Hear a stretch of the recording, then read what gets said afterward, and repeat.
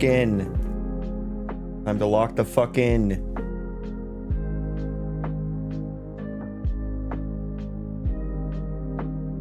Okay, let's see here. So I got monetized on YouTube. Yay, finally. Yay. So we'll see what that's like. Yeah, I turned on ads, so sorry. I might not keep them on, I don't know, we'll see. I was expecting more ads settings, but there weren't many. There were not many. So yeah, if anyone, like, let me know how egregious the ads are, because like I just like the settings were basically like auto mid-rolls or manual mid-rolls, and that's it. Like, I was expecting to have a little bit more control over like pre-rolls, post-rolls, and you know, all the fancy shit. But yeah, that was not the case. That was not the case. And that's it. And so it's like I either have to manually place the mid-rolls, or they just get automatically added, like slots for them get automatically added in the live stream VODs. I don't know how it'll work during live streams, so let me know what that's like. I don't know that I've ever seen, not that I watch many YouTube live streams, but I don't know that I've seen mid-roll ads during live streams. So yeah, just let me know what's happening, if you have any thoughts on it or anything. Turning on ads is a recession indicator, yeah. And there's attractive girls working at Starbucks. Oh god. They say that, right? Like when you start seeing like attractive girls as like waitresses or something, that like it's a recession indicator or something. That's funny. I'm really just turning them on to see, like, I'm just curious. I need a baseline to go off of. Like, it's 100% not going to be like worth it. It's gonna like, it's gonna not, it's gonna ruin the viewership experience, and I'm gonna get like fucking $10 a month for it or some shit like that. You know what I mean? But I do need some sort of baseline to go off of so that I can compare it to. So we're gonna turn them on. We're gonna see what happens for a while. You know, maybe the next, I don't know, week, 2 weeks, month. I don't know. We'll see. We'll see how bad they are. I do have my own stream up on a different computer to my side, so I'll see if any ads pop up there. And then if there's anyone who watches the VODs and like gets ads on those, like there's automatic mid-roll like insertions based on like machine learning, which is kind of fucking cool, honestly. But it did look a little egregious. But from what I understand, it's not going to place an ad in every slot. It's just saying that those are acceptable slots for ads. So if there's like tons of fucking ads on the VODs, and if anyone actually watches those, I don't actually know. I've gotten a couple comments on VODs, which is kind of crazy that people watch me not live. It's kind of crazy that people watch me when I'm live to begin with, but... So yeah, let me know if it's too egregious or whatnot, you know what I mean? I would appreciate that feedback. And I can go from there. But yeah, I don't have any control over like the pre-rolls and the post-rolls. That is just like from what I was reading, it sounds like that used to be an option, and then they're just like, nah, everyone has to have that on by default to like optimize better or something, which is I guess fine. I guess fine.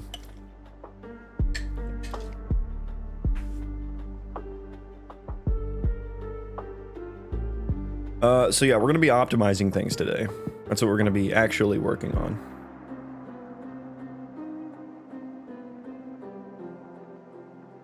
That is what we're going to actually be working on.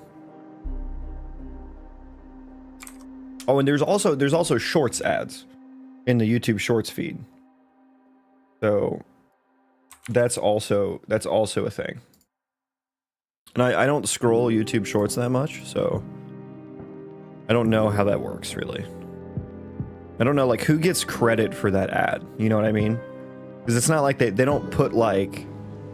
They don't put a Shorts ad in between every single video on YouTube Shorts. I have to assume that they don't.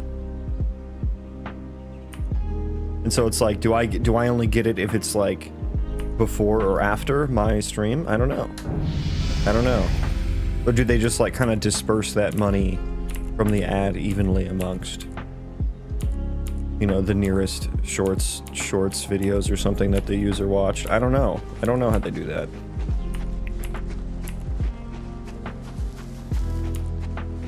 I don't know. So yeah, if you're a frequent shorts viewer, also let me know.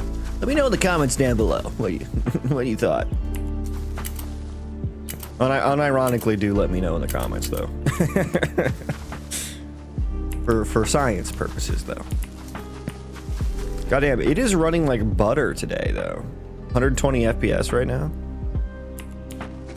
What do you work on at Google? Nothing too exciting. Just ads. I work in Google Ads. Super unexciting.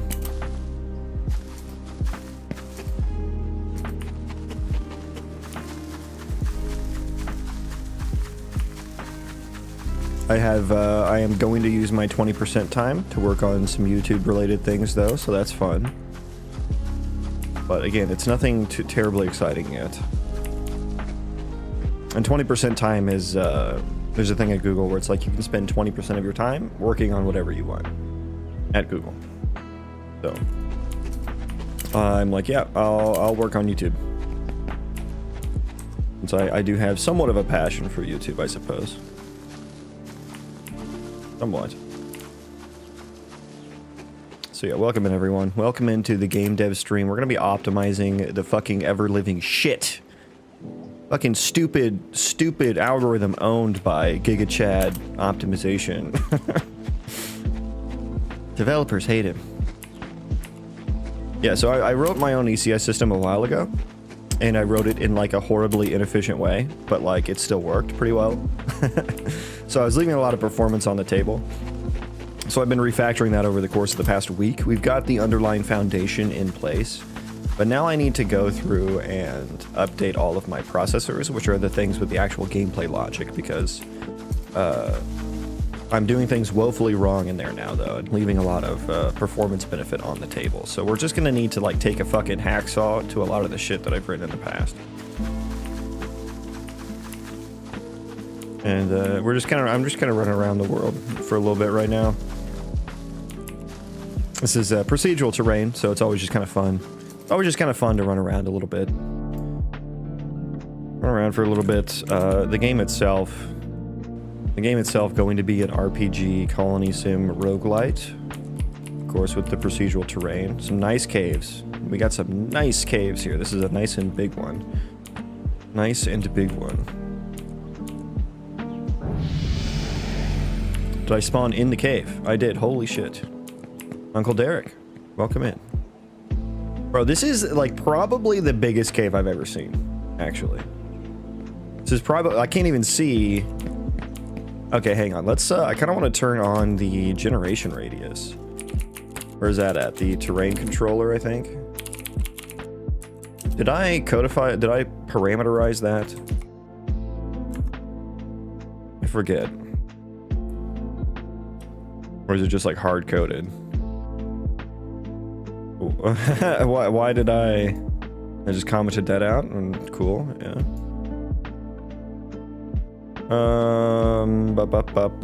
Boo. Surely I did. Yes, underground generation radius. Okay.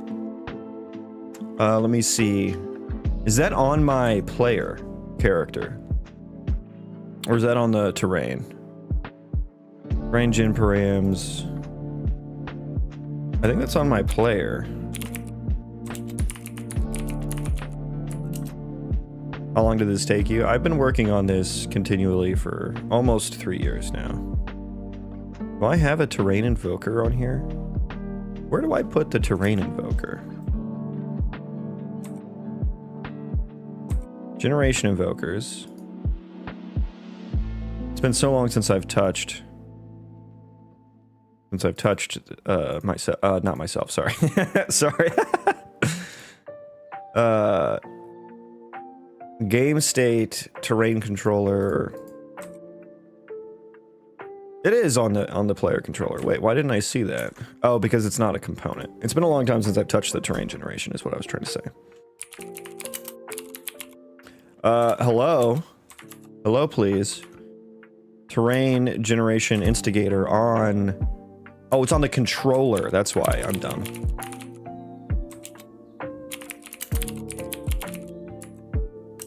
Oh, that's the wrong controller. Gosh darn. Frick. Yeah, that one's just so... I should probably just delete that one. There it is. It is a component. Okay. Underground generation radius. Let's bump that puppy up. Let's go. Surface generation is 50k. Underground is about half of that. Because I don't need that bit large. I shouldn't need as large of a radius of the underground chunks. I shouldn't, because you can't see that far. You can see very far on the surface. You just can't see very far on the bottom. So what would I want to turn? Let's just turn that up to like 40k maybe. Is that enough? That's like 15. That's like 2 additional chunks, right? A chunk is 12,000. And so it was at 24. I guess we go 36. Let's do one more chunk. We'll go 3,600. Let's see how much we get there. Oh my god, spare me. Spare me. Yeah, hopefully we'll get to actually see this cave a little bit better. Bro, that is a fucking giga cave. Good lord. I do can see more. I do can see more. Bruh. Oh my god, that's so much. Now, the vertical, and I still can't see the whole thing. It's even like the ambient, or not the ambient, what do I call that? The atmospheric fog is kicking in so much.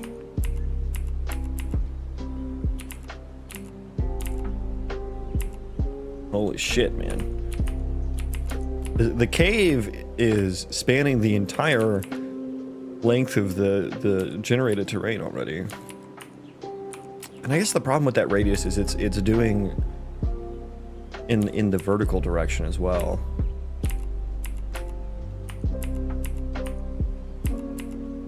That is crazy. That is crazy. It looks sick. Kind of a bad start though. What are you playing? Is this your game? Yeah, it's a game I'm working on. I'm just kind of like exploring some seeds here. I just kind of like randomly, usually I spawn on the surface, but this one just had a giant crater right at 0, 0. So here's the world map here. Amulet of Protection. Okay, this one's Stormspire Summit, Snowdrift Valley, Voidthorn Ridge, the Far Realms, the Far Family, Mulan. Can I get up here? Yeah. Let's see, I don't think there's a way for me to get out. Good God, it's so big. It's so big. Using ALSIC? Yeah, just for the player, yeah.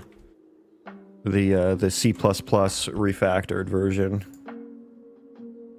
620, seed 623.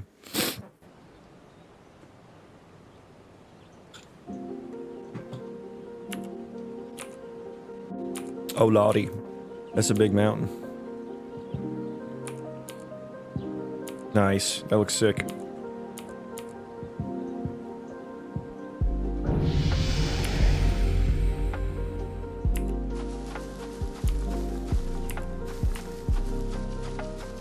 It would be nice if I could get the foliage to spawn in. If you could spawn for me, that would be great. We don't just show how bad the terrain looks without foliage. There we go. Thank you. Thank you.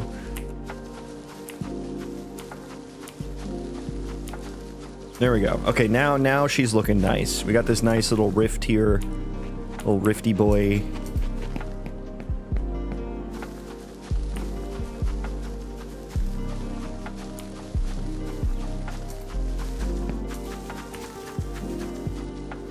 I'm working on a developed version of the Gasp project for my character. What size is your map? So each pixel on here is a terrain chunk. So what am I doing here? It's like there's a terrain chunk, and I'm doing like a 1, 2, 3, 4 terrain chunk radius about. So we got like that, about that much generated right now. And then it's that big. I think if you do the math, it's 15 kilometers. But I'll likely need to make that smaller. I will likely need to make that smaller.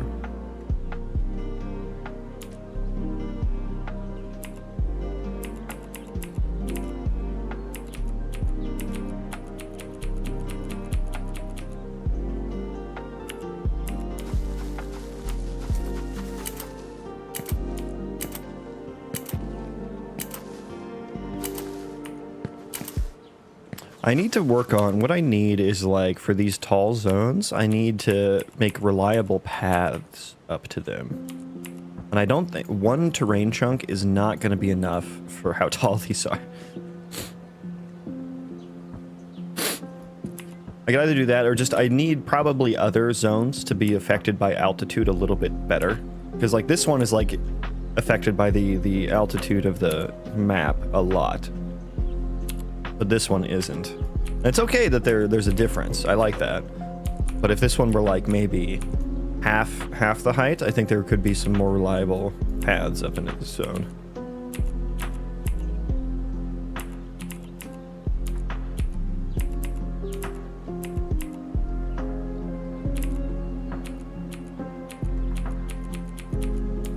I think also for these like little cavey wavies here, these little wavy boys, they're supposed to be noodles, so I need to work on those. So this is what they're supposed to look like, right? Like this one right here. It's a nice noodle. But then they kind of like get a little plainer. Like you see how this one is just like a ring, basically, just like a ring. I need to chop them up a little bit more, make them a bit more noodly, a little less plainer. And then I think I would, like to have another type of terrain noise that's just like a giant crevice, right? Like a vertical. Because what I do with the terrain noise I have here is I actually stretch it horizontally in the X and Y direction to like make it more walkable, like this. Like you can actually see the nav mesh is generated on this guy. Interesting, I've subbed. Thank you for the sub. I appreciate that. I'd like to see the development of this. Did you sculpt the mountains and terrain yourself or use Gaia terrain generator? Neither. I built my own procedural terrain generation. It's 3 different compute shaders at the moment. Although I might refactor it to do to be on the CPU. So I have a height map generator, and then I have a 3D noise generator, and then I have like a customized marching cubes algorithm that runs in a compute shader that stitches them together. So that like the height map, where the height map and the 3D noise intersects, it like, you know, it like punches through and it like exposes that noise here. That's how we get these like open caves and stuff. Was an absolute fucking pain in the ass to figure out. But now that I like see here's like some 3D noise that like punched through the height map, right?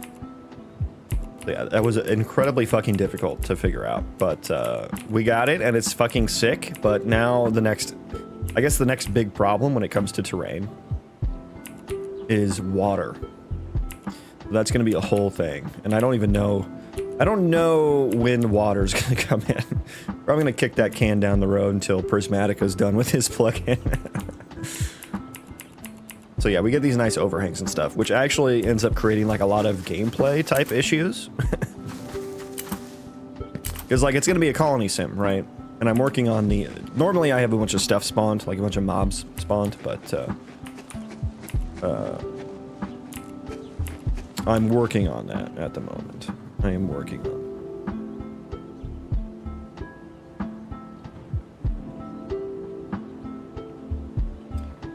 And one of the things that I need, let me see if I can find a good place to demo this.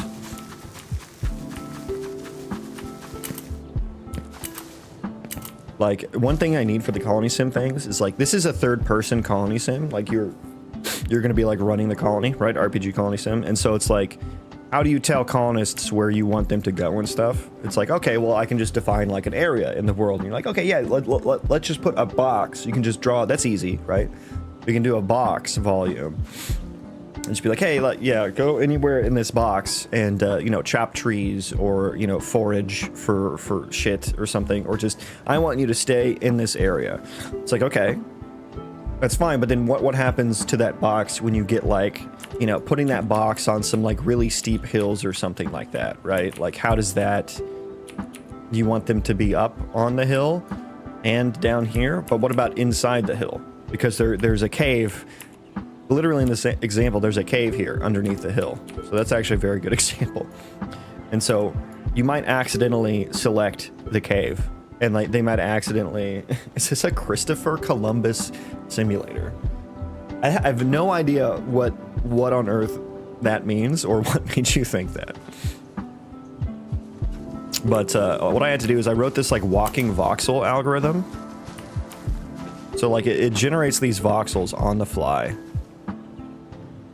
And so when you select it, it'll actually like wrap around the terrain and stuff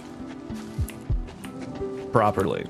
And then you can say, hey, inspect this area. I want you to forage in here, chop trees in here. You can set a color. It's got priorities on it.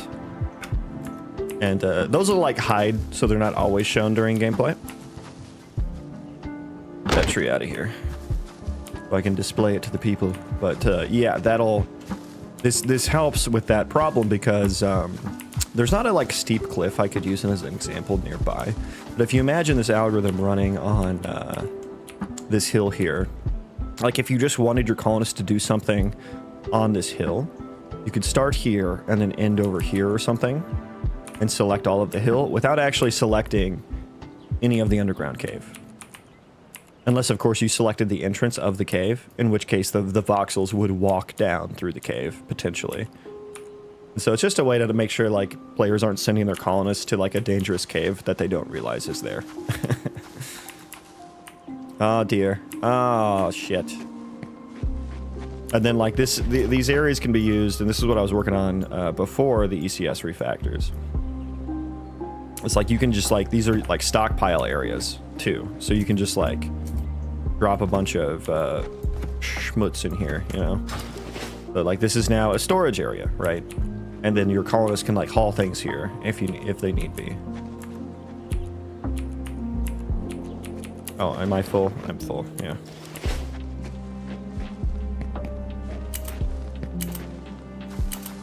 I think he meant going to a new land, invading, and displacing the indigenous population. Yeah, well, I guess that will be, like I said, I don't have water, so... for that reason I'm out, but I do think that there will be some displacement or physical coercion. I do want, like, AI Rand, not AI. God, I hate that AI actually became a thing, because now... AI in game dev used to just mean NPC behavior, but now it's like something different. So I do want some NPC ran colonies throughout the world that create different factions. So there will be some political intrigue there, I hope. I hope.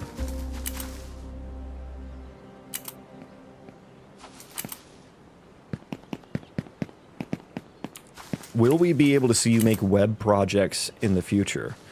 Is that something you want to see? I feel like that's not that exciting. What is a web project that you would like to see?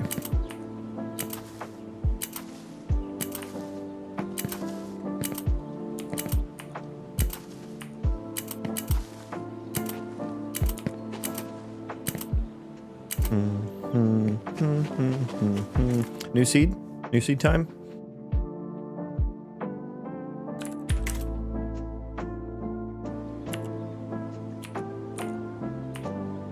So there's a flatter seed, no giant mountains or anything.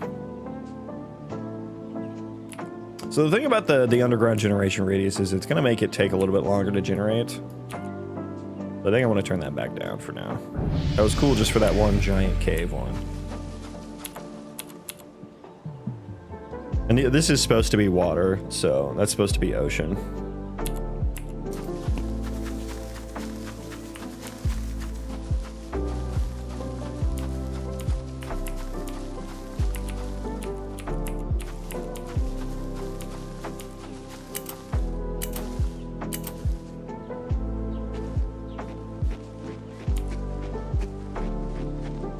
Okay, so let's get to work now. No, first of all, let me turn that back down on the invoker settings here. It was 24 before. I think that's fine for the most part, just for testing. I love your grind, thank you. I love your viewing. You're really grinding on the viewership, and I appreciate that. Thanks, guys. So unfortunately, what I'm working on today is test level stuff. So here's what I got so far for the ECS refactor. Web projects, because that's the only what I can understand. I see. Yeah, I don't intend to do any web development on stream, so there would have to be a large demand for that for me to do it. But yeah, here's the ECS system. God, this fucking gnat. Oh god. Fuck, where'd he go? Oh. I missed him. But yeah, we got 2,000 entities here. How long have I been coding? Oh, since the fucking dark ages. Quite a long time. I've been writing code since I was like 16. Not well. I've been getting paid for it for almost 10 years now, though. Would it work if you created a separate material layer on the landscape for, let's say, riverbed, then PCG can be coded to only spawn where the riverbed landscape material is painted? PCG spawns what? Water? I don't think you would want to use PCG for spawning water. And I don't use material layers on the landscape at all. So yeah, this is, there's a lot of performance on the table here. I'm literally running basically everything on the game thread right now.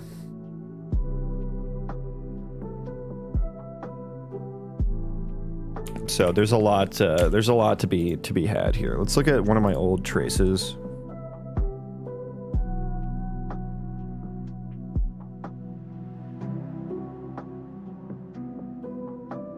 Yeah. Okay, so let's see what some of our worst offenders are. State tree processor.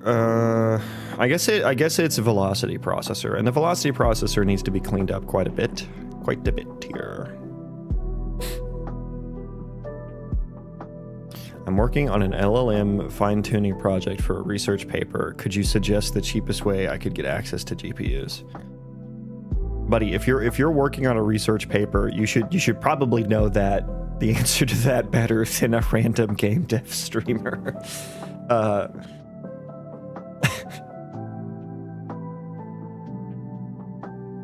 You're way more advanced than me. I'm just learning. I'm just learning from this, throwing out suggestions, ignore me. Oh, no worries. Yeah, PCG, I'll explain it then why you wouldn't want to use PCG. PCG is responding like meshes, basically. So like actual assets. And I don't understand water systems very well. I haven't worked with them very much, but like the water is a shader, right? And then you just need like a sort of, I guess like some sort of water volume or something, or some way to define where that shader should run. You need some way to define in 3D space, where is there water, where isn't there water. And, PCG basically just generates points. And so like maybe you could use it to generate the points where water should be, but I think there's probably a much better way. There's probably a much better way to figure that out. And like, if you ever, you should check out Prismatica Dev. He's on YouTube and Twitch. He's working on, he has a whole Prismatiscape plugin for Unreal Engine, and it's really fucking cool. And he like simulates wind and rain and water runoff, and the water like pools up and stuff like that. And we rate him from time to time on this channel. And yeah, if you want to know more about how water works, go to him. You'll see he's like a fucking shader giga brain. He's got a real 5 head on him, that kid. Okay, yeah, so where do we want to work on first? I'm thinking that should we go what's easiest or what's most necessary? I feel like the state tree is not going to be the easiest. It's also not the most necessary, so let's cross that out. The entity representation processor is running in like 300 microseconds. Same with LOD processor, so those are good. Those are nice, tight processors, right? They don't do a whole lot. And so what is taking up a lot of time here? There's a lot of gaps. I need to stop like chasing pointers and stuff in here, so there's just maybe I should just go across the board and stop like grabbing pointers and stuff. Finally, someone talking about optimization. I know, right? Crazy. You know, fucking breaking news. Developer optimizes Unreal Engine for the first time. Unreal Engine 5. 9 out of 10 developers hate him.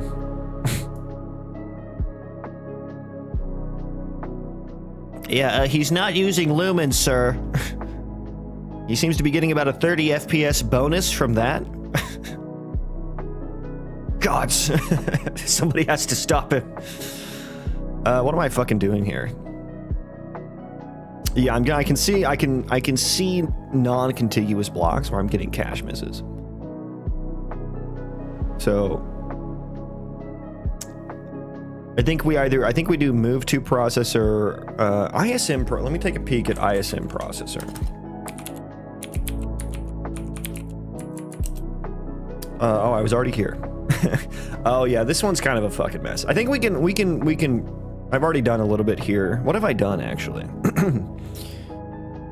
What have I done here?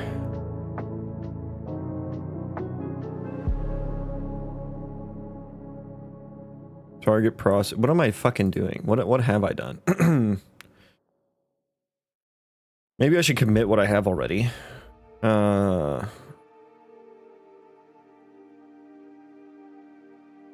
Yeah, this is like yeah, let me commit what I have here already just to like, let me say change ECS to, or I'll say change entity system to not cache data pools and instead pass by ref. And then I don't know, there's just some like small minor optimizations elsewhere that aren't worth mentioning. Okay, commit that, fresh slate. I don't follow YouTube Shorts or streamers because 99% of it is brain rot. You are correct. We are a 100%, well, I say we're 99.999% USDA certified brain rot free here. We engage in a little bit of brain rot. If you see Mart, he's like the main source of brain rot. But he doesn't pop in too much anymore. I think we're kind of boring to him now. He just comes in here and really wants attention, basically, is the deal. The reason that it is 99%, because 5 minutes ago my ratio was 100%. Catch a sub. Hell yeah. Thank you for the sub, my dude. I thought the program was Ableton. I do actually know what Ableton is. I dicked around with that in college. Yeah, this is not, these are not musical tracks here. The only music they make is my processor screaming in agony as it tries to run my shit code. What are you doing, by the way? I'm optimizing a video game, basically. I wrote my own ECS system, and I need to go through and make some performance improvements. We got a lot of people here. I'll just real quick, I show it all the time, but real quick, we'll take a look at the procedural terrain. I know that's why you're all here. So this is a, oh god, this is a horrible example of that. Oh, Jesus Christ. Oh, Christ. Okay, hang on. Fuck. It's a horrible demonstration. That was a horrible demonstration. One moment. Give me one moment. Yeah, so I'm working on an RPG Colony Sim Roguelite with procedural terrain and AI-generated quests. That person probably rotted away. RIP Mart. We're waiting on the prod merge. Hurry up. Ah, shit. Okay. Git push force origin master. Sir, he's shipping straight to prod with performance improvements.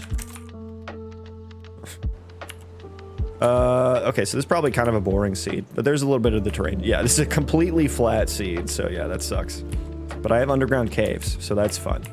Look at my noodles. They're all noodle caves. There's no cheese caves here. Oh, there's a cheese cave. There's a cheese cave.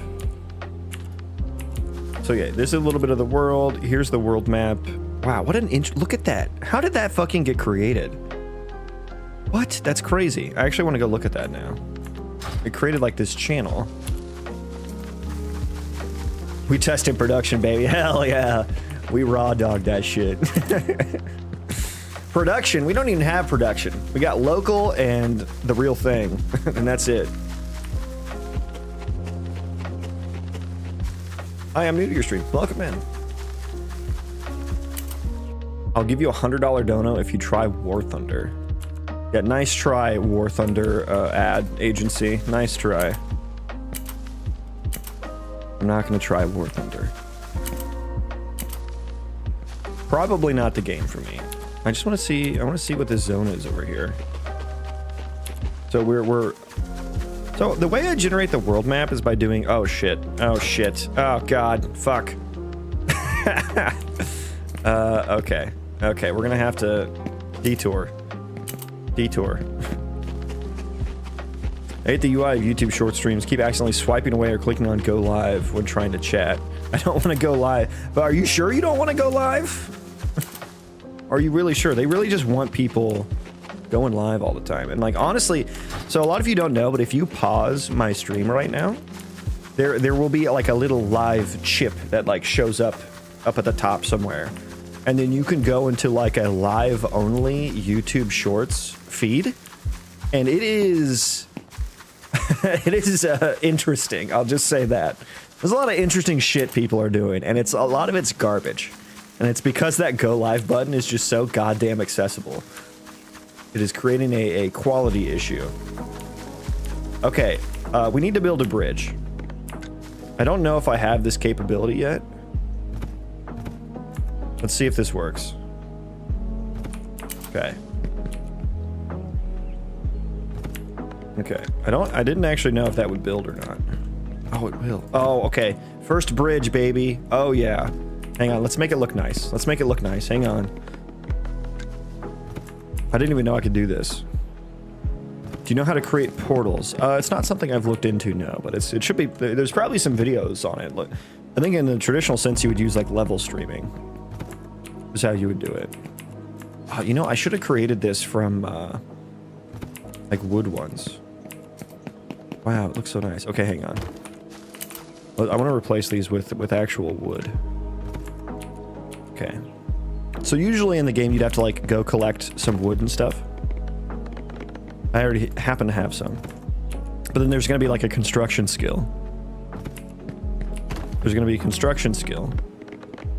And so you'll have to like not only get the resources and bring them to the construction blueprint, but you'll also have to spend the time building it. Hello. Hello. Who is that? Zed. Welcome in. No, it's John. Oh, fuck, it's John Cena. Welcome. Thank you for the raid. Why are you running? We're building a bridge. Why are you running? We hit you with the shout out. Welcome in, Zed Shars. Welcome in. How was the stream? Ladies and gentlemen, we got him. What the dog doing? What's the dog doing? Welcome in. We're building a bit of a bridge here in my procedural terrain world.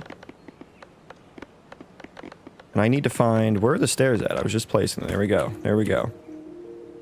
Game's looking good. Thank you.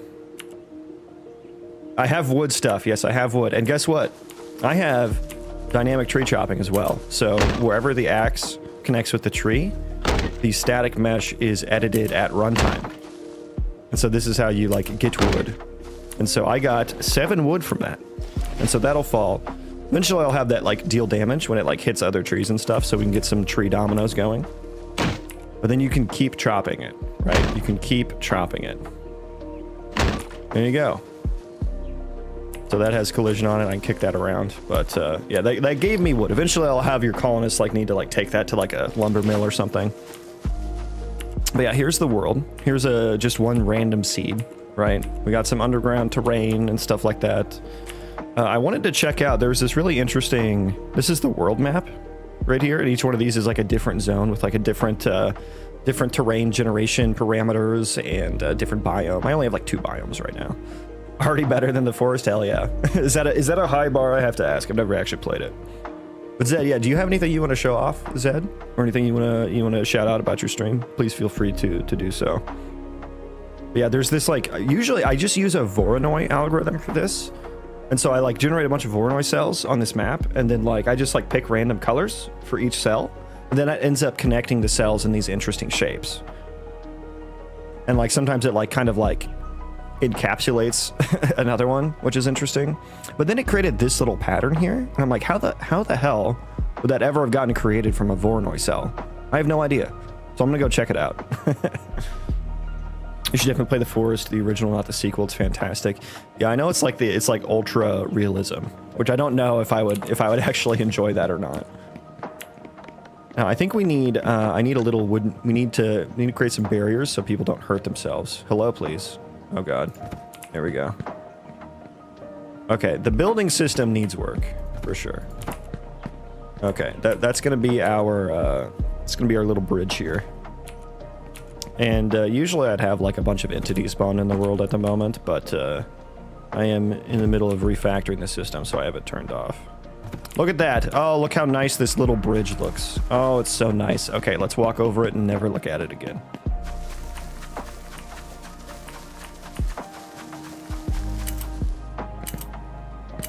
I think I see it. Like I see the it's like a pass almost, right? Like you'd call it. Oh shit, there's another one. Okay, we got to build another bridge. I'm just going to use the dummy foundation because I'm a developer and I don't have to play by the rules. Oh God, I literally have to build stairs here. Okay. Zed, I remember one time you ranted about Elden Ring, which is something I've also ranted about, and it was just like the most cathartic experience I've ever had, and it was beautiful. Like ranting about the controls and the inputs, and it just made me feel complete, and I just wanted to share my appreciation for that. Yeah, we got a nice little mountain there. That's cool. It's very nice. I wouldn't say what's going on with the spine when you hit the tree. What's going on is I'm really bad at making animations. That's what's going on.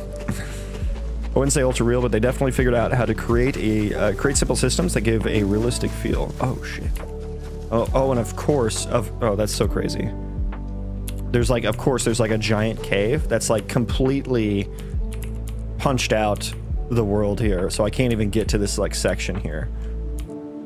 So what I do with my zones here is like these different colors on the map. They will be different biomes. I only have like 2 right now, but I put mountains around them, so the edges are all mountains, and that's pretty different from like something how Valheim or Minecraft does their procedural generation, because their biomes just kind of like seamlessly blend from one to another.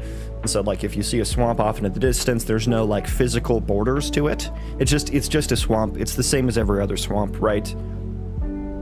And I'm trying to like think of something more like World of Warcraft zones, because I think those are like better for storytelling.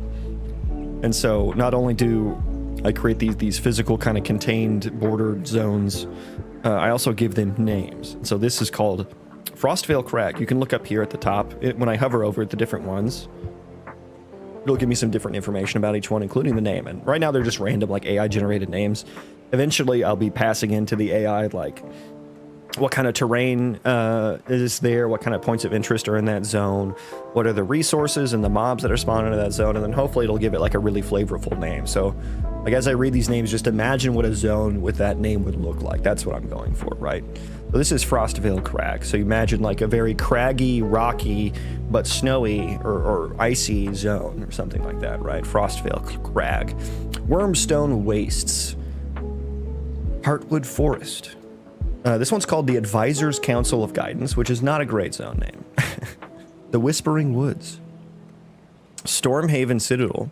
Razorwind Canyon.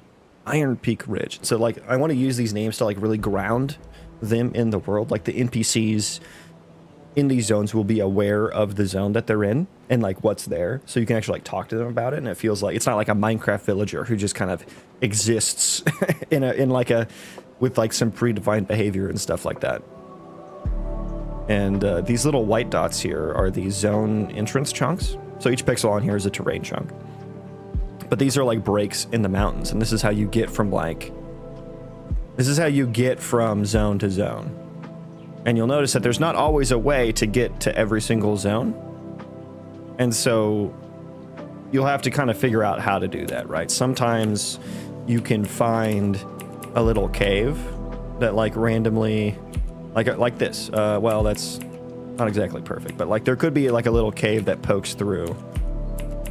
Something like, imagine something like that, but like lower down to where you can actually reach it. So Sometimes there's a little cave you can go through and come out the other side. This one almost does it. But if you can't do that, you can also dig through the caves, but that's going to take a while, you know? Or you can build up and then back down the other side. And then that's how you can get from zone to zone. So I think it creates a really cool sense of exploration when you have these contained zones that are like drastically different from one another. And this is a really interesting, like, it's the same zone on both sides, but it's almost like there should be like a quest to build a bridge here to like connect this side of the zone to that side of the zone. But I have no idea how I would like make a procedural quest to do that that's like aware of this situation. I hope you make dynamite. I don't know what level of technology I'm gonna be like okay with, because I kind of feel like in WoW some of the technology got a little out of hand. How far can I take these? I think I can just take it all the way.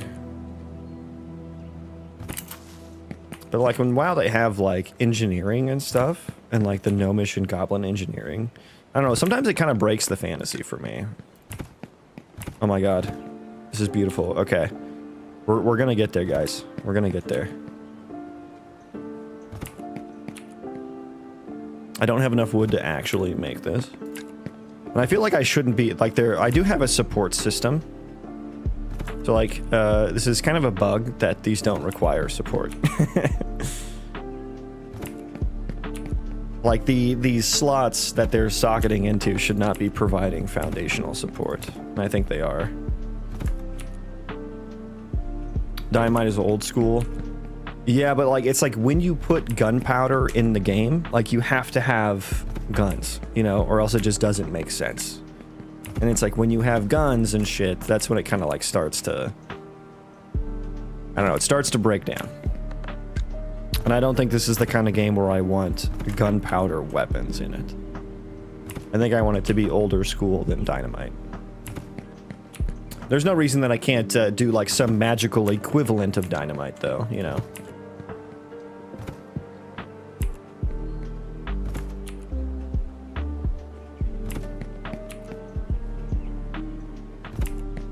Scripter still pretending that he is a programmer. Yep, that's me. Been getting paid to write code for 10 years now.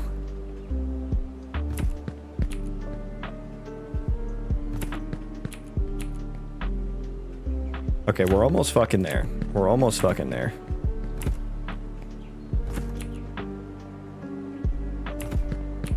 I just want to see what's on the other. I just want to see this little pass. Have I played 7 Days to Die? I have not. I don't think I have.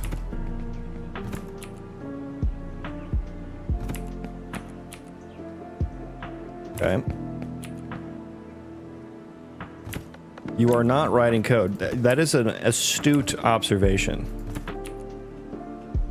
You must be very smart to realize that what I'm doing right here is not writing code.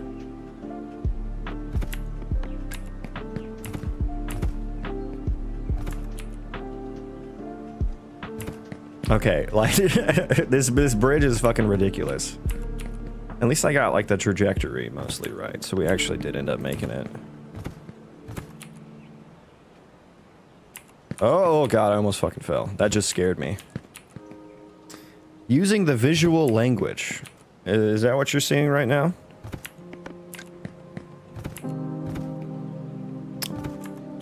Code is also visual. Sounds like a troll. Oh, he is. Yeah. He is. I'm just having fun with it.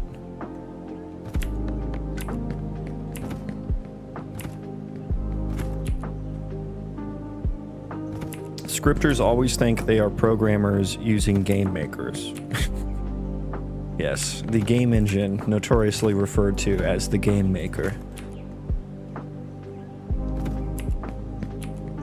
I feel like if the T app devs had hired you, all this shit wouldn't have happened. What is the T app devs? Wait, was that the app that like leaked a bunch of women's addresses and shit? Am I remembering that right? Write your own game engine, low IQ. Yeah, that's fine. At least I'm not trolling on YouTube Shorts. I think that's an even lower IQ move. Yay, we made it, guys. We made it to the other side. Now we can walk along this path. Yeah, my cursor is quite off, but I know where we're at. It was, yeah. I mean, did they say the app was vibe coded? Is that what they were saying? You're not a game dev if you don't code your own engine. Yeah, I'll take that even a step further. You're not a programmer unless you write your own programming language. I'm just gonna say that.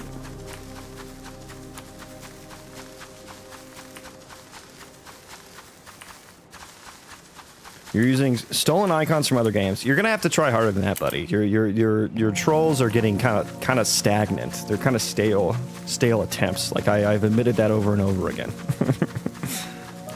God, there's another fucking cave here. God damn. So what is this over here? Okay.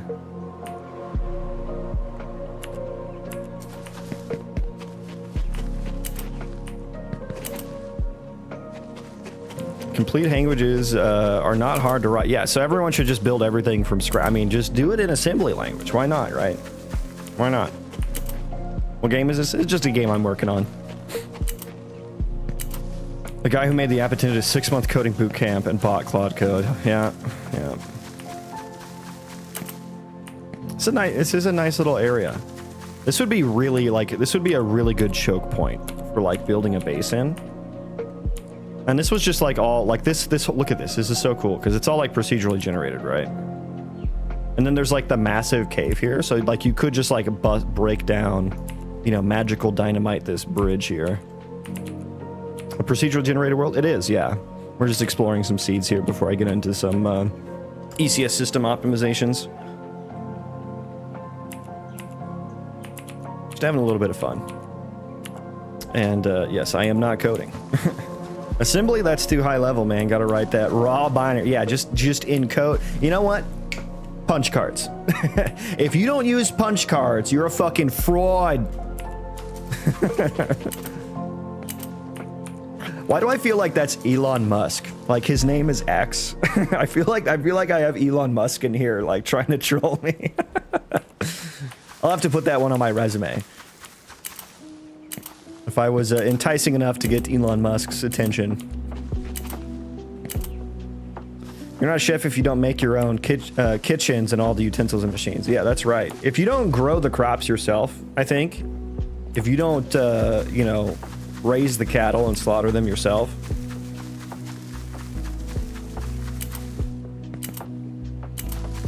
Is this game out about you? Just curious. Yep, I've been working on this for about 3 years now, almost.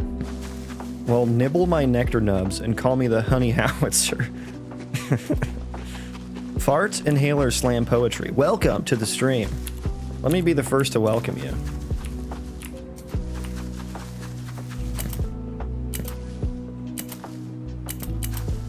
X, what led you to this moment in your life? I'm just curious, like, do you have hobbies? I'm wondering.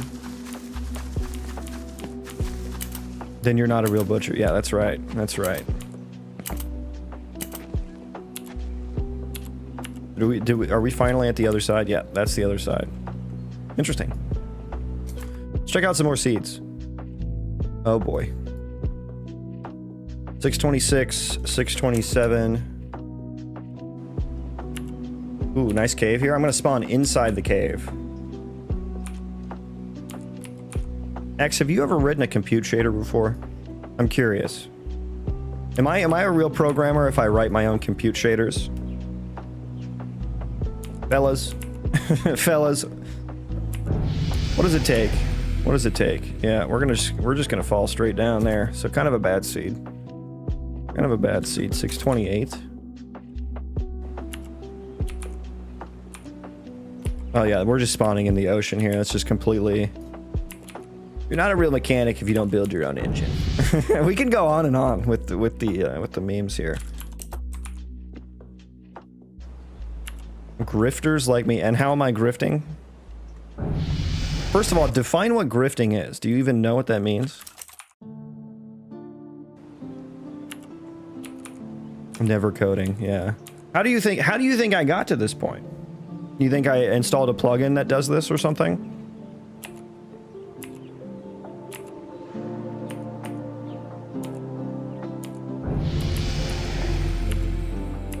Okay. Is the red zone, is it forest or it's meadows? It's meadows, cool. We do need to get to work though. I have spent quite a bit of time just yapping. So yeah, X, happy day for you. You will get to witness some coding. Now let me go back to one of our old performance traces here again. We're just gonna take a peek at what we're gonna focus on. I think I was gonna do ISM processor. That might be the easier one. I think probably the move to processor and the velocity processor probably need to be kind of updated in tandem. Is world partition hard to learn? Looks like you're using it. I wouldn't know. I'm not using it. I am not using it. That was all like my own procedural terrain system that I built.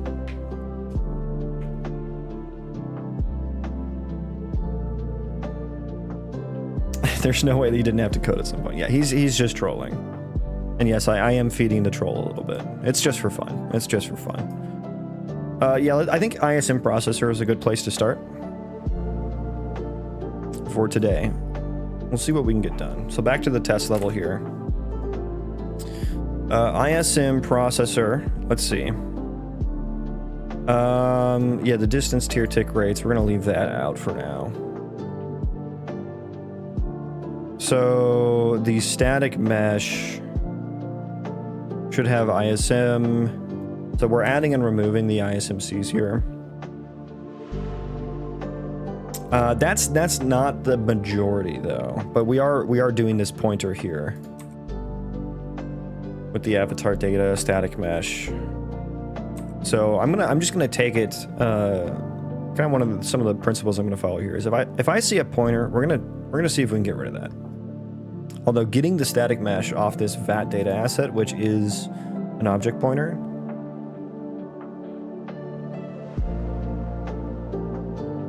yeah, that's gonna be annoying. Yeah, it's gonna be really annoying. But this is like the minority case here. That's the minority case. If it doesn't have a valid instance after that, we skip everything. That's fine. Entity ISM transform. I think that's probably fine. Now the animq is another pointer. Yeah, a lot of these are just going to be fucking rough to get. I think probably the easiest way to optimize these is to not do these gets here. We need to pass in the proxy actor data. So let's just start there. We'll see how much of a difference that makes. So let's go const. Oh, I'm in all caps. Const proxy actor entity data. Proxy actor data. So that way we don't have to do that. So that's like a big performance benefit right there. So there's a lot of places I'm doing that as well. I guess we don't need the entity there. Proxy, I wonder, because we're getting the proxy actor in the component, the ability animq. Oh, I'm passing the animq in there already. For process entity ability anim. So we should just pass the animq ref in there actually. So let's try that. Because that's the only reason I even needed it. So let's just throw that in there. animq. I spelled it wrong.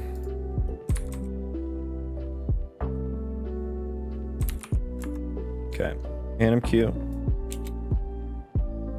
Get current anim. What is this operation? Okay, we're just returning. Okay, we are returning a pointer there. Current ability anim. Yeah, there is a lot of pointer chasing here. Yeah, I should probably. Well, I think the better optimization here is going to be to actually back this ability animq calculator with a struct, a data struct.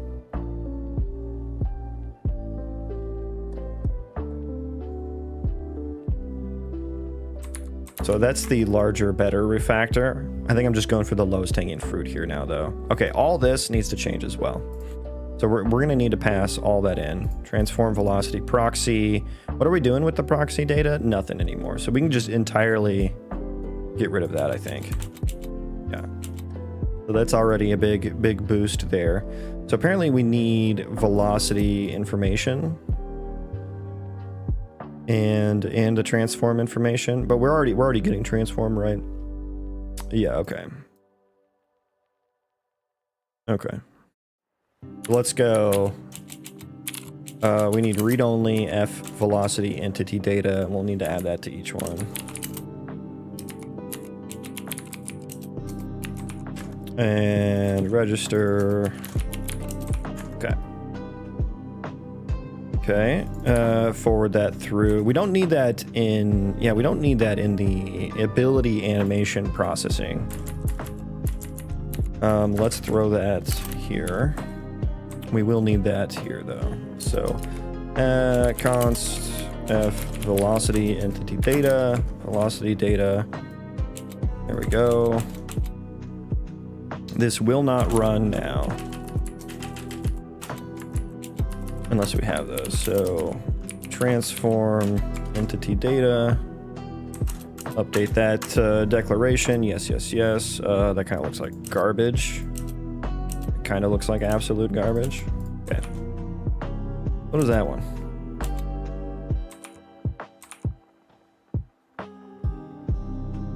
All right. Okay, change those from pointers. Change those from pointers. Is that it? I think that's it. Okay. What else we got? We just need to pass in the transform data too. Okay. Cool. Okay, so let's see how big of a difference that makes. We'll see. There's still much more I need to do, but first pass. First pass. Let me catch up on chat here.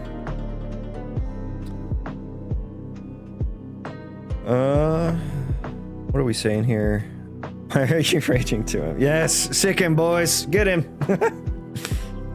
I appreciate your defense. He's just a troll, though. He's not being serious. How can I learn C++ like this? By writing, by trying to write C++.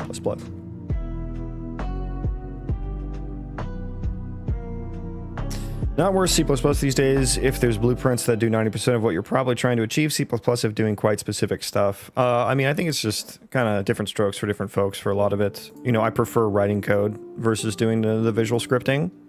It's just easier for me because I've been, you know, despite what X might think, I have been a programmer for 10 years now. So it just is easier for me for the most part.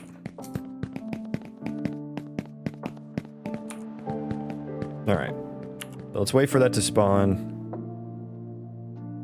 Okay, what do we have here? Okay, what do we have here?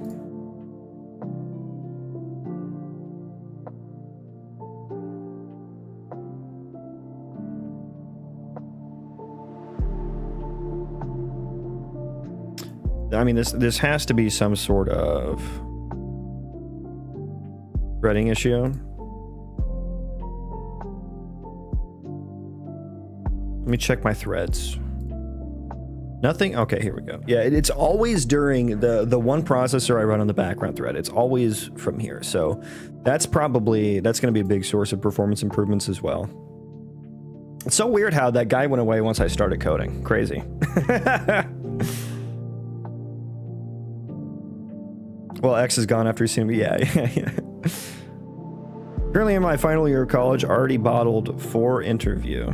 Hey, at least you got 4 interviews, man. That's tough today. It's tough in today's day and age. I got in when it was easy.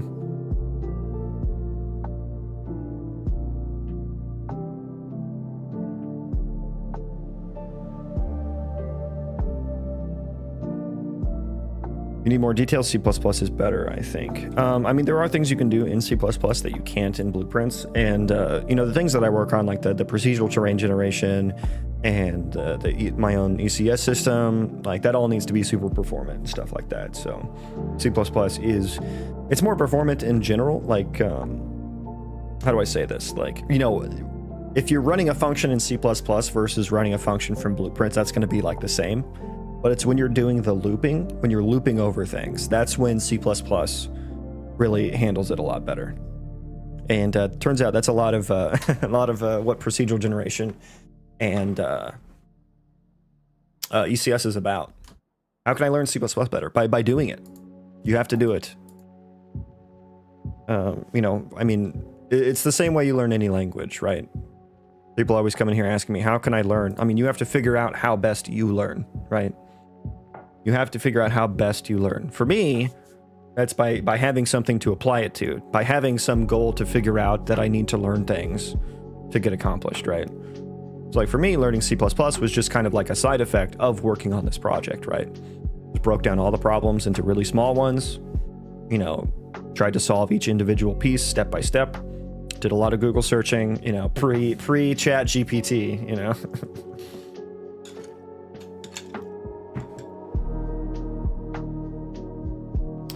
Okay. But what were we doing here? Entity query, the ability system. The ability system here. Yeah, I think I need to change the entity query from grabbing. Maybe this is what I should do as well. What are lambdas used for practically? Usually for callback functions, right? Like this is a gets passed in a lambda, right? The very function I'm looking at is actually accepts a lambda here. So here's the lambda. So in Unreal Engine specifically, it's used for a lot of callback type things. And the same for my processors, they take a lambda.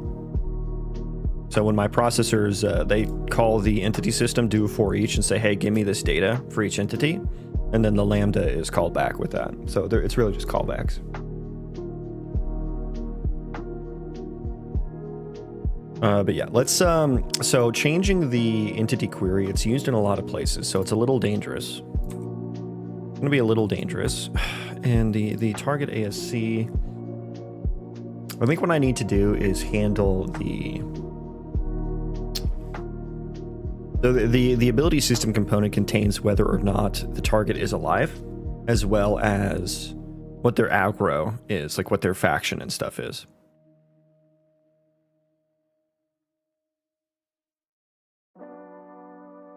So I need to change that to just happen outside of the entity query, because I think I just kind of by default baked that in. So there's probably going to be a lot of places where I need to handle that differently. And I know, like, for all my AoE abilities, I use the entity query. And so I don't hit dead. I don't return dead guys, but let me write, I'm going to just preemptively write a to-do for that, because I know I'm going to fucking forget that. I'm going to say, fix AoE abilities hitting potentially dead or friendly targets. What are you creating? A video game in general. RPG Colony Sim Roguelite is what I'm going for, but I'm doing some optimizations on my ECS system. So just refactors right now, not really doing any specific creating. Okay, and then transform. Yeah, all I'm doing, entities and players. So I have the generic, oh yeah, okay. Fix area abilities hitting data-friendly targets. Fix entity query not returning players. I think I'm gonna need to make the player a special type of entity, but I'm not really ready to fully make that change right now. So entities and players. So I think an F targetable as a source object, an ASC and a transform. And there's a lot of extra work there that's happening to get that information. So, and we don't even necessarily need it, right? I guess let's just change it to an entity. Oh, I need to do no. I need to do like a whole ass refactor for this. Yeah, I don't know. Oof. Oh shit, I don't know if I should do this today. It's gonna be like a whole thing. I guess maybe let's just focus on let's just focus on the whatever threading issue is here. Draconin, welcome in. Still refactoring the ECS. Oh yes. We're still here. We are still here. So what was the collision? It's weird because I've seen this happen on this exact line before. Sounds like threading issues. Yeah, for sure, for sure. I just don't know why though, because the process entities, like this should be entirely, is it entirely read locked? Actually, I don't know if it's entirely read locked or not. It's passing the ref data to the LOD data, which is getting written to. Actually, this is just getting read. It got written to here. Oh, hey, thank you for, wait, what is that? I need alerts for this. Thank you for the super thingy. Is that a sticker? What is this? What is this thing? Smart user. Thank you. Thank you for that. I don't know what a try is. What is a try? Oh, it's a Turkish lira. Thank you. Thank you for the Turkish lira and the thumbs up. I need a better way to feature those on the stream. I'm just now realizing. Or no, I did realize that before and I forgot about it. But thank you. I appreciate that. Appreciate your support, my dude. So I think maybe here I need to probably... I'm grabbing... I don't know why this is causing... Wait, what entity are we on here? Entity 5? And then what entity are we on here? 1016. I'm just here for the daily word of Mart. Hasn't stopped in today, but we've gotten a new brain rotter. X, I think, is public enemy number 1 now.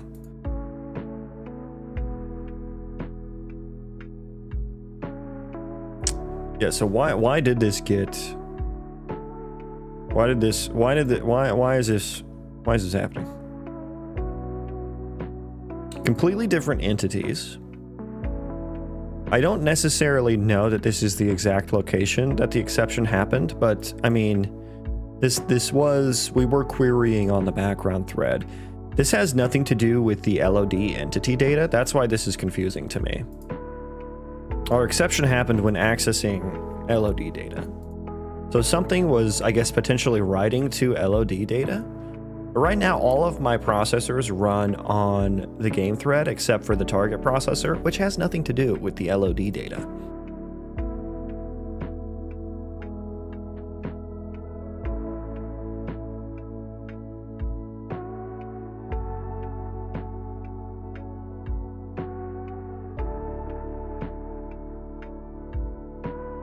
So read scope lock, yeah.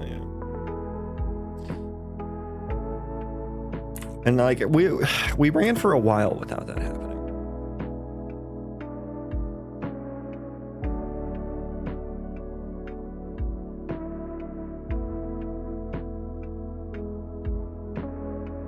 I mean, I could just throw mutexes on here. I scrolled so far. I came back to your life. Oh, well, welcome back from the depths of YouTube Shorts. Welcome back. What did you see? What did you see down there?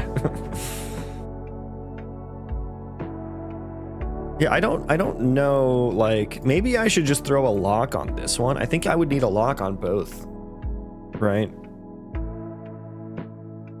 Should I throw a read? Let's just do... I need to get the actual lock on. So I'm locking the chunk processor, but I'm not locking the entity subsystem.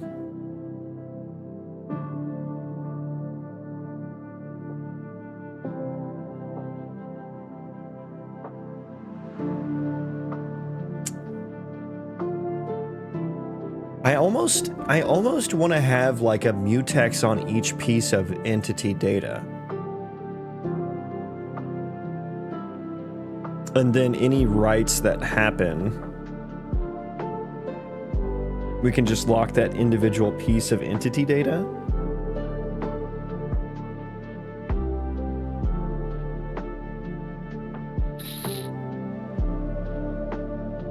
And that might be nice.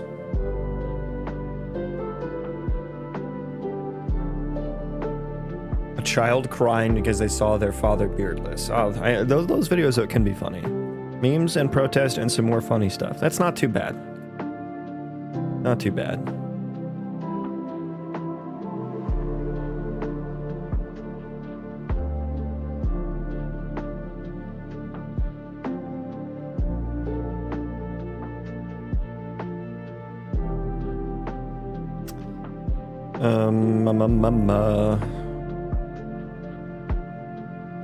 Ability system entity data. Let me maybe just, I want to try this. Let's go. First of all, we got to check. We should be checking if it's valid here. If ability system, let's do auto ref, ASC ref. Although I should probably be checking if that's valid as well. Ugh. And ability system, oh god. Ability system, ASC, auto ref, oh, I guess we gotta be like dot is valid, right? Is valid, cool. ASC ref equals ability system ASC, dereference that bitch.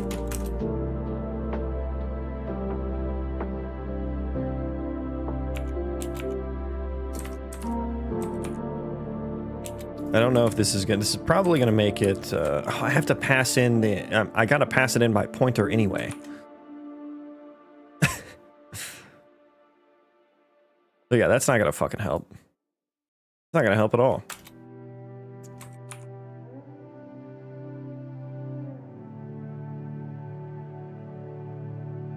Yeah, I really wish I understood what the issue was here. Rebuild.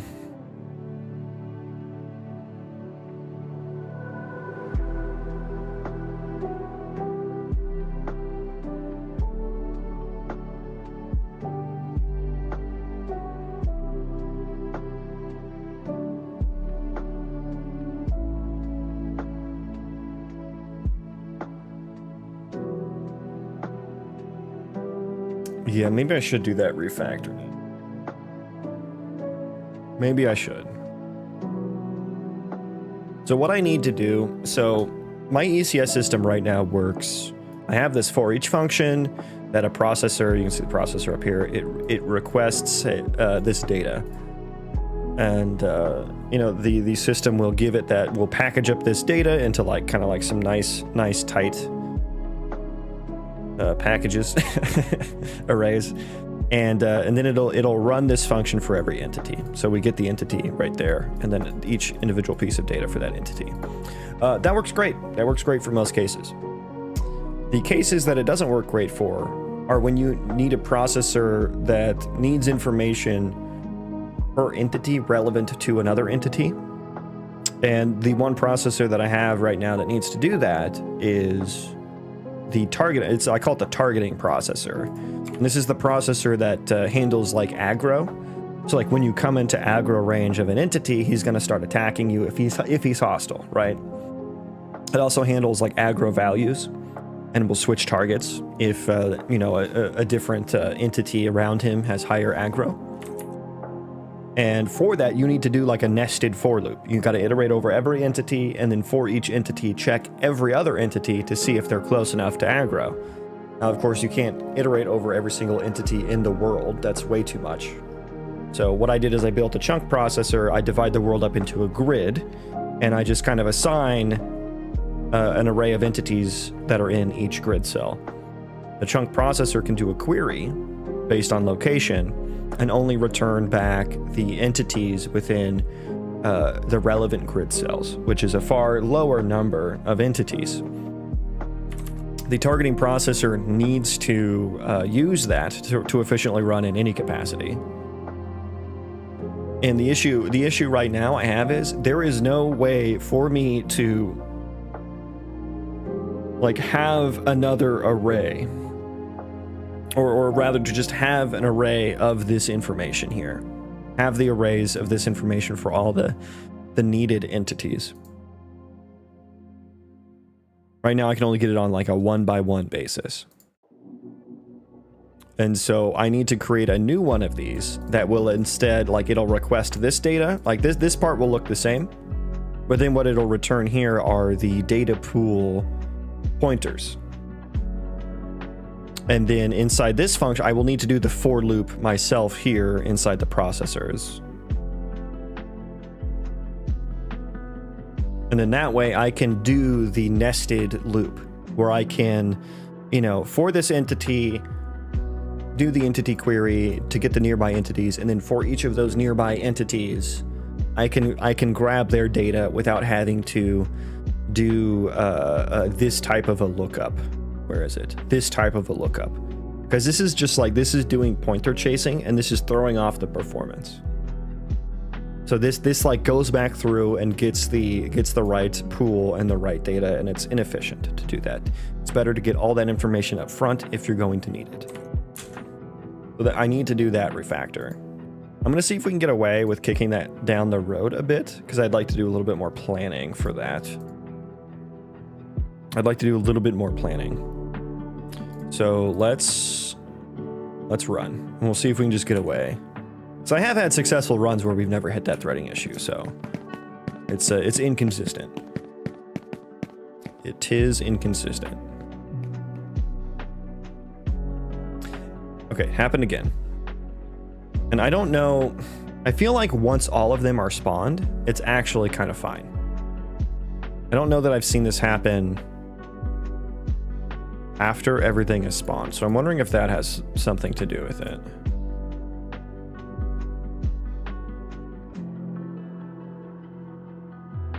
Was anything happening? Am I blind? Is anything happening on the background thread?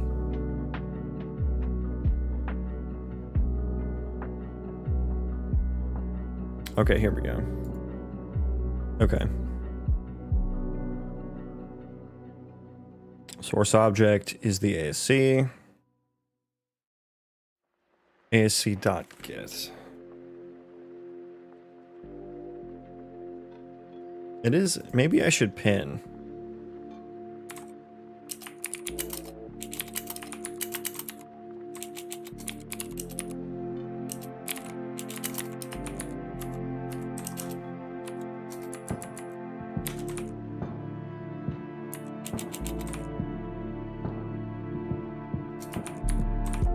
Does that help? I don't know if that's going to help or not. It's just the reason I'm struggling with this so much is because these are completely unrelated things happening. And I should probably be trying to solve it from the LOD processor.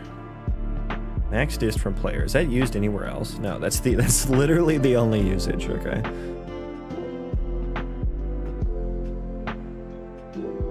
Yeah, the LOD data is something that's not used like very much at all throughout the application. There's only like a few usages of that. So the ISM processor does a little bit just to determine. Yeah, maybe that's the reason, because that does determine the spawning of the ISCs, the instance static meshes.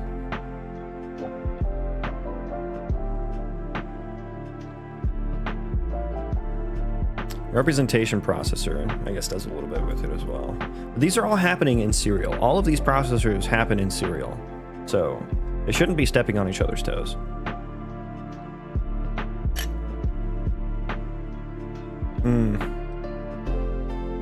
Again, this is on the game thread too, though. This is on the game thread too. Horribly inefficient, but it's on the game thread, so it shouldn't be fuxy-wuxying it up at all.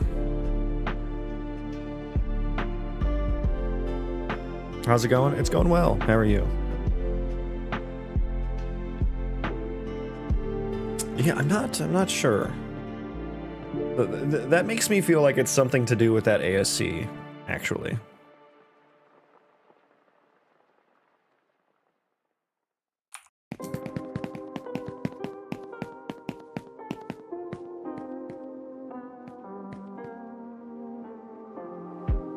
Okay, they're all getting spawned here. Yeah, okay. That might just be a random coincidence though. We are gonna run the. I think it did get a little faster, maybe. See, the thing about this test though is that they all start like idling, and then as time goes on, they all start moving around more consistently. So the performance actually tanks because it's actually doing more processing later, because more of them. You can see how it's like it's almost like a what do you call it? It's like a system of like an entropy system where it gets increasingly random.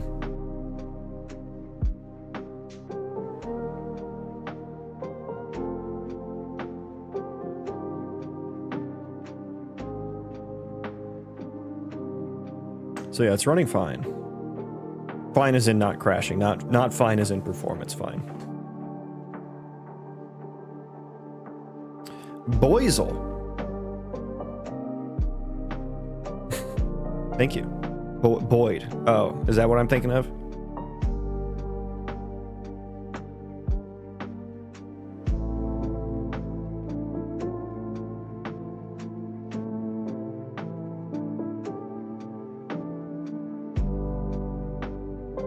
So yeah, we're running nice and nice here. Okay, so let's see what that looks like. Let's go ahead and stop here. Uh-oh. Yeah. That's gonna fucking happen. That's gonna fucking happen. Was entity system null here, I wonder?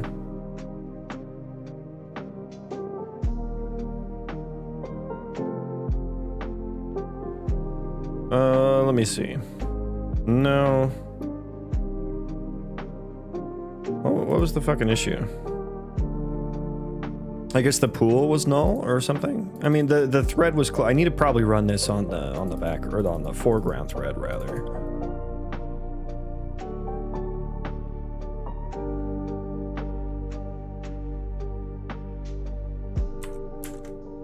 I was hoping that would gracefully shut itself down. Okay, let's look at our ISM processor. 7 milliseconds here on a bad thread. Okay, so let me put that. We're gonna put that here. I'm gonna pull up an old one. We're gonna compare. I don't know how much better that made it. Decent number of NPCs though. Yeah, I have gotten up to 10,000 with my old system, where I was using pointers and just running everything on the background threads. So we can do better, and this is just post refactor. I gotta like get everything wired up again, basically. Okay, so I'm gonna grab from basically here to there. For each process entities, okay, so yeah, give me an old one from yesterday. Yeah, that's good.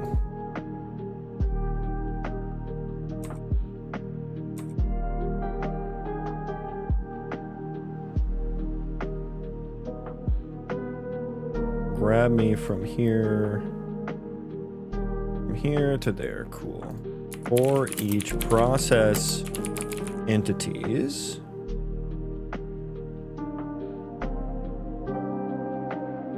let me see.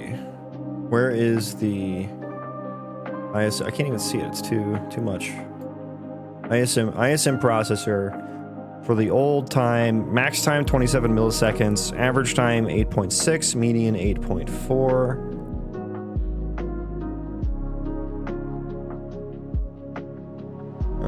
Let me see. 21, 8.3, 8.0. I mean, that's like so very slightly better.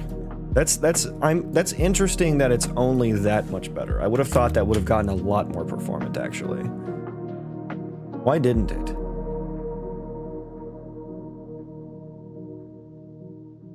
Min time. I mean, it did go down a little bit. And that probably scales quite a bit better.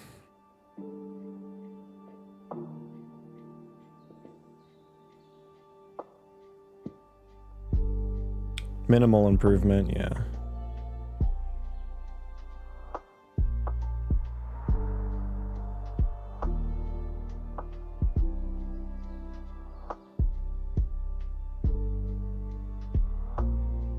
Interesting.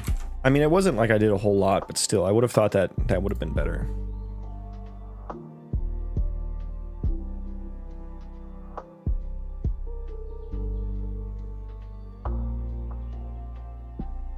You tracing insights in Pi? Yes. I know that's faux pas. I'm not gonna fucking run a standalone build every single time I change some code, though.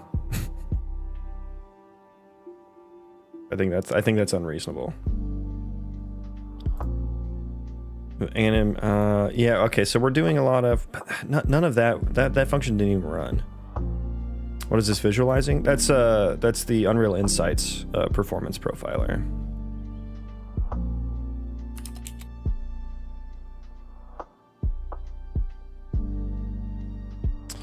We get the blend space. Gameplay animations. Movement blend space.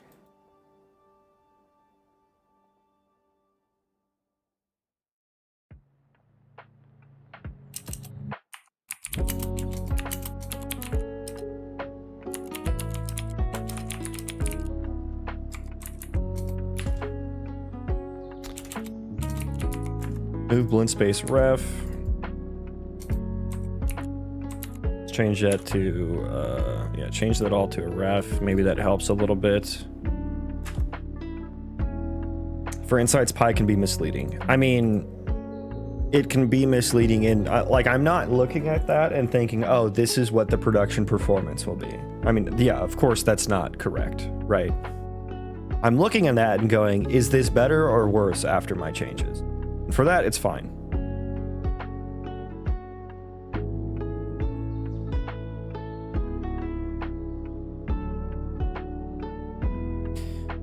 Animated index map. Is this copying? Yes.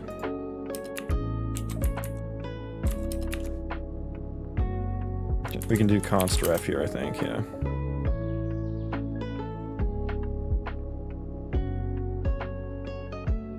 So that there was probably a little bit of performance happening there. And I could probably put some more granular things on here. Let's do this. Let's write a little CPU scope on these boys. So CPU, or what is it? Trace, CPU, profiler, event scope. Good, good, good. Okay. Give me one of those. So we'll see like how much this part of the function is taken up. It's probably most of it, but it's good to know. Calculate direction. That's probably fine.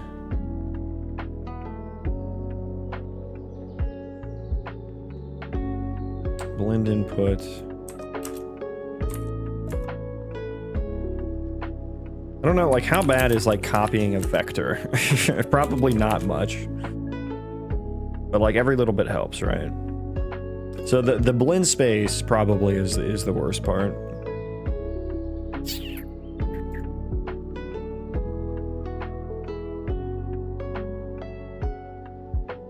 Delta time.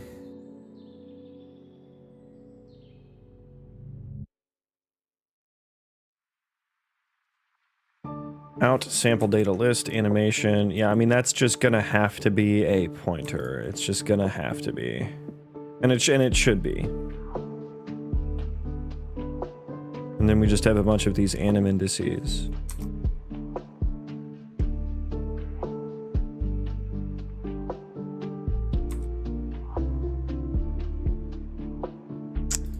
Animations. Yeah, let's take all these animations and store them. We're accessing those quite a bit. So what is this? An array of t-array f anim texture info. So we're going to t-array ref, const ref it. That way we're not looking it up every time. And I don't know like how much. God damn, I can't type. I don't know how much CPU optimizations are going to play into effect here. Now this is going to get nasty. Yeah, I hate the way these ternaries are sometimes. But let's pass this in. Animations. Pass that in.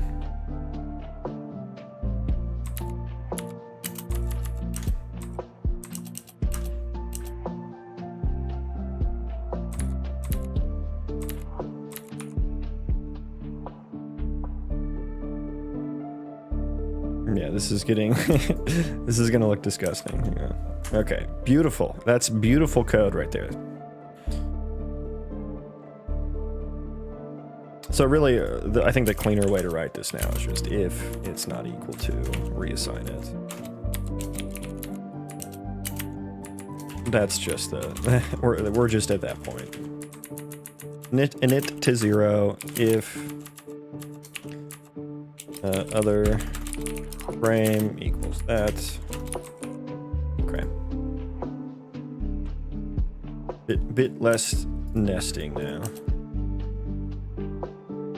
Do do do do do do.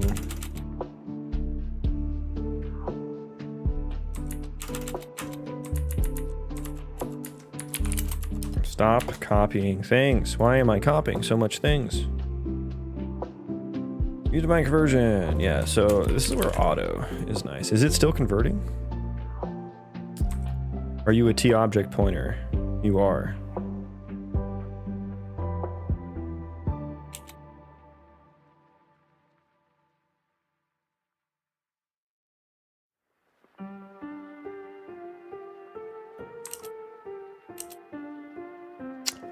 Okay, so these structured bindings, what is the performance consideration on the structured bindings?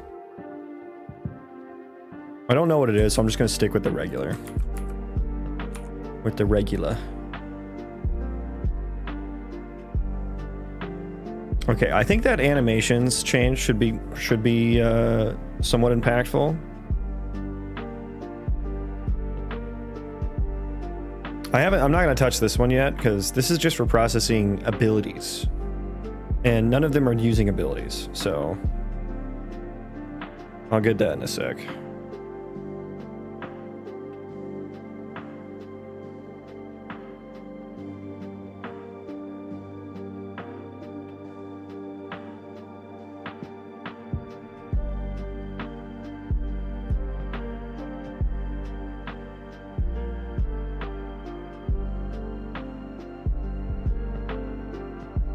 Is there anything else? Nothing is gonna stand out here.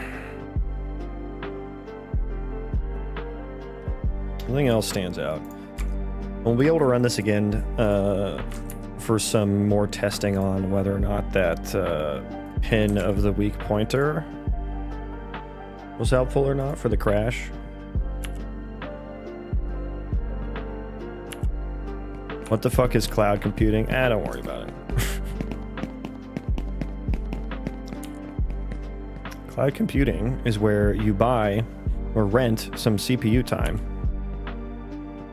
from a computer that you don't really know where it is.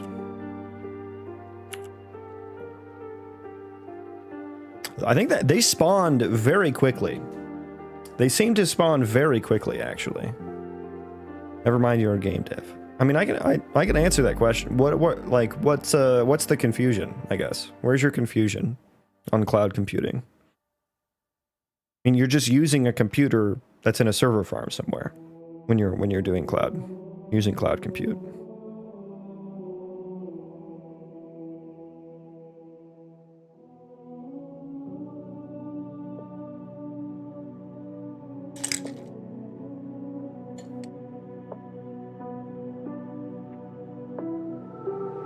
Hello, welcome in. Does that answer it for you, Denzel? Is that Denzel? Is that the Denzel Washington in my chat? Oh my god.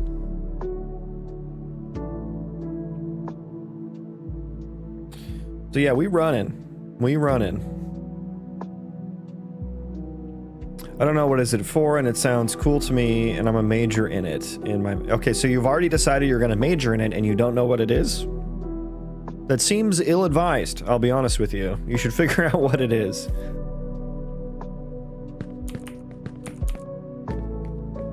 Where you game create? I think I'm gonna need you to punch something in Google Translate for me and get back to me so I can answer whatever you're trying to ask. I will be happy to answer it. But I don't know what you're trying to ask. I'm coming from a full stack dev background. So like usually cloud computing, like I don't know exactly what a cloud compute, like I didn't, full disclosure, I dropped out of college. So 6.8 milliseconds, that's a little bit better. 8.7 here, so maybe we'll see. So I don't know like what the majors are and stuff, or like what they would entail. But like cloud stuff is like, if you said you're coming from a full stack background, like when you're serving the back end or front end, they're running from a server somewhere, right? So that server somewhere is the cloud compute. Okay, this is a much better improvement now. We dropped like a full millisecond off it. Max time 14 down from like 27. Average time, it was like 8.6. Now it's like 7.4 or something. So there's some there. Unity or Unreal. I'm using Unreal. I am using Unreal. Yeah, Denzel, usually what cloud computing is like I assume what that major would focus on is all of the interaction between the different cloud services. And of them, there are a lot, like AWS, Google Cloud, and Azure. They all have like different solutions for different things. And it's not all just like the easiest version of that is just like, yeah, you can just rent a machine from them and pay for the amount of CPU time that you're using on it, you know? And with that, you can just like run an API and you can connect to that API in the cloud. So yeah, we did get some performance benefit from that. I'm just gonna like stop and start this a couple times and see if we hit that exception now.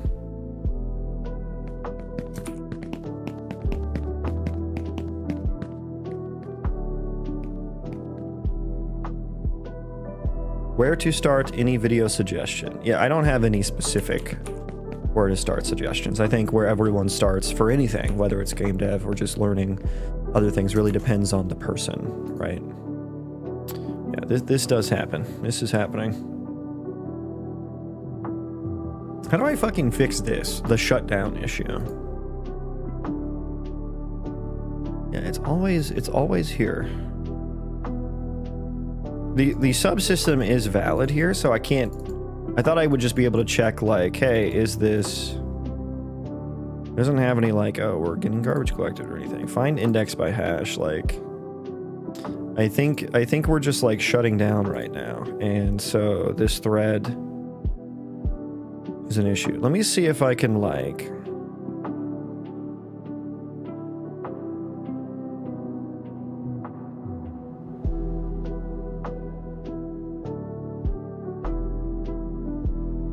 What is the name of the IDE you're using? This is Rider by JetBrains. So it's like IntelliJ.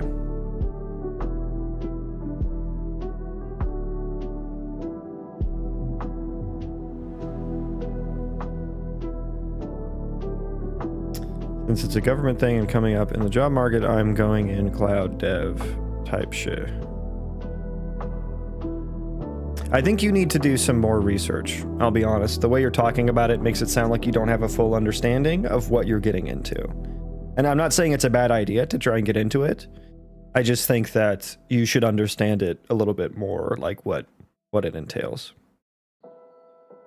Is that JetBrain? Are you using Mac? This is not Mac. This is Windows, and yes, it is a JetBrains IDE.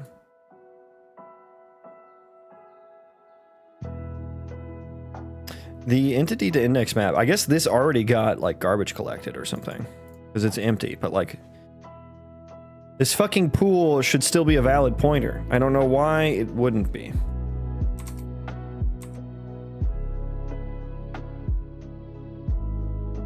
It's a shared pointer.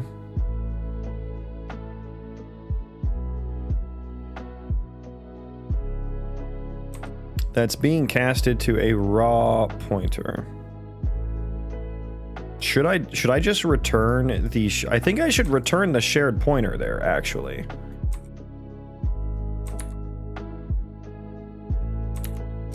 What if I did that?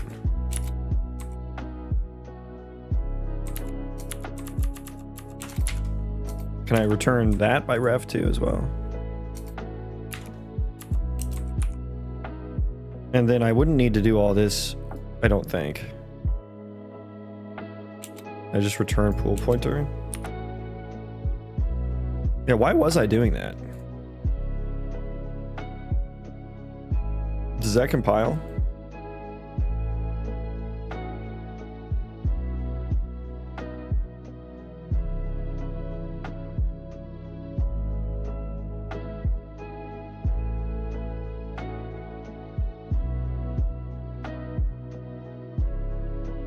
Oh yeah, hang on. Let's change that too.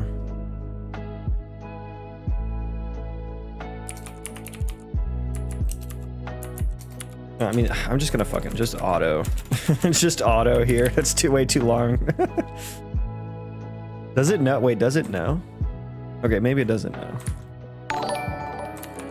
Okay, that's just a disgustingly long if statement now. Okay, we'll try that.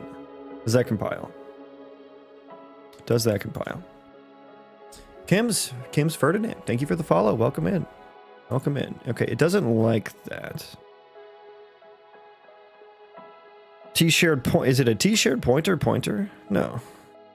Oh, it is. It is a T-shared pointer. So I need to dereference that.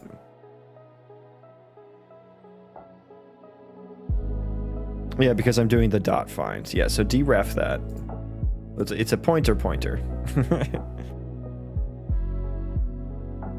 A big plus to MS Visual Studio for the plugins and extensions, but Ryder just got that milk in it.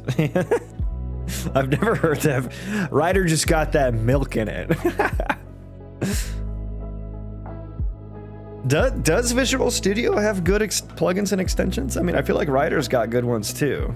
Because I got like Copilot and Ryder, which probably doesn't get as much love as the Visual Studio one, but it still works. So like what plugins or extensions are you having in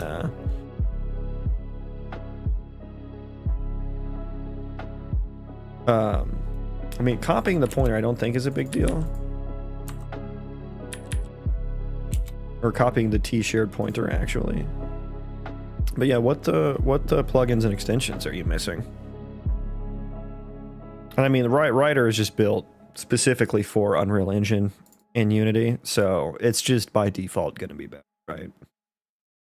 Why can't I dereference that? Cannot convert from const T-shared pointer thread safe to T entity pool base F transform. So this is why that static cast was happening, I think. So hang on, go back to that. Pool pointer get. So I think I need to dereference here. And then here we go T shared pointer. I hate this template programming because you lose like you lose information from your editor here. Pool pointer, what are you doing here? Oh, I need one more. There we go. It's the title of the soundtrack. It's in the player. Yeah, I have a music player to answer that very question.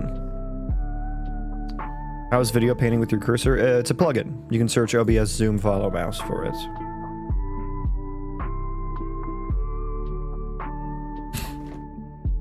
Right after analyzing your solution, boom, it autocompletes like major. Yeah, the autocomplete is far superior. Visual Studio acts drunk for 10 minutes before it's usable. Yeah. Opening Visual Studio is it's a commitment, I'll say. So what are we trying to convert? What are we doing here? Static cast.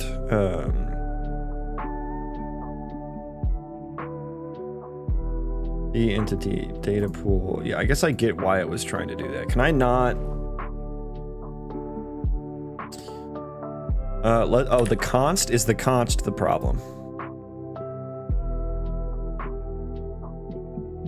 Yeah, Ryder did a lot better job of like teaching me the Unreal things that I need to care about when I was first starting, and I wish I had switched a lot sooner.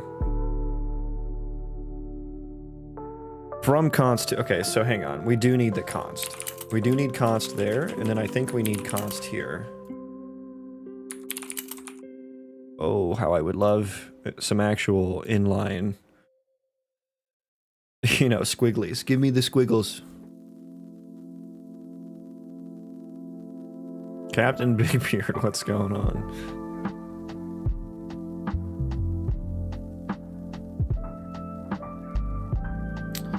Cannot cast from T-Pool base. Why not?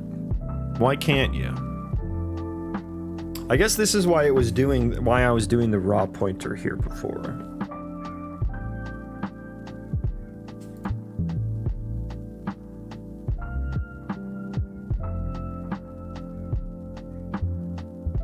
Why can't I do that conversion?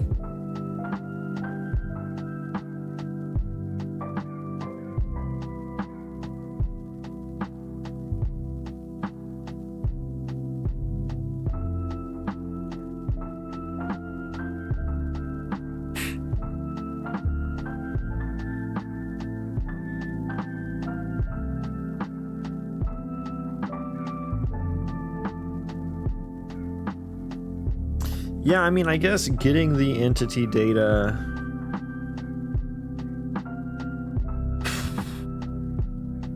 We returned the shared pointer, which I was hoping to maintain.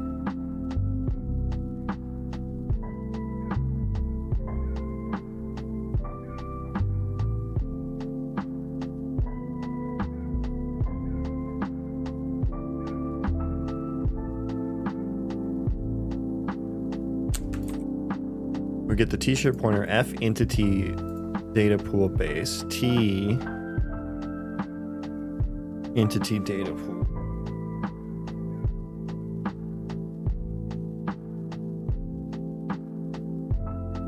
Should I make a new shared pointer here? Like, should I do that static cast that it had before to the regular pointer, the raw pointer, and then return it as a shared pointer? I feel like that defeats the purpose of the shared pointer, though. And I think I want the shared pointer because I need this other function where it's used. I mean, either function where it's used, honestly, to like keep the map alive or keep the pool alive, so that when I shut down the threads, it handles it gracefully. I think that's what I want. Is that actually possible?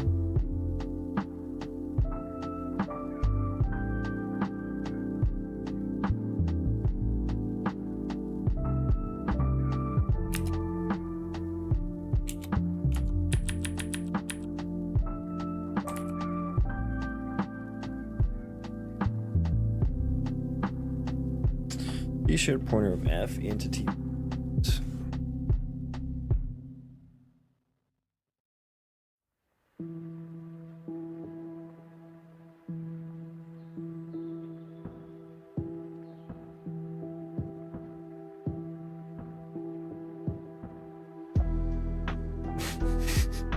Cannot convert argument 1 from t-shirt pointer F entity pool base to F intrusive unset optional state. What is that?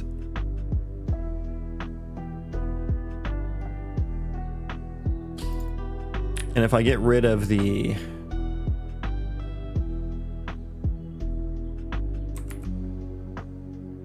What if I don't do cost? Is that... I don't think that's going to make a difference, but I just want to check. Just want to check and see.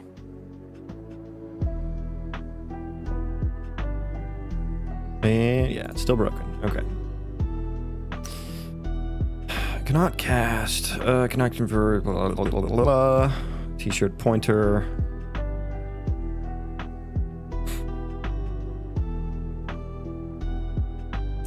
The pool pointer is a pointer. Do I need to... Should I do 2 shared ref? Maybe I should do 2 shared ref. And then cast that.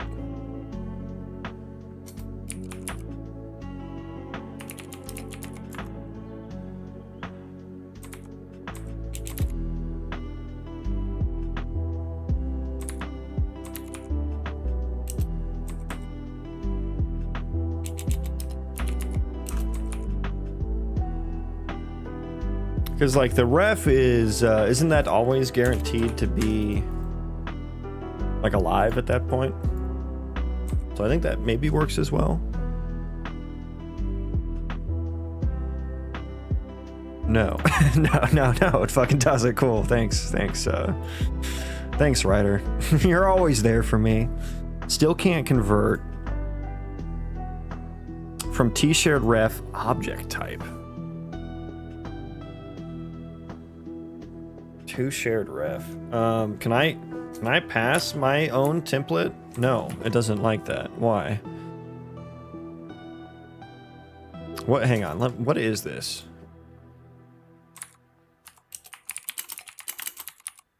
What is ref? It's a T-shared ref of F entity data pool base. Why are you saying T-shared ref object type, huh?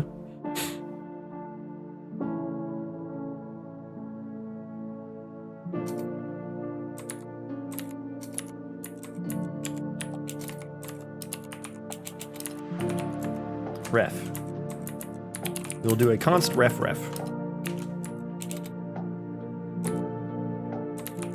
Is that any better? If we kind of like put it in the scope there or whatever. My King Jesus. Jesus is here, guys. Everyone welcome Jesus.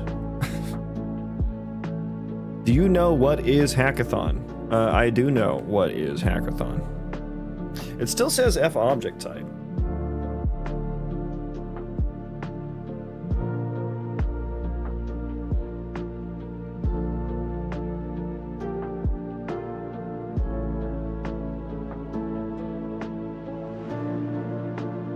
So the problem here is that I have this like base pool struct, and I need it to get casted to this typed templated pool.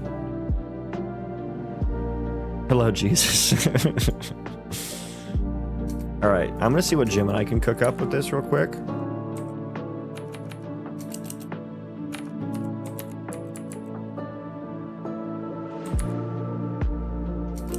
Results.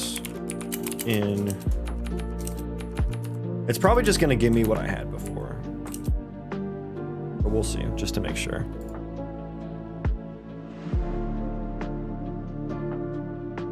Can you say I am newbie and I want to join? Yeah.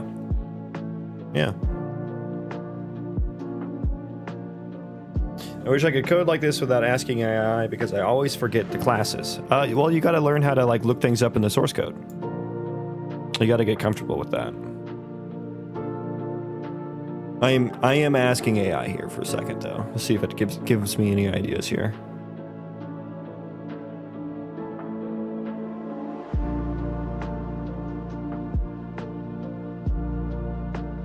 What? Hang on. What? Jesus Christ! You gave me so much text here.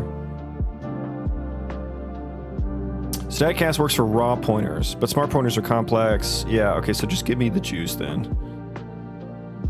The const correctness. Your function must be marked const. Ah, okay. I mean, yeah, fair. I mean, I did have that at one point, so.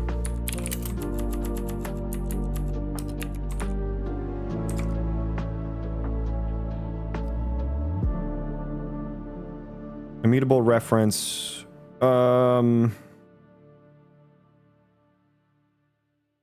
I was helping you by giving you a t-shirt point from the map because of a t-shirt ref, then you correctly cannot cast, which you can then correctly not cast.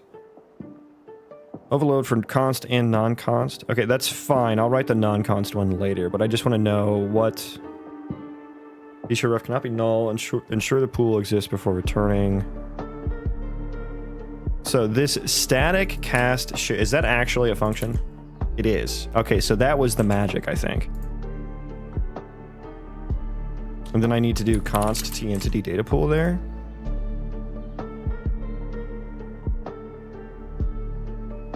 Okay, let's see how correct that is. Let's see.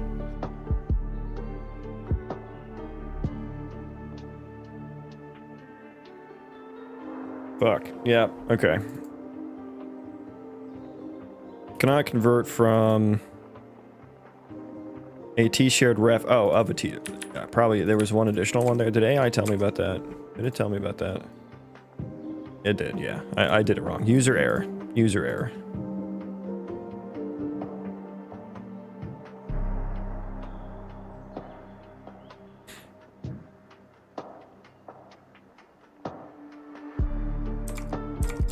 Okay, hang on. Let me let me look at it again. More user error.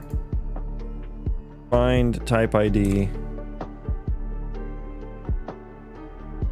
Why are you doing a static check there rather than just like an if?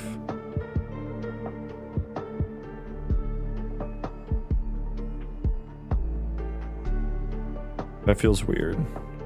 This though. Pool pointer to shared ref. So just inline that, I guess. How many years you've been coding? Almost 10. Getting paid for it, almost 10. I've been writing shitty code for longer than that. Yeah, okay, so that didn't really work. Yeah. That didn't do me any favors here. I think I like that there is this static cast shared ref though. I like that I found out about that.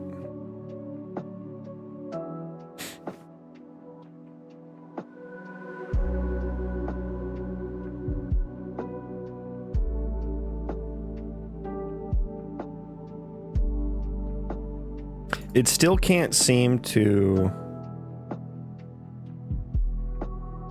Oh, it doesn't want the ref. Is that... Yeah. Is that what I'm... Is that the bit there?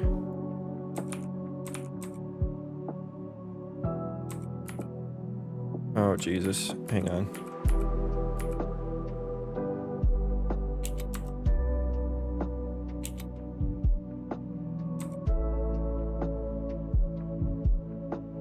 I can only dream to get paid for coding. Yeah, it's rough out there. I know.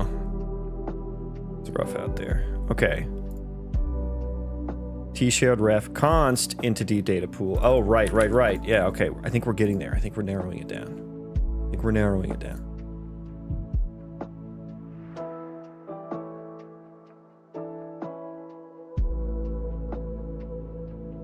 Ah, okay, so no pointer here. Oh, that is an issue. That is actually an issue. Yeah. Can I just return... Can I just make shared ref here? I don't think so. I don't think that's valid. I'm gonna go ahead and guess that that's gonna throw some sort of exception. Dr. Elliot, what's up, my dude? We're just in time to catch me fumbling around with smart pointers. I should probably try to go back to returning the... Can I static cast shared pointer? I can, so I should probably go back to just using the pointer here. So that I can return null pointer. I mean, it's compiling, so we'll see. This is what I'm going to try next, though, because I imagine that's going to throw some sort of exception. It feels dirty. I feel dirty. Ugh. Yeah, that's probably better. And I don't think I can drop. I think I can drop the const pretty safely. I don't need a const and non-const version of this.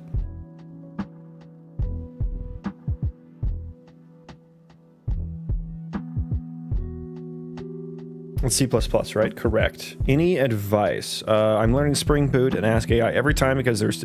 I mean, your first problem is learning Spring Boot. That's awful. I'm sorry that you're doing that. It's a popular framework, though, so I get why you're learning it. Not saying that's wrong, but I've always hated working with it.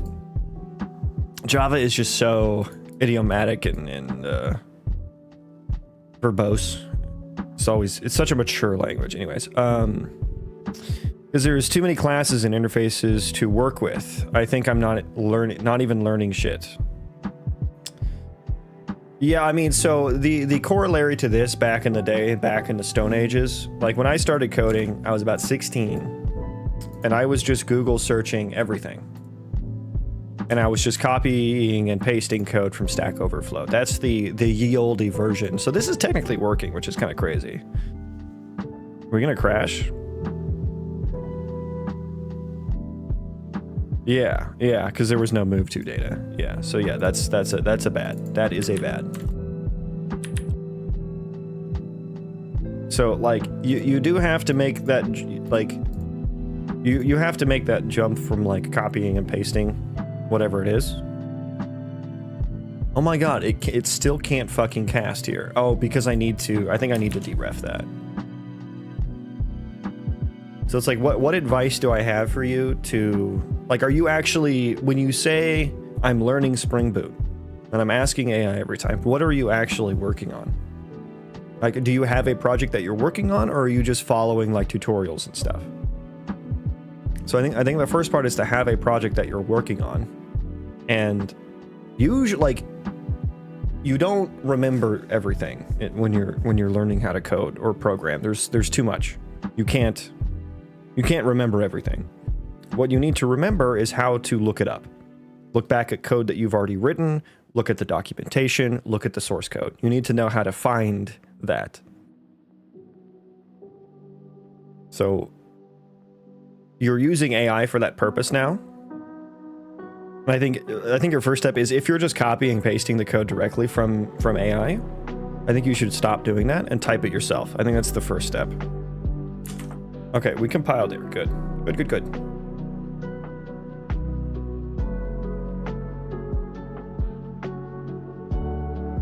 I'm still returning the raw pointers. I should probably forward the shared ref, or not the shared ref, the shared pointer forward through. But we'll see if this works here.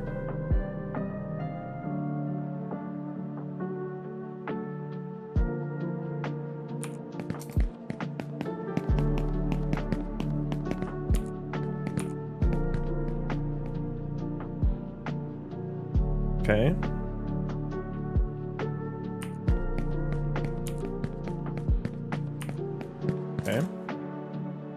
Okay, so we're getting new exception here. Oh, it's an assertion, I think. Yeah, it's an assertion. All disabled tick functions. Floating combat text component. Why would that fucking matter?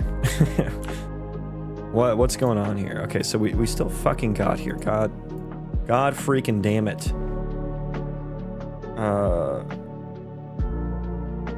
Okay. Yeah, I'm down. Okay, so we need to, let's forward this. Should that be should I be returning a shared pointer to this data type? I kind of think I should. Should I make a shared pointer?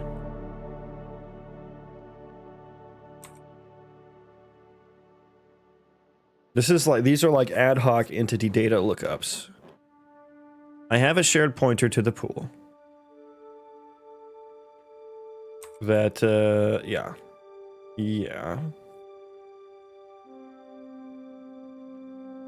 That didn't seem to help this issue. I don't even, like, what is this breakpoint line? It's on a really bad line to tell what's actually the issue here.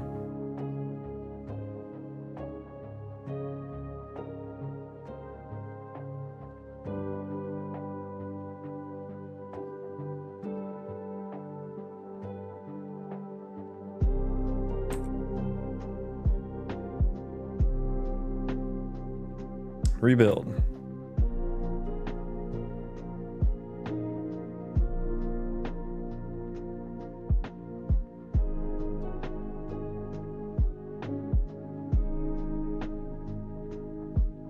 Okay, so the shared pointer didn't help. The shared pointer didn't seem to help there.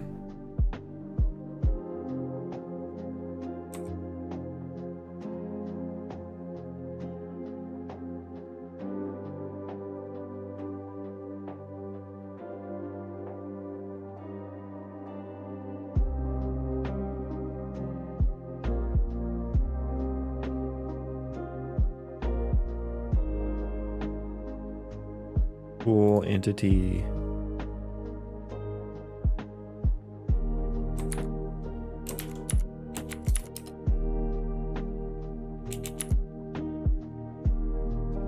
I can turn it into a shared ref here. Would that help shutting down the thread?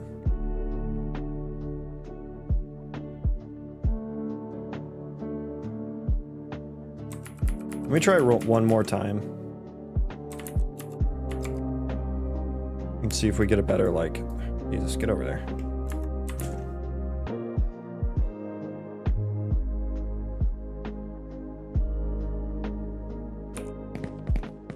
Making a full stack website. I'm not following a project tutorial. I'm just asking AI what classes I need to use to achieve a specific task, and then I build the logic. I mean, is it giving you the same classes that you've already used? And you're just not remembering what classes are?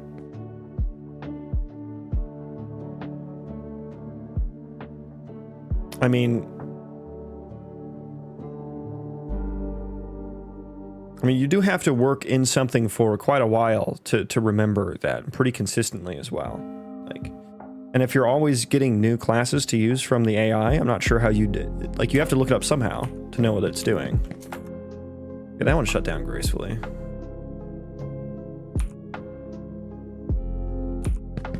But if it's like the same classes, then you forgot what the class does. I mean, what I would recommend is just do a Google search instead of using AI. Do a Google search instead and actually search for the information. Maybe that will help you. Maybe that will help it solidify. Okay, so yeah, goddamn, the line is so bad now.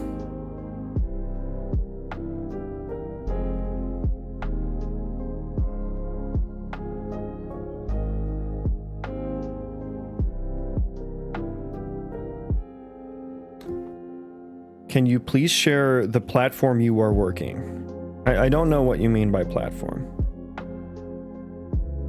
What am I trying to do? So I'm having an issue. So I'm running one of my processors on a background thread, and it's like whenever I shut down Pi, the thread, you know, it doesn't gracefully shut down, and it, you know, the thread is like still running potentially, right? So I'm trying to make it to where, because it's throwing an exception on this line because of it's trying to look up data in an entity pool that, like, I guess got cleared up already. Oh, let me see here. Entity data pools. And so I'm trying to just make it gracefully shut down. And what entity data type are we getting? Can I... Of course, I can't, like, see anything right now.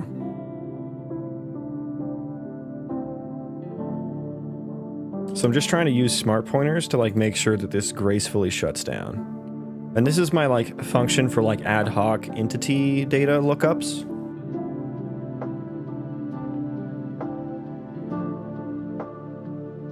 Disable optimization. I mean, I'm running on the debug game setting, so optimizations are always disabled.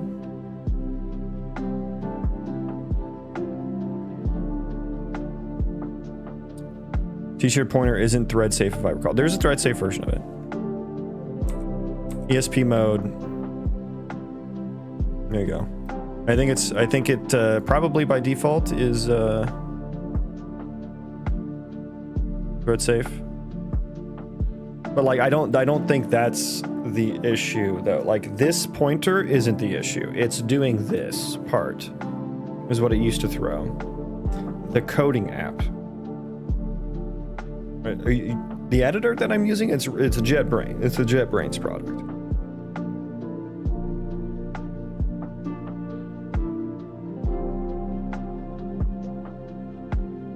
And I mean, I did get this too. Let me put this on one line. It'll probably be a little bit better.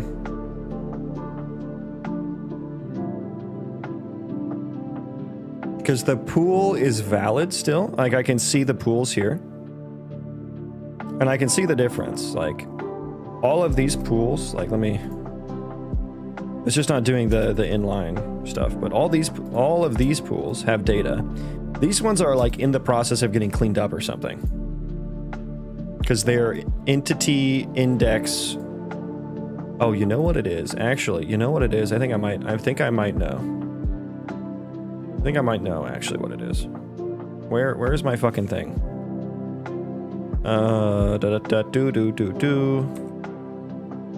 Da da do do do do. Okay. I guess I can't. Where am I calling this from? Wait, what?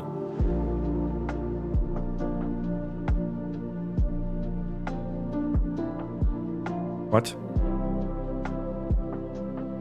Well, I guess it's because the thread.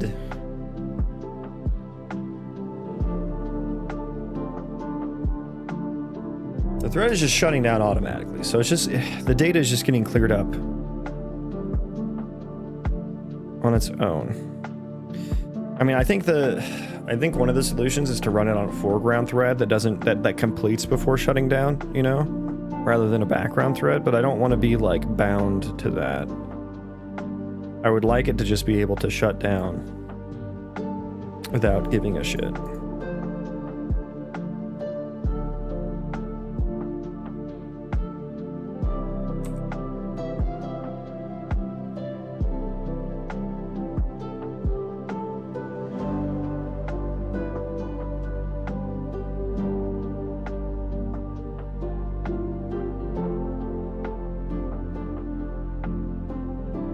Yeah, it is the ASC itself, yeah, the ASC data.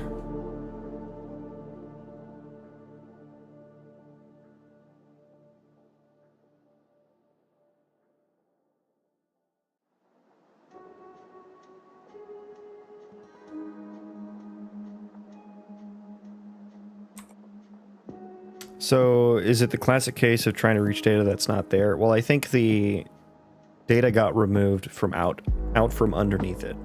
I think that's what happened. So I thought shared pointers would help me there.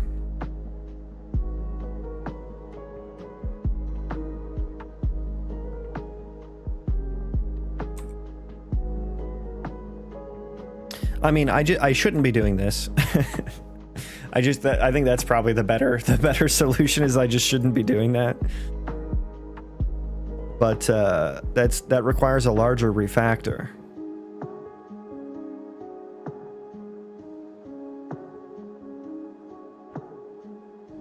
Okay, let me rerun that and see if that gives us a better breakpoint.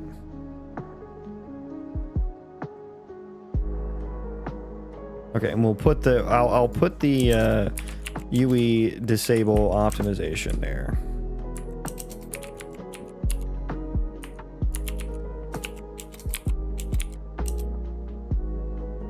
But I don't think that makes a difference when it's in the debug game editor. I think that was just Ryder not being able to discern what these variables meant. Well, I hope that by putting it on the same line, Ryder can do a better job of that. It does. We'll see. We'll put that to the test, Elliot. We'll see who's right here.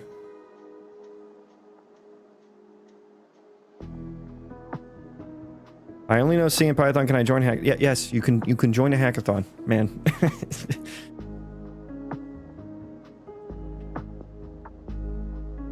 It might be that the thread is trying to shut down at the end of the next execution where it might not be data. I don't exactly know what you mean by that, but pretty sure the issue is that the thread is shutting down, or the game is shutting down altogether, and this thread is still running, and the thread is trying to access data that got removed out from underneath it. So it is on this line that it happens. From before I tried to do the shared pointer refactor.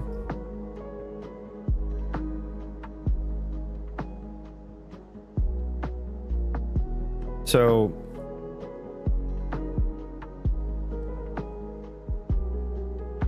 it's this entity to index map got like cleared out. And I would have thought that this being a shared pointer and having got that in this line before, I assume in between this line and this line, the data got cleaned up. But I would have thought the shared pointer would have prevented the internal data from getting cleaned up. Are we running? Okay.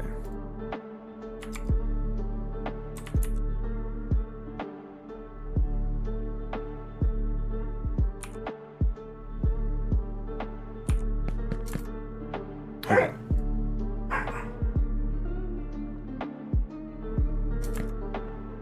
Okay.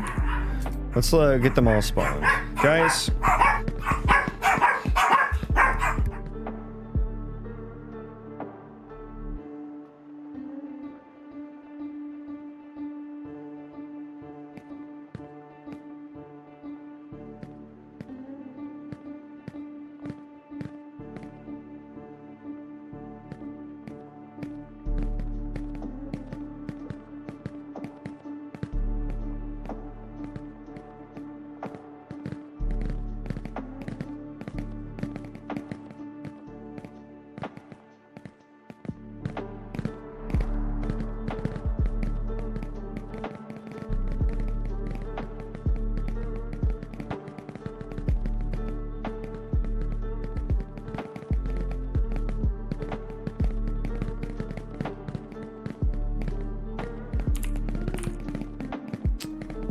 Not that good, but if you check if it's not null, it is being checked if it's not null. That's the part with like async processing is like it can go null at any point, so you need a way to hang on to it. So yeah, see, look at this, Dr. Elliot, huh? Look at that. Who was right? Tell me I'm right. Tell me I'm right. It was Ryder. It's not Unreal Engine optimizations that was causing this. And I understand I should have that information here. I should. I agree with you. But it's Ryder's fault, is what I was trying to say.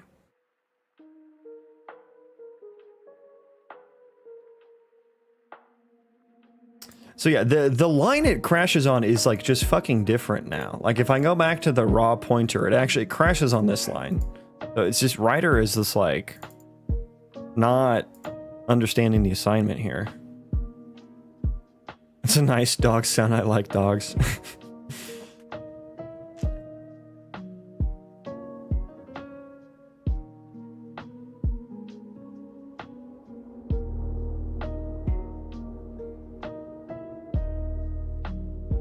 Wait a second. Yeah, and I'm checking if that's valid as well. What's happening on the game thread at the moment? Yeah, we're emptying the. Ooh, let me see here. Entity data pools. Okay, so that's where it's happening.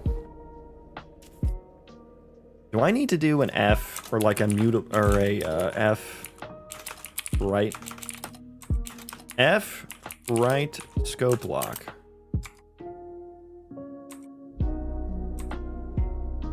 I think that might be the issue there. That might, and honestly, do I need that there? I don't know.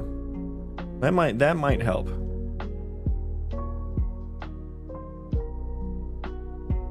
That might help actually. Okay, yeah, we do have the read lock there. Okay. Okay, so I'm gonna be right back. We're gonna see if that works, but I need to take a quick break and BRB.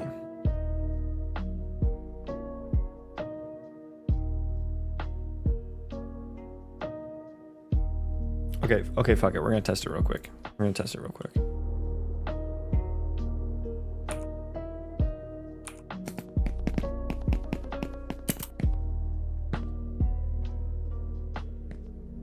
Okay, get everyone spawned and doing stuff, please, and thank you. Okay, we're all spawned, they're doing stuff. Yeah.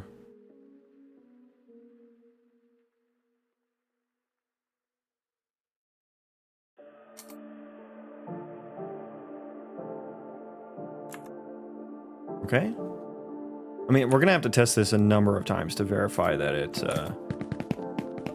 that actually works, but it does seem to happen at least 50% of the time.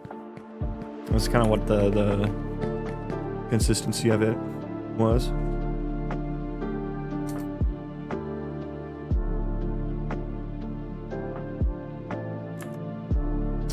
When you start live daily, it's kind of, there's not like a strict schedule or anything, but it's usually in the mornings around 8 a.m. Central. I think that fixed it. Okay, we have a different issue. Okay, I'm gonna check that out in a second. BRB.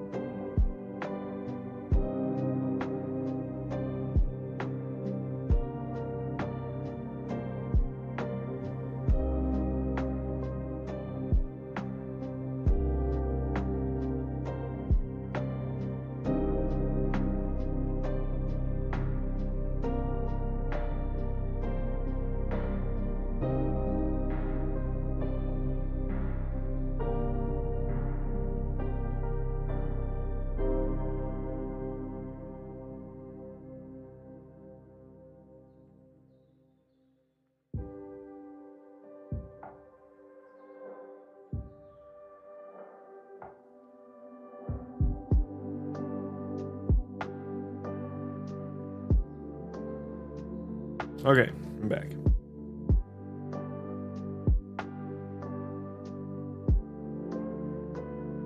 All right, what's the deal here now?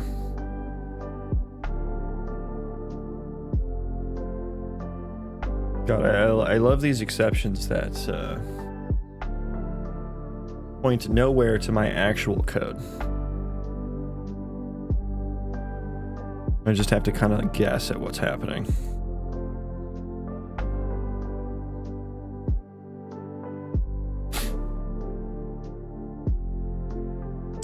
F mass context forwarder. I'm not using mass.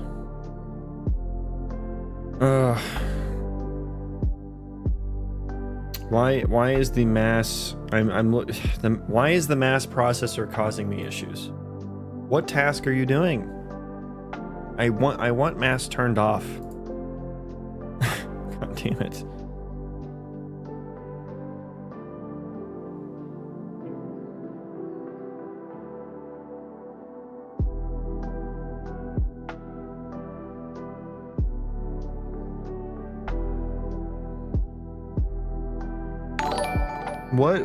What would have caused this? Defined. Thank you for the follow. Welcome. This is like it's based off the task graph.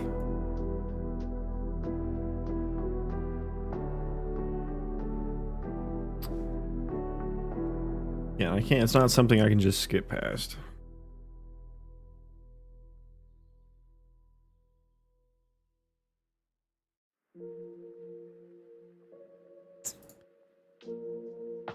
Process named threads. Wait, where was that? What thread is this? It doesn't tell me. Oh, well, let me check my background threads. Is there anything happening on my background threads? There was. There was. Default pawn? Was this getting like garbage collected or something? Or is this...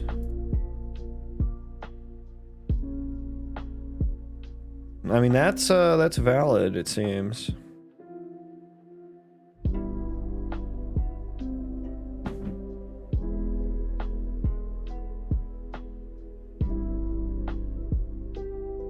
Yeah, I don't know if this is actually an issue. I don't know. This background seems fine. 6, 7. Yeah, so there should only be... Okay, I guess this, whatever this was, this looks like a rendering something or other happening here. Was it thread 0? Thread 1? That's foreground 1. Background 1, yeah.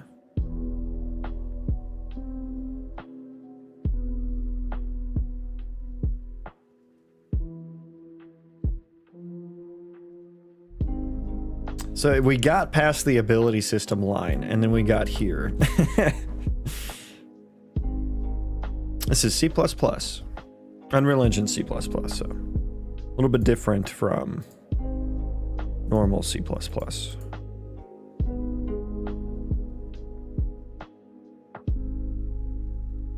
And I check if the default pawn is valid. I don't know if this is...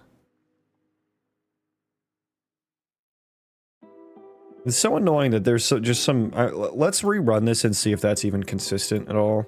And if it's the same thing or if it's just random or what. Let's get a little bit more information here.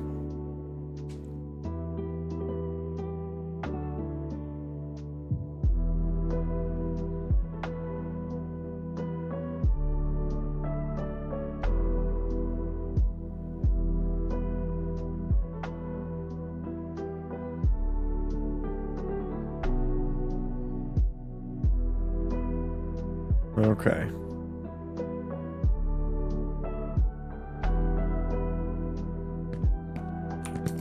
The Holy C language. Is it? Is it holy? Pope certified. The only Pope certified programming language, C++. The Catholic Church codes in C. Who doesn't know Holy C? Uh-oh. Blasphemy. Sean the non-believer. Rabbit hole incoming? Oh, is it Holy C actually a programming language? I'm not aware of such a rabbit hole. Oh god. Okay. Okay, that one shut down nicely. All right, what is this? It's an ad. Oh, he tricked me into watching an ad. 64-bit operating system. I know this. I know because this guy had like schizophrenia or something, and then he coded his own operating system. I do know about this.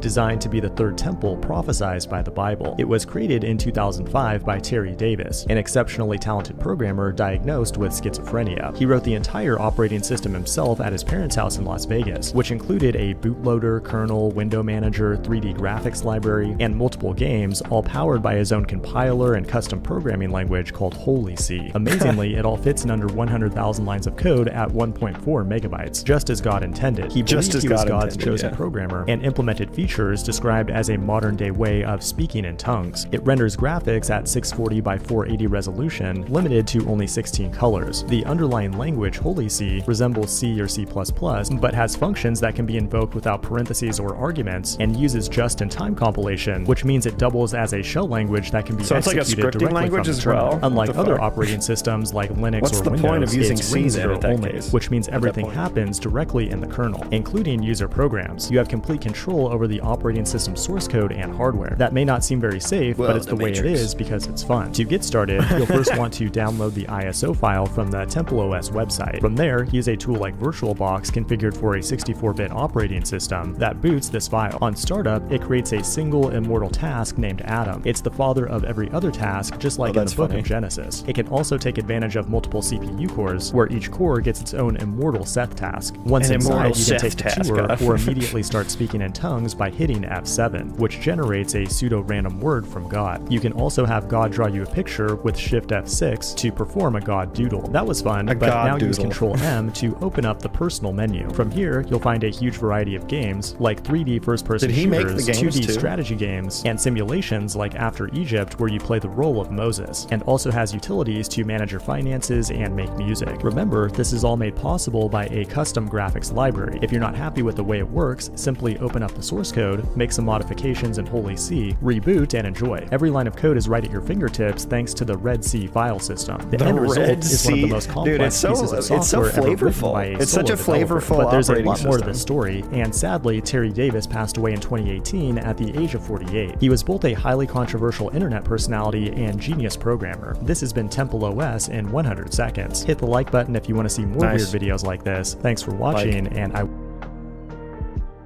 that was a nice little rabbit hole.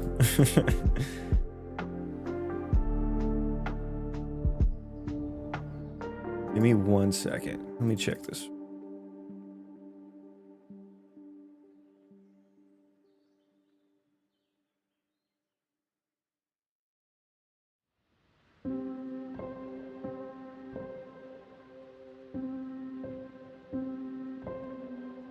Okay.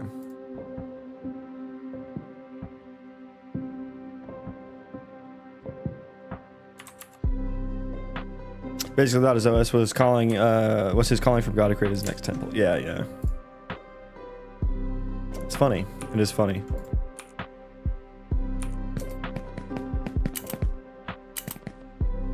The Red Sea.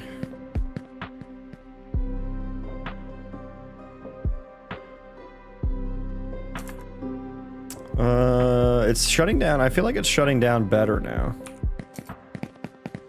Tinkerado, what's up? Holy C is a dope name. Yeah. I did like the flavor text. I did like the flavor that he put into the operating system.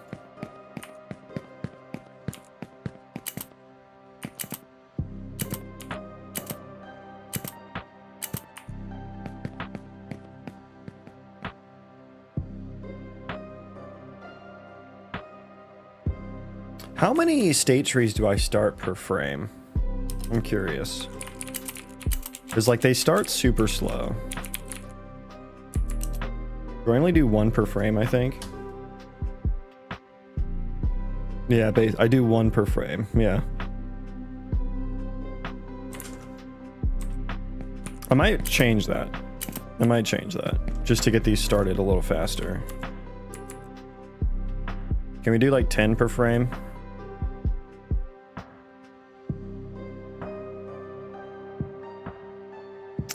Entity, let's go while I less than 10.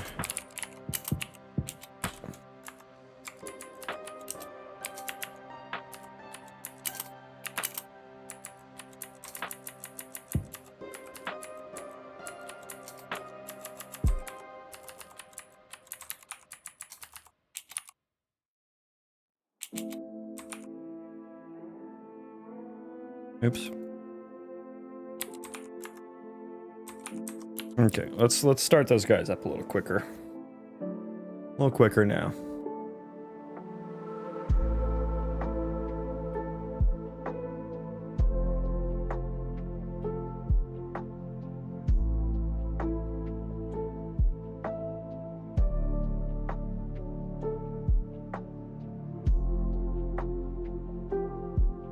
Okay, okay, I was about to just rebuild. That was taking a second.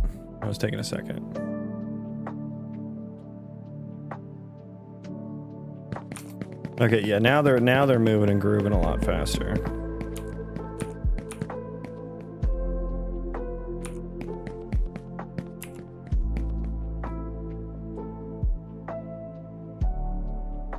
Look at him, bunch of ants.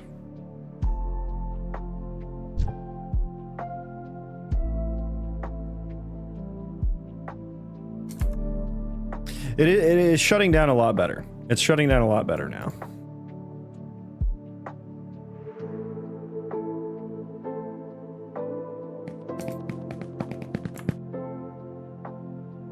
Yeah, I mean, that's a lot more consistent. So the right lock was actually the issue.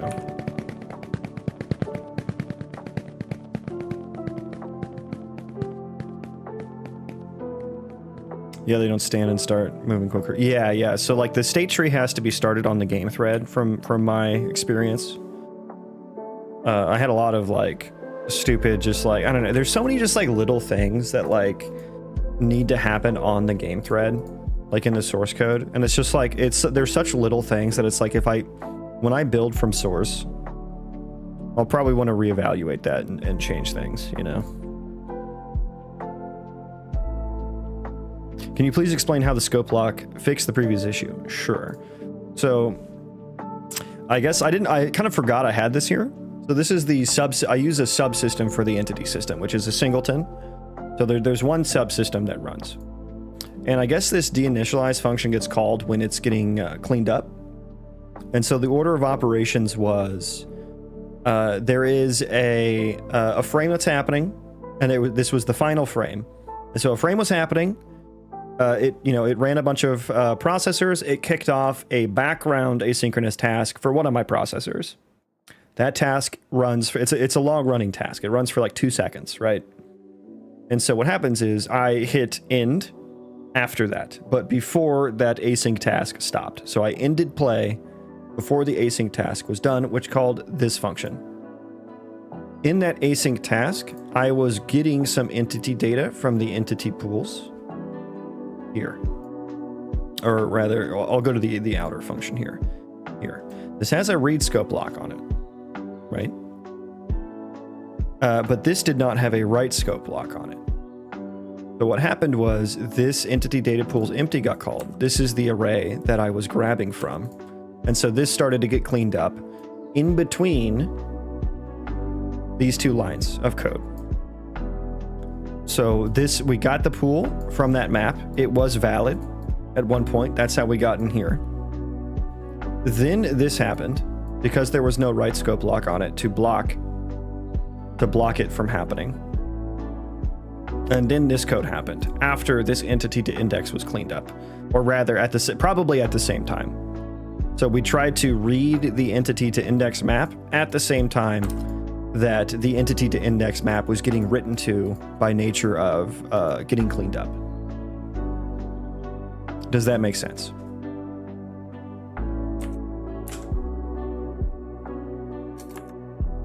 Okay, it's working a lot better now. I'm gonna call that fixed, and I think I should just like undo these changes? Because it didn't actually, I don't want it to make it seem like that actually fixed it. Because it didn't.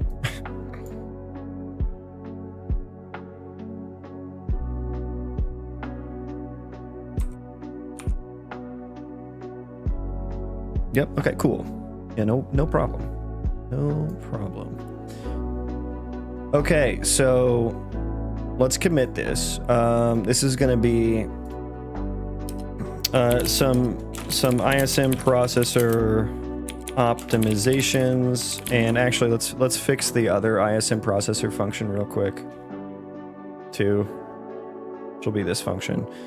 Some ISM processor optimizations, and maybe here, let's do that. We'll just not do those, and we're gonna say fix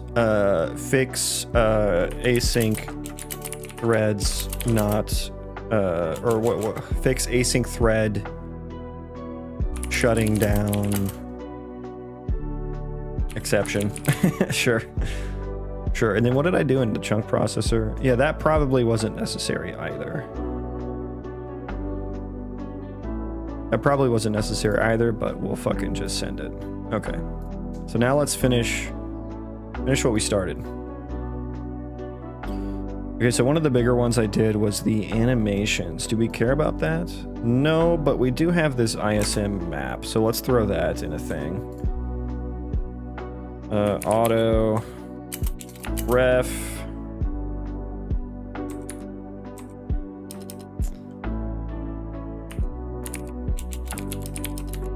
that index map, yeah.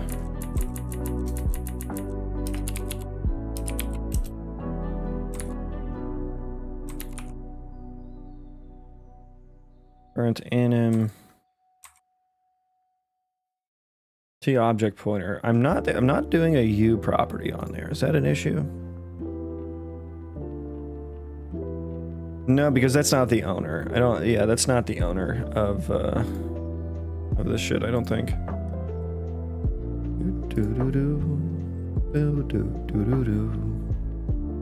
Animations is only accessed once. Now, what I would do that's even more performant is I would get the animations for each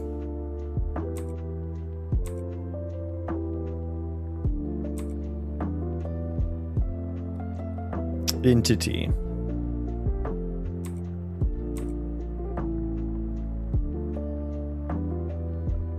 Maybe I could have a one of these VAT data assets per entity, like as an entity data. So breaking out my entity data into more granular parts is going to be another one, another performance boost.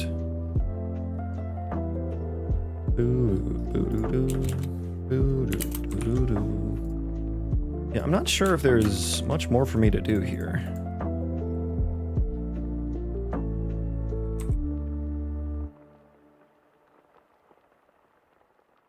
Yeah, I don't think that there's really anything for me to do there.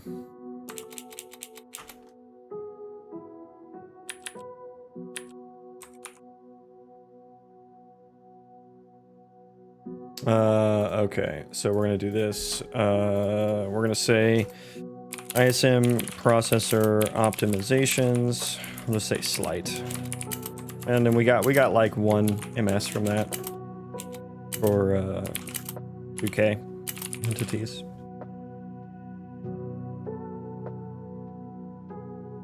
So not terrible.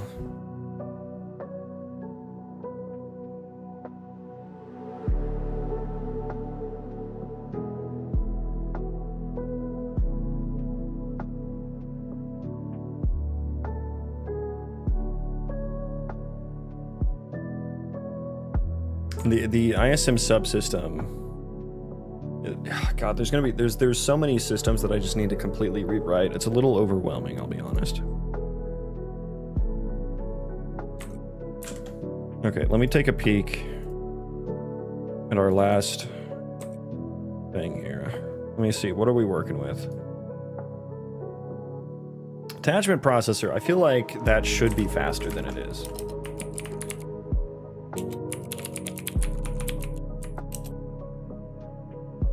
feel like that should be faster than it is. But what's the deal here?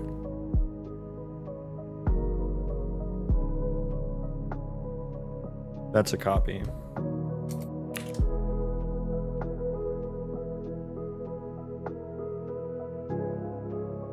Reserve.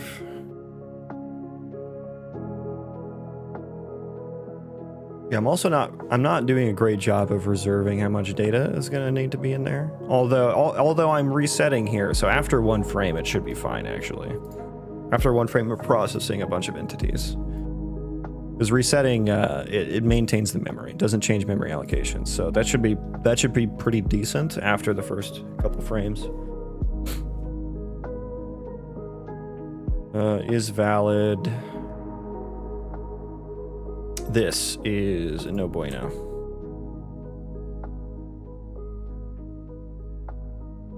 Okay, here's what we can do. What information is in here that I need to get bone transformed from anim? Cached anim bone transforms. Now, yeah, okay. I should probably... Yeah, I remember about that guy. Yeah, I remember that guy. So if, for the astute watcher, you'll notice that whenever I start the game, there's a massive lag spike. That's because of this guy right here. So basically, I go through and I cache the transform of every single bone or every single frame in every single animation.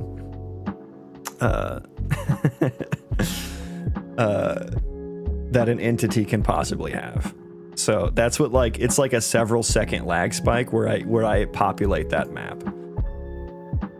The reason I do that is so that I can attach things without needing to use more VAT stuff. Because, like, so you have the vertex animated static mesh, and then I think the traditional way of, like, attaching something to that is to also run the VAT pipeline for anything that you want to attach. But that's, like, so much manual work because you have to, like, offset it into, you have to do all this, like, fucky shit. Basically, you have to offset, like, the weapon into, like, the wherever you want it to be on the character, as if he were in his default pose at 0, or whatever, you know. And then you have to run the VAT pipe. It's a ton of manual steps, right? So instead of that, I wrote the attachment processor, which just does this lookup on this data, on this cache data, to just be like, hey, where is the bone that I'm trying to attach to? And then that way, my attachment system works the same. I just need to call this function for instant static meshes versus you know, the attach to socket for the regular, like, actor way of doing things. And I can give it the same, like, bone name or socket name, right? Which is nice. Which is nice. So yeah, you can see here's for this is the skeletal mesh version. This is the ISM version. So it's quite nice. But I think what I can do here is, rather than chasing these pointers every frame, I mean, let's just make a ref to... So first of all, if we don't have one of these, let's just return. Let's just return, because we're not ready yet. And then so let's just go auto ref ISM actor ref equals. I don't know how much this actually helps, like dereferencing an actor or something like that. And I guess we need to, yeah, we need to capture that.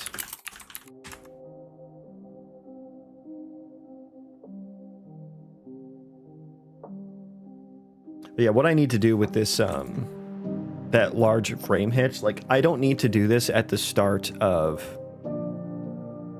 every like, I can do that offline, and I can just store that data so I don't have to recache it every time I hit play. That's what I need to do. I just haven't done that yet. So I need to actually store that info on the data, on the VAT asset. But I need to, like, extend the VAT asset with my own class and put that on there. Been on my list of things. Tis has been on my list of things. We'll see how much of a difference that makes, actually. I am curious. I am curious, muy curioso, to see how much of an impact that has. We'll need to rebuild. Let me grab a little sparkly boy. Ow, sorry.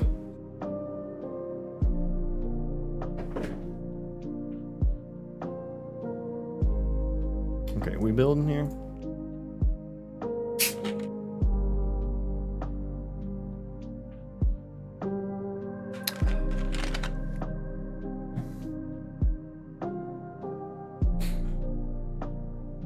What's going on? What's the deal here? What's the holdup?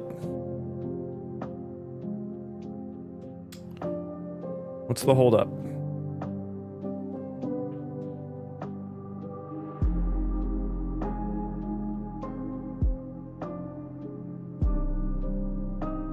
What build.bat is already running. Where is it running at? Okay, now it's going. I opened up Task Manager and it's like, okay, I'll do it. I'll do it.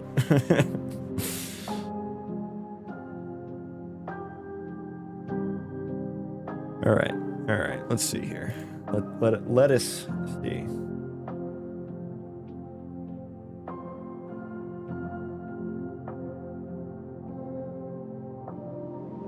My goodness. I don't know why, but just every once in a while, the builds just take an eternity. Like my something system level was getting cached and got cleared out or something.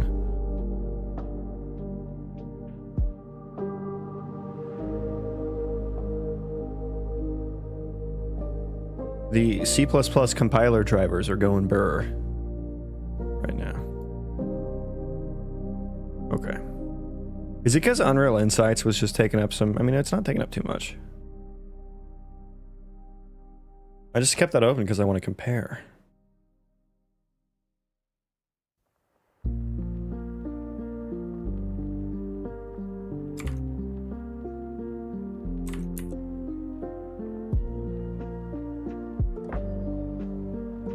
Okay, let's go.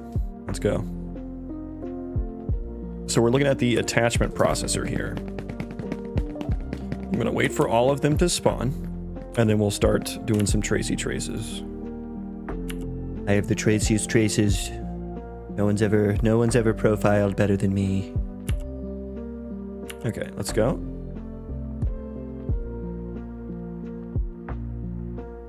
I have the largest code. No one has larger code than me.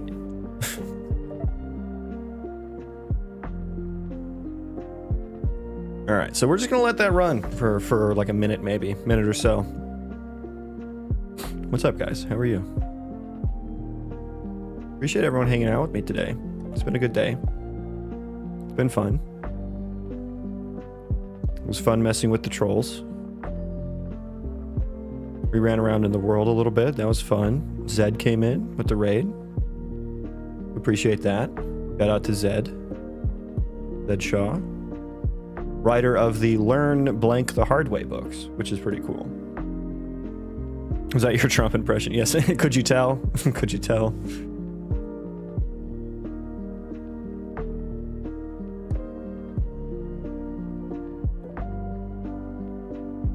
Okay. All right. Yeah, so we're shutting down quite gracefully now. Let's put this guy over here. Give me the old one. And let's just look how much flatter this is. You see how over here, this is because the state tree wasn't turning on immediately. You see how like it gets slower and slower. Now it's nice and consistent. So we're already gonna get some different performance there. Let's just try and we'll try and compare what we can.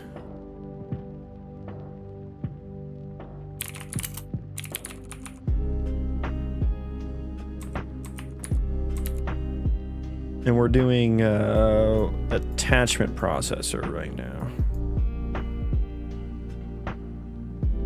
So old was max 11.7 ms, average and median were both 4.9. Okay. And then here it's probably going to be higher. probably going to be higher. 7.8 max versus 5.2 average in men.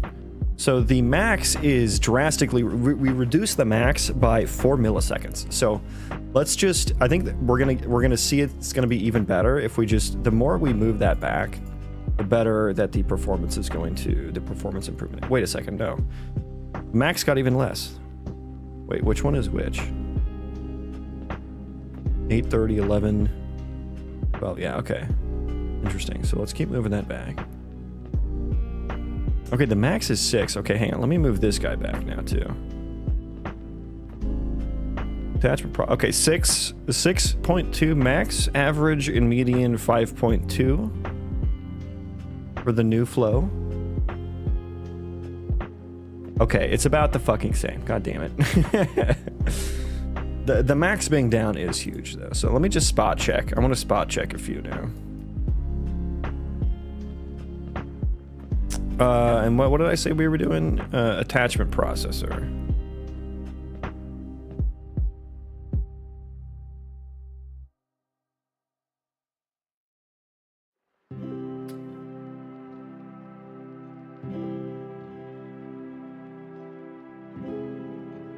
So 5.8 right there.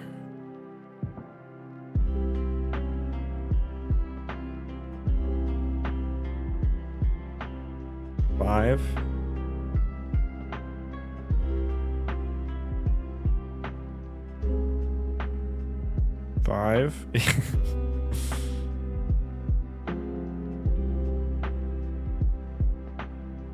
Okay, that didn't make as big of a difference as I thought it was going to. So what type of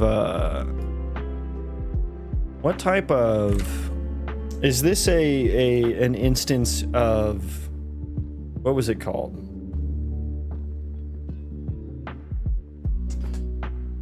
Oh, what the fuck was it called? I just learned about it the other day. I'm gonna have to go through my history to figure this out.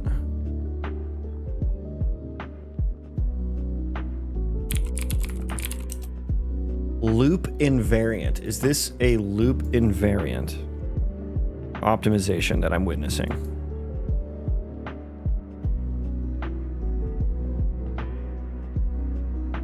Like, apparently, so I had this point, this was a pointer, and I had it in here.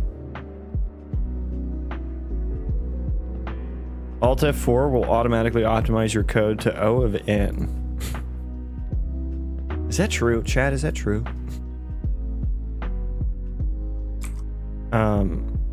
It's weird though, because this is like a kind of an abstracted for loop, so I don't know how that works.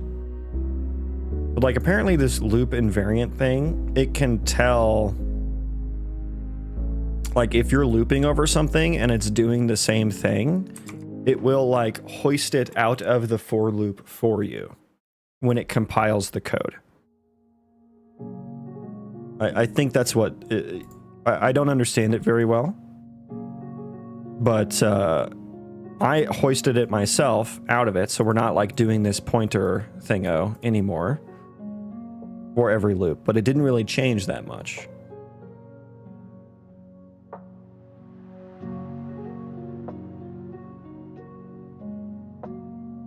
And so I'm wondering if it was already like a loop invariant. I still feel like this is more understandable.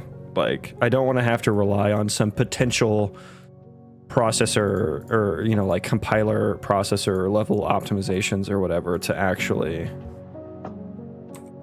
do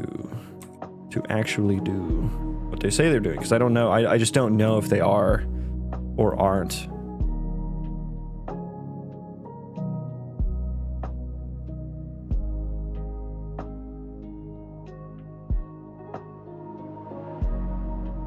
And there's just so much that's like reliant on pointers. Like the skeleton for the anim sequence.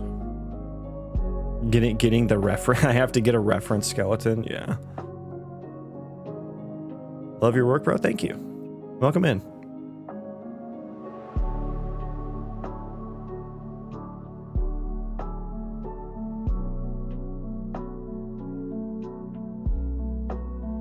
I wonder, would it be faux pas to do 2 for eaches within the same?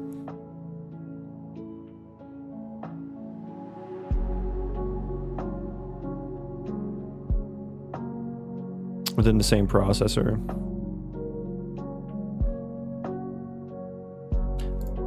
Let's find out. Let's find out. I see you as a modern C++ dev, by the way. I'm always stuck with C++ 03 to 17. So I don't actually see myself as a C++ dev because this is Unreal Engine C++, which feels like so much different. What we're gonna do here is we're just gonna do 2 different loops for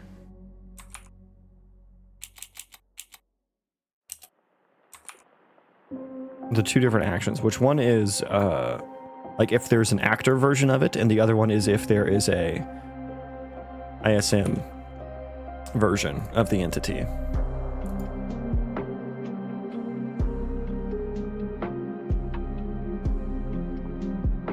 And so we can get rid of that.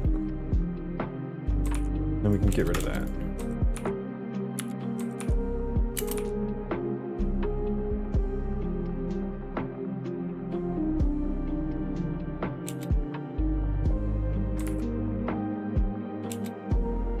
Wait, so I'm saying if... What am I saying here? If the... I don't think I need to do that.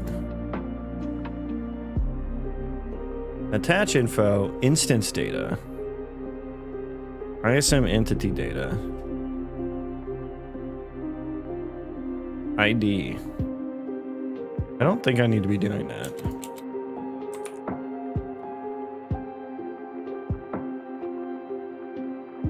Okay, let's see how let's see how, if this is any faster and if I should be doing things like this. Like, I don't know, should you create 2 different classes for this or put them both in the same class? I kind of like the locality of behavior for this one.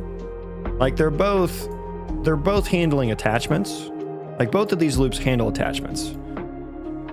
One is for ISMs, one is for actors. And so the logic is very local, which I like. I do like locality.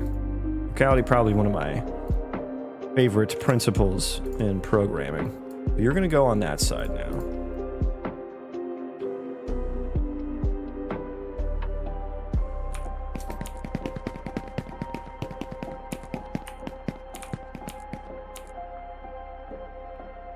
This happened again. This happened again.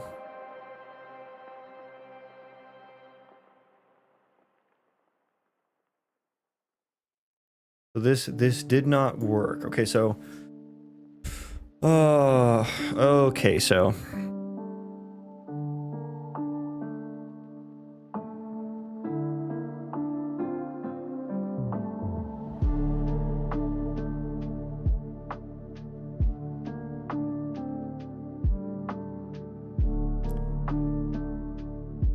what's the issue here? What's the issue? I still don't understand why this conflict is happening.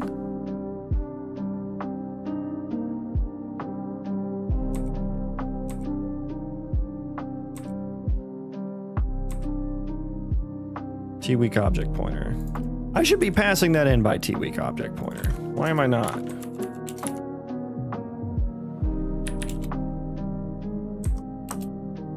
Oh, it said it. Okay, so some conflicting info here. Some conflicting info.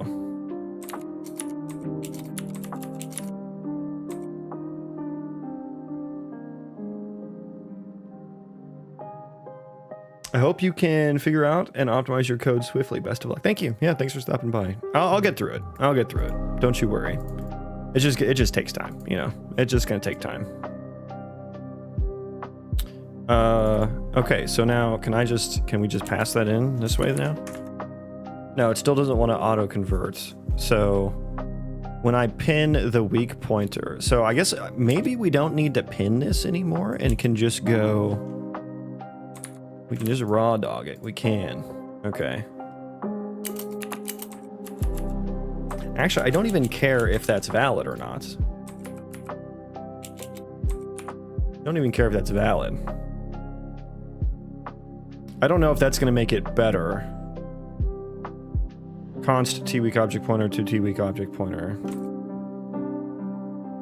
So I'm just let me write a different one of this just to maybe we're a bit more efficient here. Is it my ability system component that I need to cast it to? Yeah. It is. Okay, so create that. Do the same, basically the same fucking thing, and then we don't need to cast. And then I think that probably gets a bit, like, very, very slightly, stupidly more performant.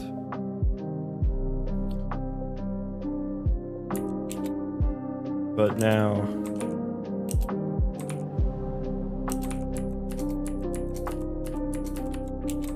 Okay.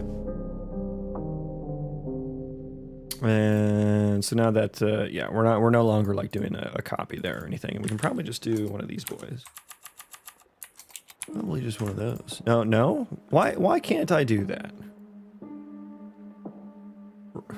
C++, why can't I do that? Function has 0 parameters, but it's called with 1 argument.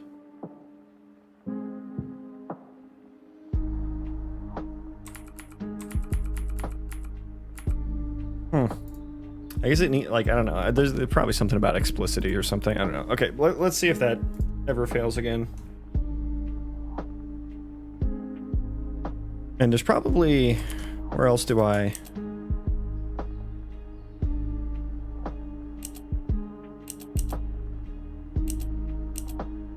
Okay, I guess, is there anywhere else I call that one from? Oh. Yeah, that's going to be an issue, because it's not a weak pointer.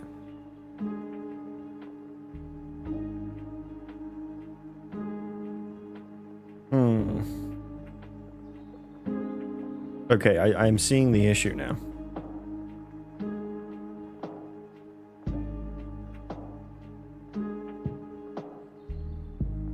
Okay, but it can copy there properly.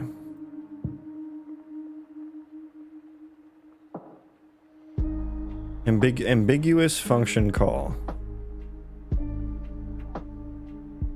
So why can you properly figure this one out? U ability system component.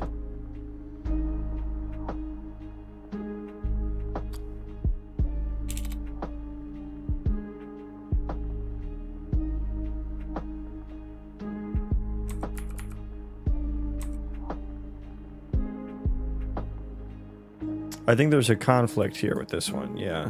I think that makes sense. I have to const cast here, which is just a go.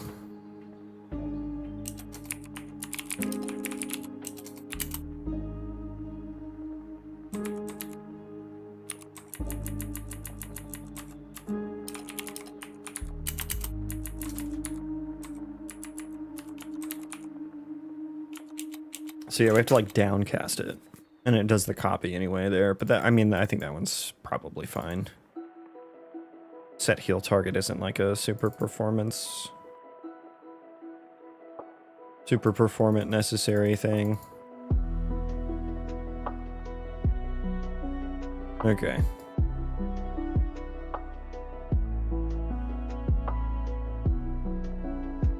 So we'll see if that can help fix the exception that happened. Now that exception was happening very inconsistently, so that's going to be a fucking annoying one to iron out. That's probably those are probably the worst kinds of bugs. The more inconsistent they are, worse they are.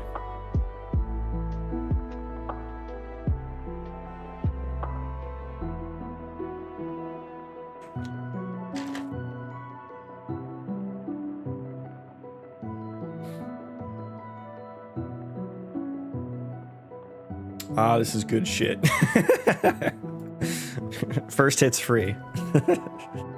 Why you sound like you're at my drug dealer at the plug's house, you know? Like I don't have a drug dealer. Oh yeah, it's good shit.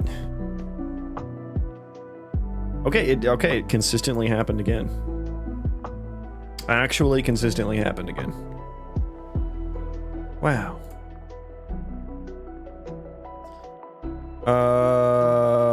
Okay. You should be, you're locked there, sir.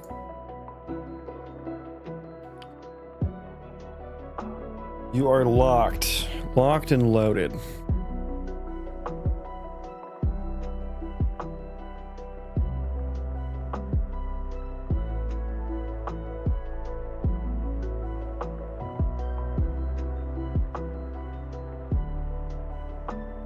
Okay, so I'm wondering, is it necessary to have a read lock on the background thread processes?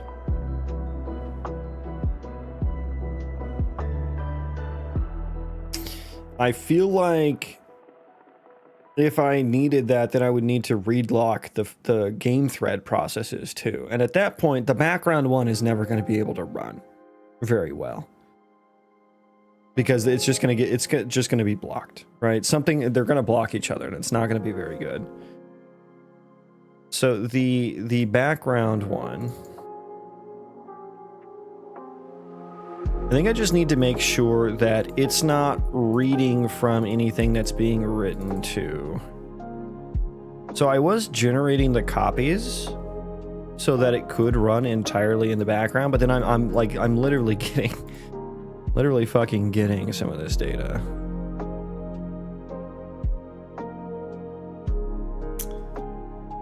Now, like finally after doom scrolling, I found some useful content. Well, happy to break up the doom scrolling. Happy to be that for you. Been struggling to learn to code and never thought of watching a coding live stream. Yeah, it's not exactly what you would normally think is the most exciting thing. But yeah, I'm happy to answer any and all questions. I can't guarantee that you're not going to get a sarcastic response, but I will answer it. That's my promise.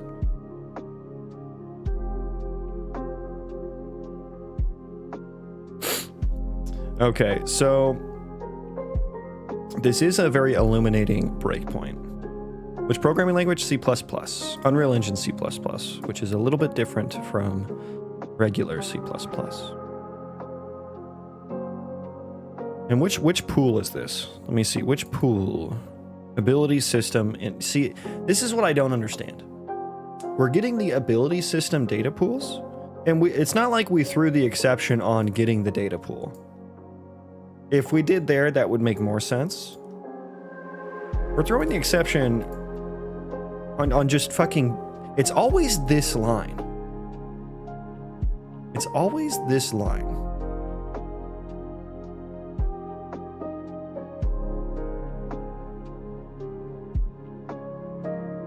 Should I for each this?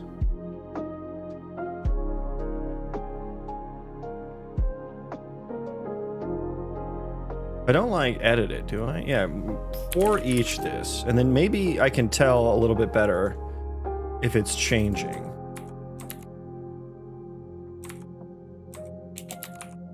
Oh dear, yeah, not that. Oh, I needed the I. Oops. Okay, that's why I was. I didn't read that, did I? Okay. Yeah, that'll do it. That'll fucking do it.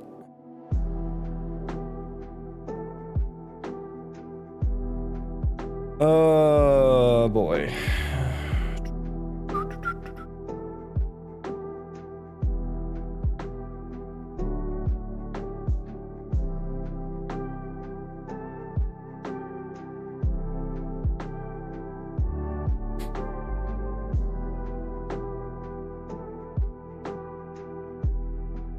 And where else is LOD data getting done from? This is the processor that I am in. It is an ISM processor, which runs serially. So there's no issue there. I think I've already done this. Representation processor, which again runs in serial, so no issues should be happening there. We do this on tick. I need to fix these tick functions. I need to move these tick functions to Yeah, maybe that's my next step, is to move those tick functions. Because those are actually going to be happening outside of some of my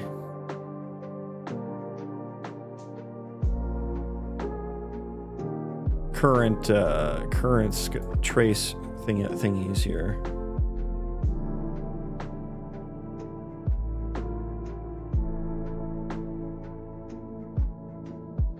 World partition. Where are they? They're actually not showing up at all.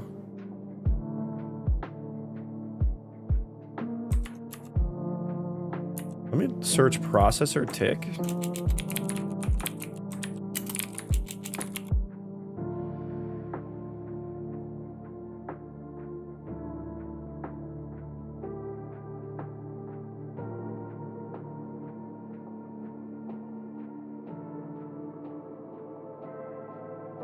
Wow, those happen quite quickly. Well, yeah, I guess that makes sense because they're not changing. Yeah, okay, so that's not.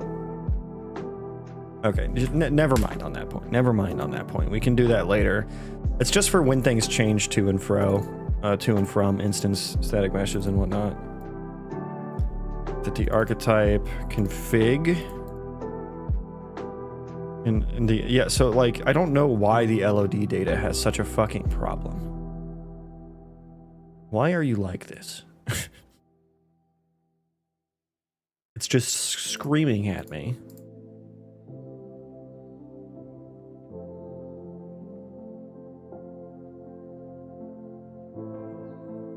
I could do a copy here, but like that should not be necessary.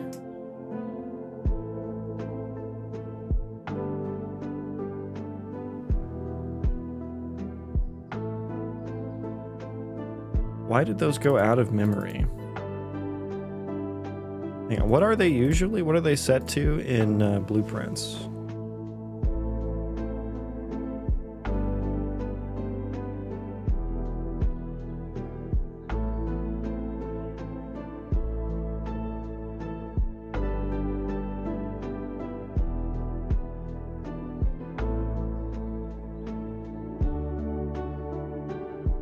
Because they're just statically set, so they never change.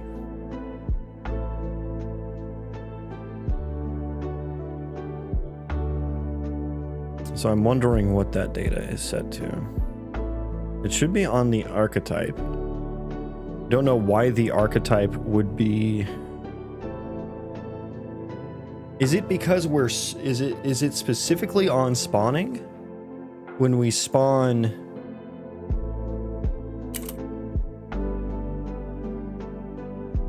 It's reading from multiple. I mean, that's all happening on the same thread, though. Spawning happens. It's all on the fucking game thread.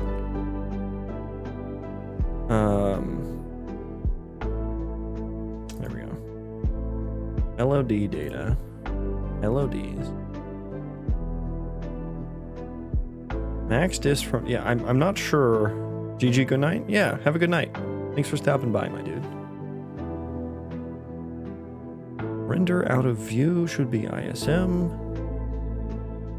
Avatar data class.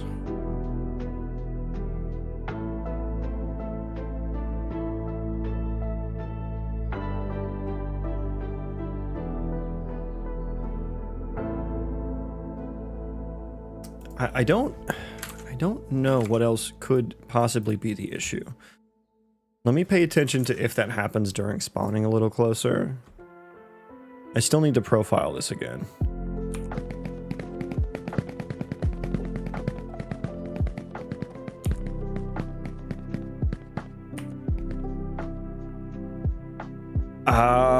We were probably right at the end. We're probably right at the end of spawning.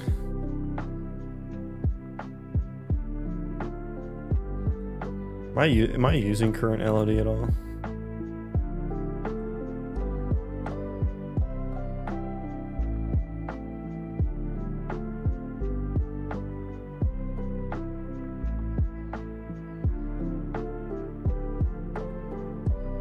If I just do a copy here, like, does it fix the... If that just fixes the issue, like, this already runs pretty fast. So if that fixes the issue, I'll just move on.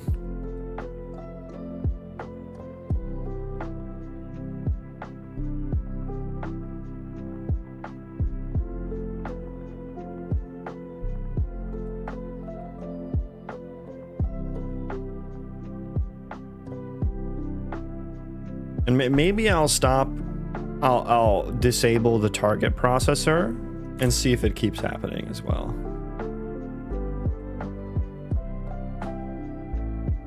And then we can confirm whether or not it's related to the background task. That's probably next step. That's probably next step, yeah. And so when I imagine like what might happen here is that it is instead going to throw the exception when I copy it. That might happen. Or it'll fix it.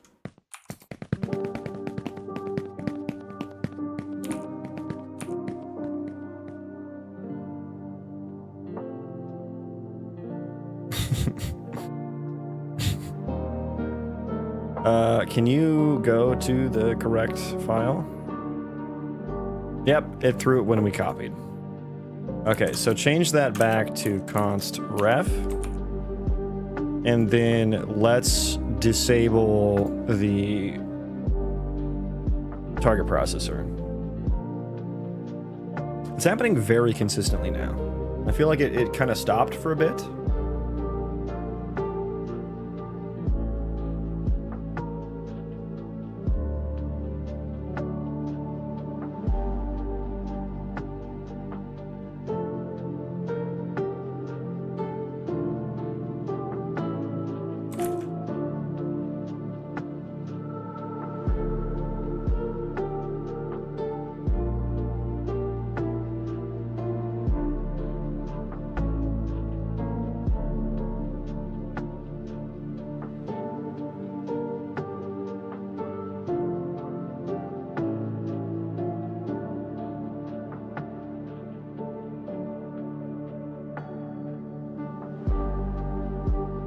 Okay.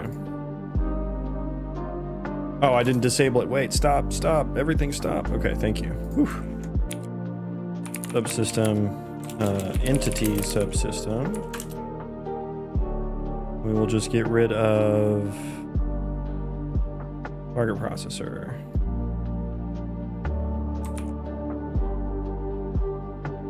Yes, I know you don't like being compiled. I'm aware.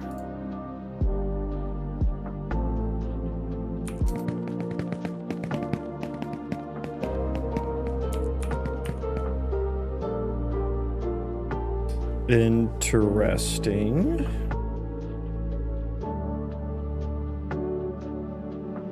What is happening here? Velocity data is null. Okay, I didn't know that that could ever be the case.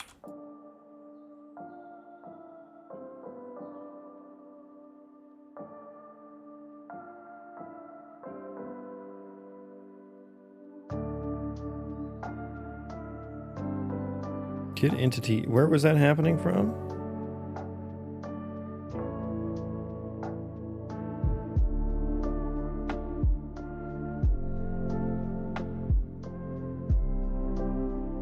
It's probably the wrong delta time to use there. I don't think that matters so much.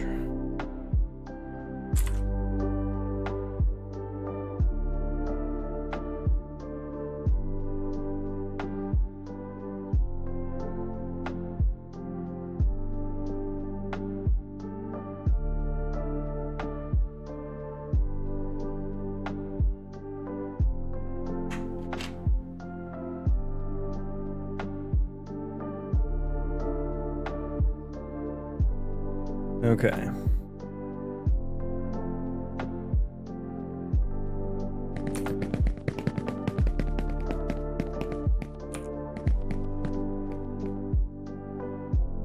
Okay, so far so good. Yeah, I guess we'll just do the trace that we've been meaning to do. I forgot what the hell we were... Oh yeah, we were checking the multiple for eaches on the ISM subsystem. So there would be additional pointer lookups. with multiple for eaches. So we'll see if that actually, if the loop optimizations help at all. So yeah, we're just gonna let that run here for a bit. No exception. So I think most of the exceptions were happening during spawning.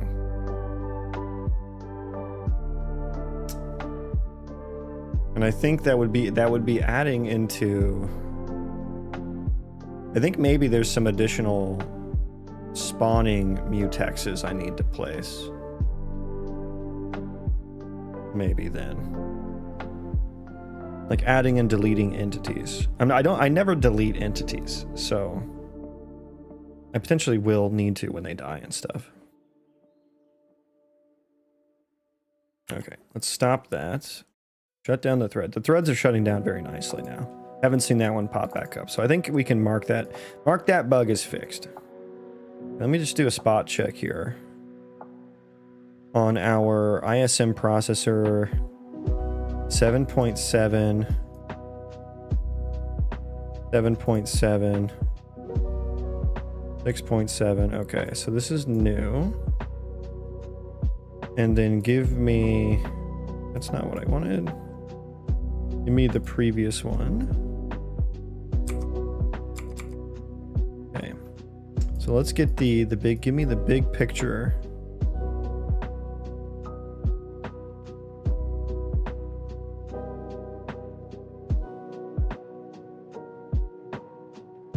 Okay, for each process, we're gonna check out ISM. So the new one, max time 11, average 7.3, median 7.1. The old one, max time 18, average time 7.5, median 7.3. I mean, tiny improvements. We're continuing to get the max time down on a lot of these changes. The average time, let's just grab like a middle slice here for both. ISM 11, 7.3, 7.1. Ooh. 7.8, 5.2, 5.2. Oh, that's I'm looking at the wrong one.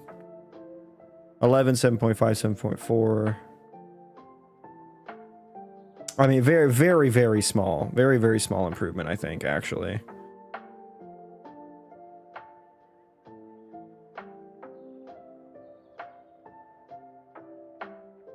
$18, 7.6, 7.4. Yeah, the max time getting down is good. I think like the spikes are less here. I don't know what made this so spiky. We have a big gap here. What happened there? Why is that big gap there?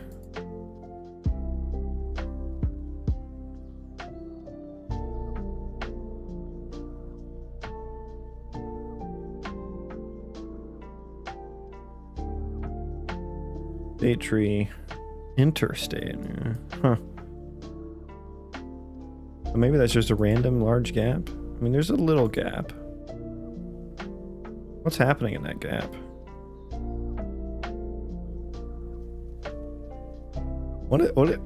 How do I not have that captured in the entity subsystem base process entities? What is not being captured there? But I think we've determined that doing this is okay. Maybe very slightly, maybe slight performance benefit. But this is the kind of thing that might actually be even better if I were to just get the pools and pass the pools in, rather than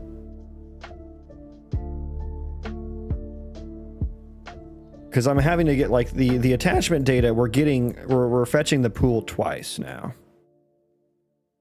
which is a very micro performance boost. But I think this is leading me to, like, we need to make that change for having a for each that accepts the pools themselves rather than just the individual data. I think that's what we need, and we'll see how much better that can be. Because I would have to, like, find smallest pool and all that. Yeah, I basically need to do a lot of what's in here. How find smallest pool? We iterate over the smallest pool. Does it matter? I guess we just do that. And then we do that there.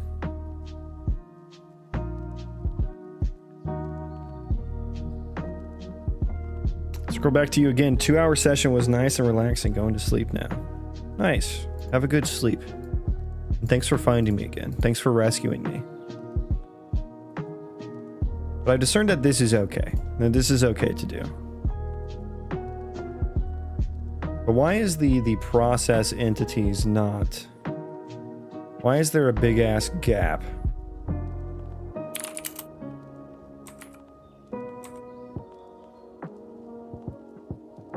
Oh yeah, the entire process in which one runs after? What was it? The chunk processor? Yeah, which one runs after chunk processor? Attachment processor.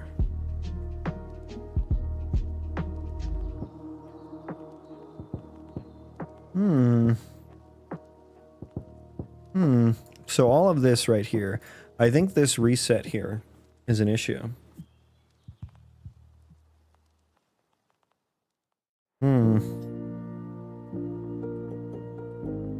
Yeah, interesting. So I think, yeah, we need to potentially...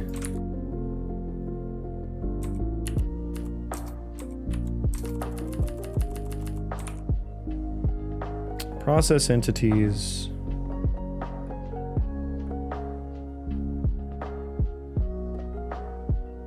Let's just call this outer.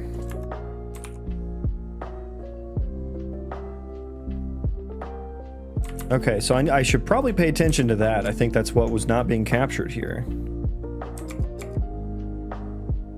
Leading to some spikiness. And I think there's a way we can structure that data a little bit better to prevent stuff like that from happening. I think we can probably prevent resetting every frame. Which is weird that needs to, like... I don't know.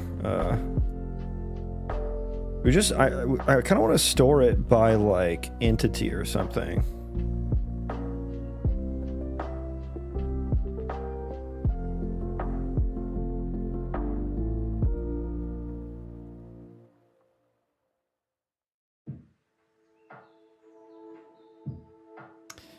Add attached info instance data.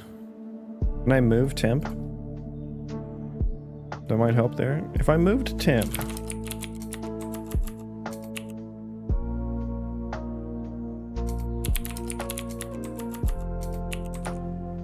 What happens? And we update instance data.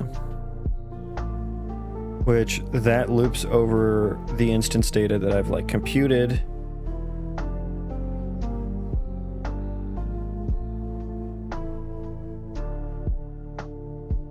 We convert to T-Arabia. Okay, that's fine.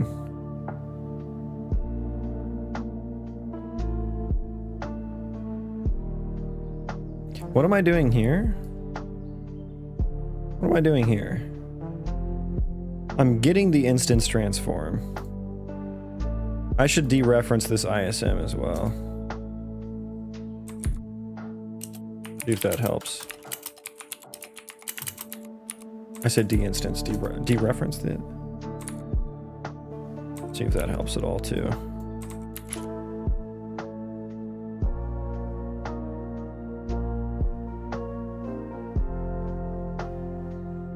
I'm getting the old transform in the new transform. And if they're not equal, then I set. What was I trying to do there? Like prevent unnecessary sets? There's probably some minor optimization I was trying to do there. I don't know if that's worth it. Oh shit.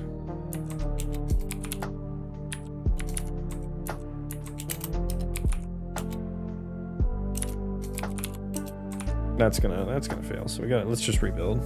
I wonder how much. That's probably gonna be a very, very small, very small improvement, if any.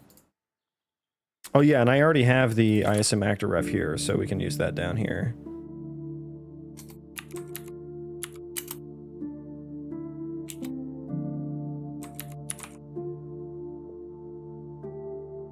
Which this no longer needs to happen on the game thread, but I'm gonna keep doing that to have a proper comparison, because I don't want to know.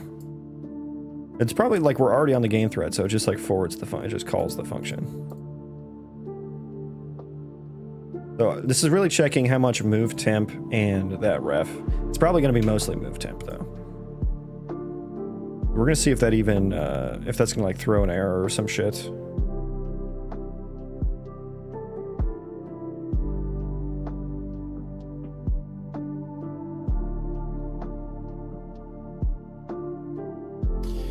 And I guess if I take this new attachment instances data, if I were to change this into like a map where the key is like an entity to instance data, like what am I doing here actually? So we're packaging up this instance data, and I guess the reason I was doing this is because it was on a background thread before.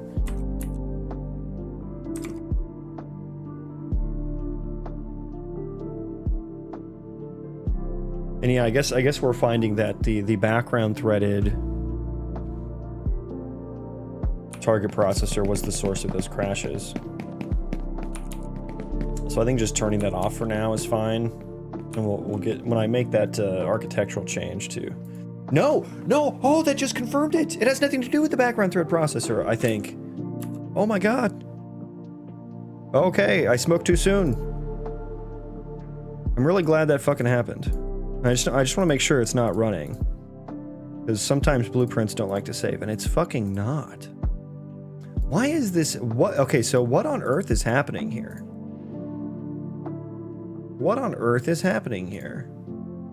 That has nothing to do with the background thread. It just happened to be fucking running.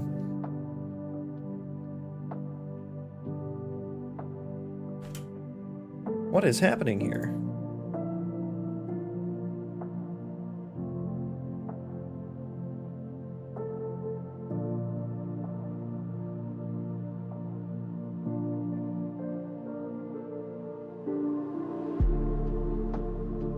What is happening here? Give me the entity data pool that is LOD data. I guess it's this one. The avatar data.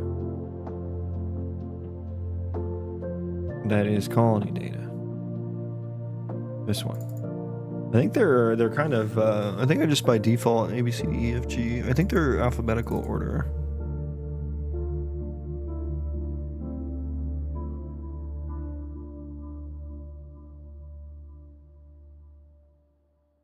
Yeah, there's LOD data. Okay. Let me just spot check a few of these. Do they have... Okay, this LODs array is invalid.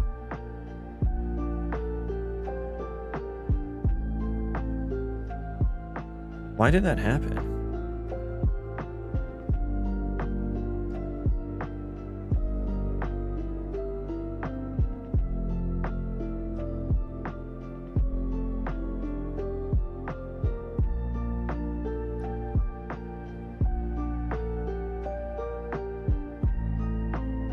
Why did that array go invalid?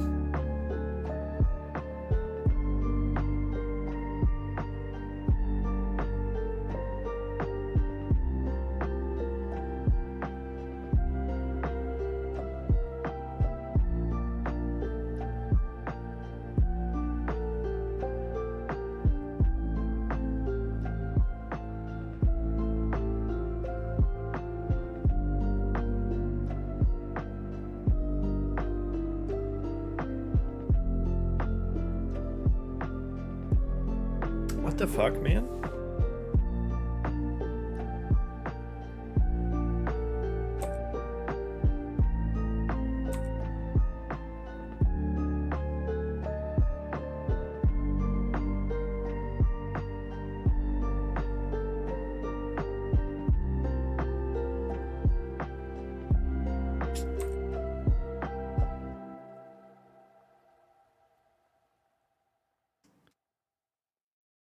Why on earth?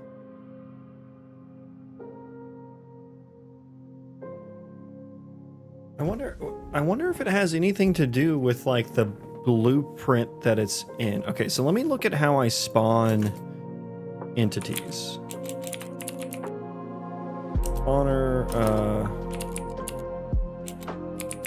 hello, welcome in. My entity spawner. Okay, so when I'm adding the entities, how do I like create the entity data? Am I creating copies of it?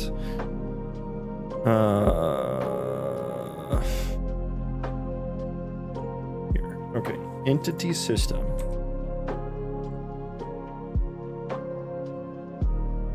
I give it a pointer. So we're storing it's in a list of instanced structs. The list of instance structs. Copying of, okay, so we're creating a copy of the instance struct. That doesn't copy the data, as far as I know. The underlying data. I create a pointer to the instance, the data instance. I don't think that's necessary. First of all.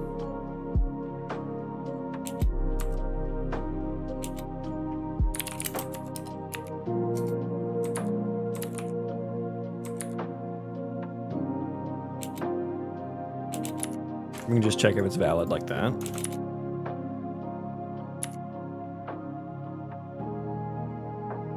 So the dispatcher funcs, we do an add function, giving it the entity and the data memory.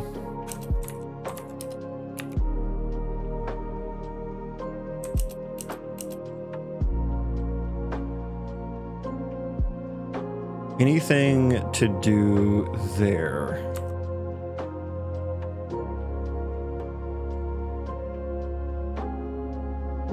Subsystem, entity, data memory.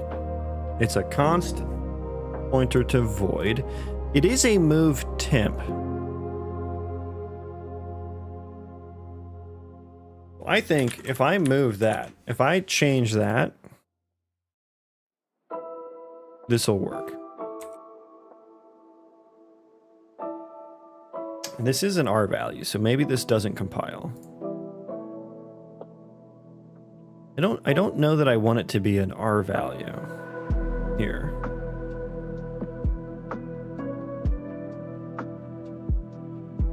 We're doing the move temp there. Oh, the R value. I need to fucking read about an R value.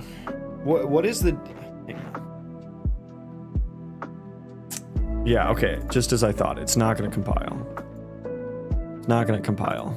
This here should be a forward, not a move, or this one down here should be a forward because it's an R value. And like what... I guess what's the difference between what's happening?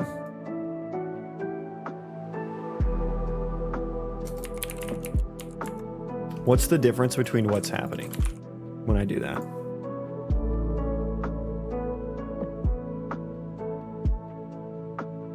So then I guess I'll change this back. This does need to be a move temp because the function is accepting an R value. But I think we should just do it by copy. Like adding an entity, I feel like is not. I don't need that to be super performant or anything.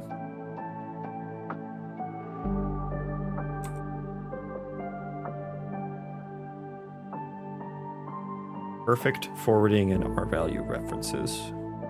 I don't know what that means. We'll try it with the forward and see what happens here.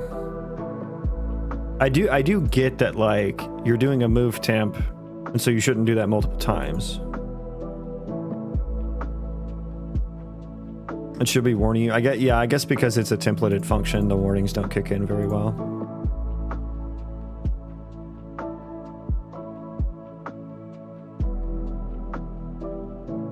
And so does this need to be forwarded too?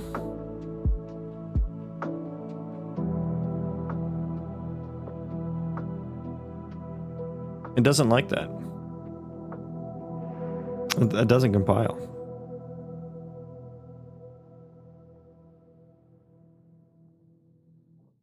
Yeah, that didn't compile, Elliot.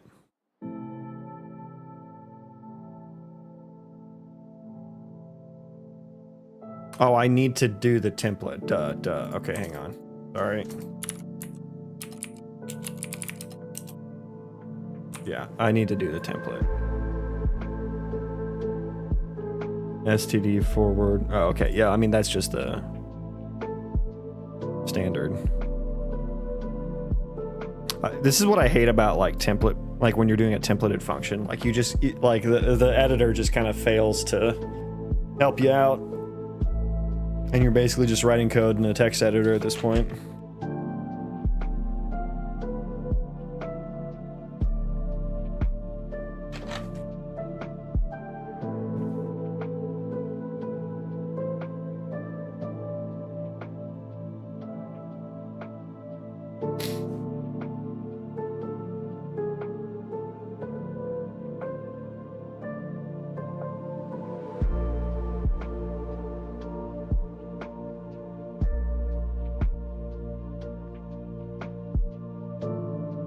Is forward even a UE template? Yeah, I've used it before. Yeah. No? Yeah, oh yeah, it is. It is. And it's working now.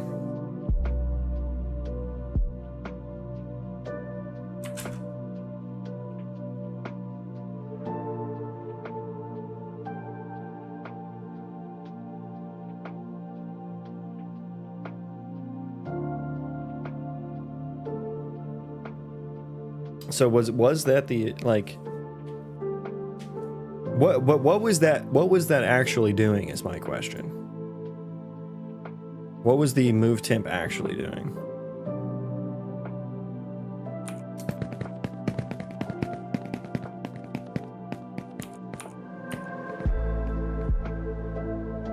It's still the same issue. Still the same issue.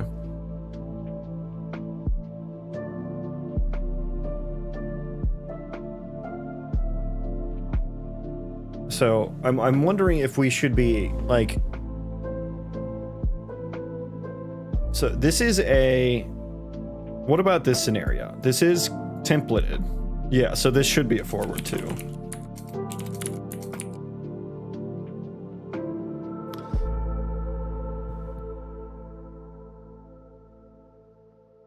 That's just the correct usage. Yeah, I still don't understand like what, like I feel like I just have a very, very surface level understanding of the move semantics and R values and stuff. Because like I don't understand what the difference. Like I felt like it should have just not compiled if it was like the wrong one to do, and I don't know what the actual difference is. Like if I pass by ref versus passing by R value, both of them are not copying anything, but one of them is actually moving the memory or something like that. And I don't understand. Like I get that is in some cases more performant, but I don't know why that would be more performant than just passing. I guess if it's when you're assigning it to a new variable, that's when you need to move it. To put the memory in the new variable location, I guess is the why. And I guess I'm not properly, if I wasn't properly doing that, maybe that's why the nested array wasn't working properly. Wasn't working. And it was very inconsistent. It was very inconsistent.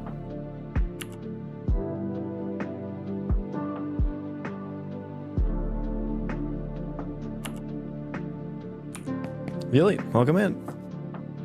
Hello. Good afternoon. So I guess I forgot what I'm performance profiling. What am I profiling this time around? Oh, there was an additional... Oh, the move temp. I was putting move temp in the attachment processor. So we're going to let this one run for a little bit. What you should be seeing, but your writer is out of memory or something. Okay, I'll look at that here in a second. I think I know what you're talking about. And I think the issue is that... Because, Elliot, when you open writer, do you open the solution or do you open the U project? Because in the past I used to open the solution and that gave me like good sets of features, and then that started breaking for me. Like I couldn't run debug by opening the solution. I could only do it by opening the U project, and it would always, the engine would always fail on a certain line, something to do with like a key input key or something. And I could debug it, and I could debug the solution from Visual Studio. I could run the solution from Writer, and it would run perfectly fine. But when I tried to debug, it would always throw an exception on like some stupid line. So it stopped working for me, basically. Okay, so this happened again. I am not running anything on the background thread.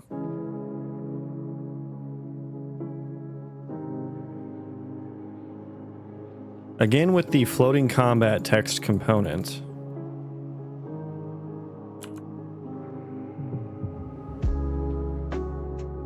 And again with emptying the data pools.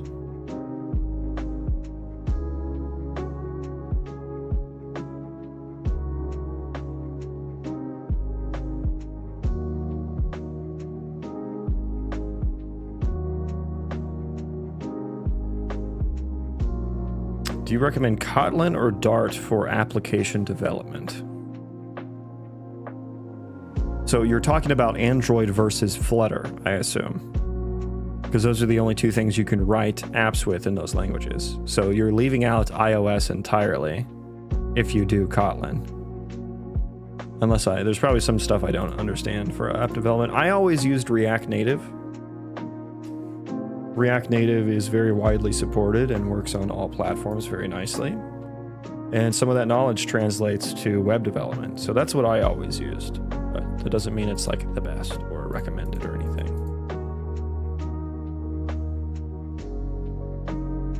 What am I destroying here?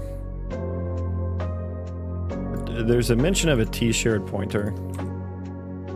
Oh, this. Yeah, the thing itself. Why are you being weird? Okay, let's see if that happens consistently. Let me look at your picture here, Elliot. Go away.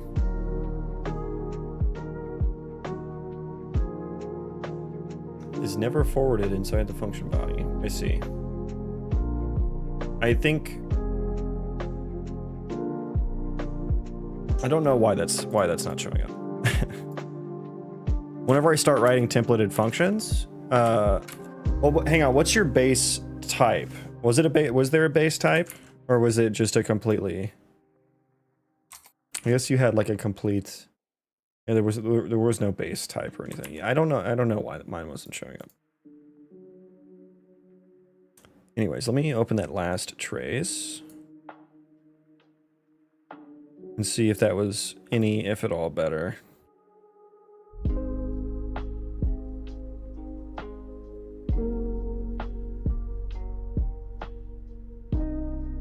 Just gonna spot check compare. This is for ISM.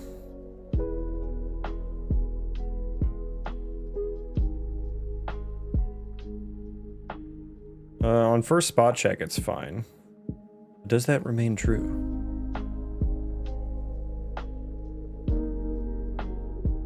Does that remain true when we look at the big picture?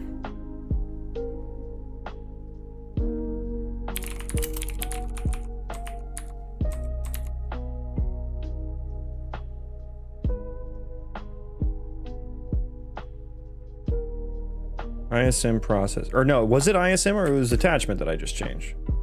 Yeah, I was looking at the wrong fucking one. Yes, we're doing the move temp on the attachment processor. The new one, first of all, what's our count? 2,000? But we ran this one for a little bit longer. 1 minute and 25 seconds versus 1 minute and 7 seconds. Previously...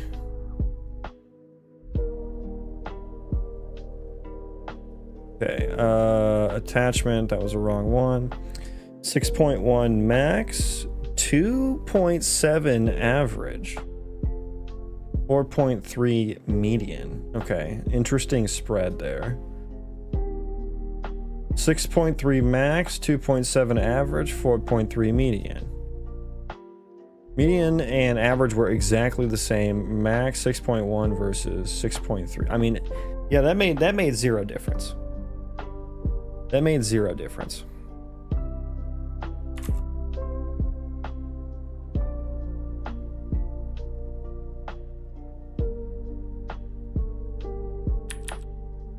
So I'm just not going to do that. We're just not going to do that.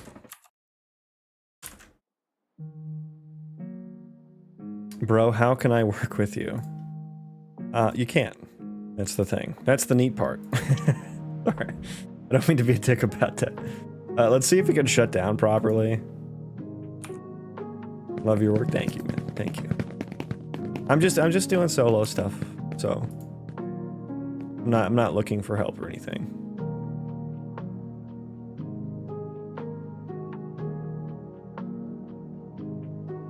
Not like direct help. I mean, you can help by like answering questions and stuff if I have them and you happen to know them. Help in that way. Shut down. Okay, see, it shut down gracefully there. So did we fix our LOD issue? Is that one fixed? I think it was happening during spawning.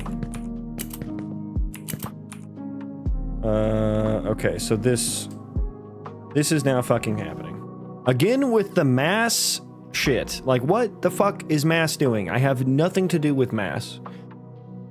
I have such a bone to pick with mass.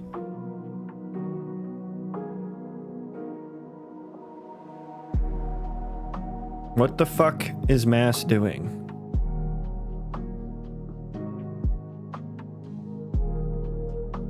Oh my god. What and what does this have to do with my code? What does this have to do with my code?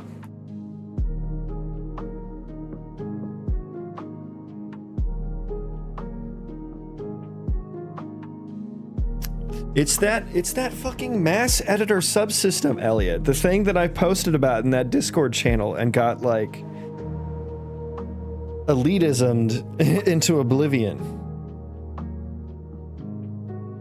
What's your good name? I have no idea. I have no idea what you mean by that. Dude, this fucking mass editor subsystem, bro. Okay, so this is like not an issue for standalone. But like, dude, can you it would be nice if you could just not fucking throw an exception. Is this a bug or what? Like, I don't know what I'm doing to cause this. There's nothing in here.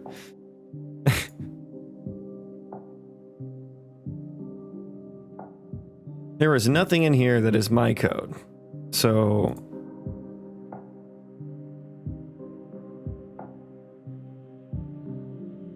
what the fuck do you want from me? I mean, the LOD issue hasn't come up. You're asking me my name? No, thank you. No, thank you. My name is MyDrawing. What do you mean? Hi, is it too late to optimize it? Oh, no, there is plenty to be had. Plenty to be had.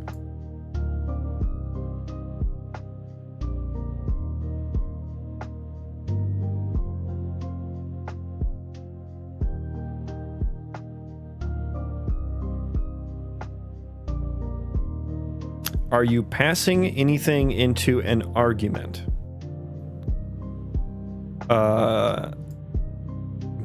What exactly are you asking? I don't know what you mean.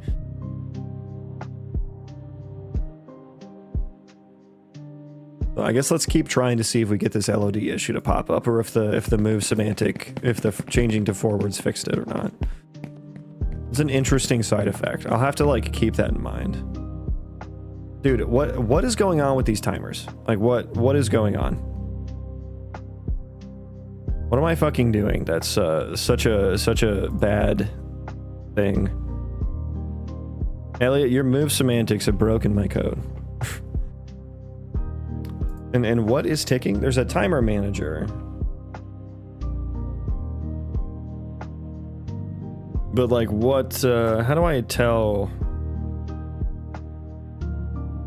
It tells me to blame the devs if a game is slow in UE. Just here to observe. I mean, partially. I think blaming the business side of game dev is who to blame for the most part.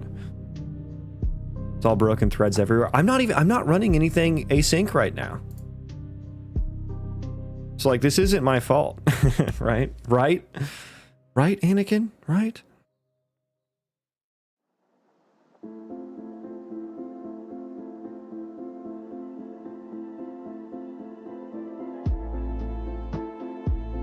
Can the game run in a smartphone? Yeah, not gonna support smartphones.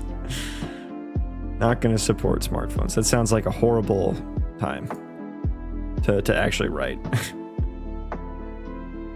Okay, this is Pi context. This is editor things. And so should I just like ignore this? Dude, wait, this is just an assertion. Why? Is there also an exception as well?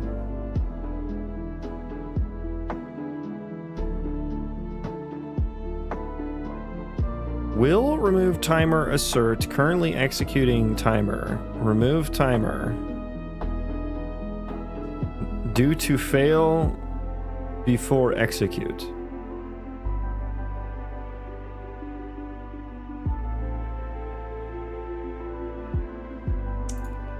I don't know what to tell you. I have 4,000 fucking timers. Do you have to clean up timers? Active time. That's a lot of timers. Just throw out the project. You know, I'm tempted. I'm tempted.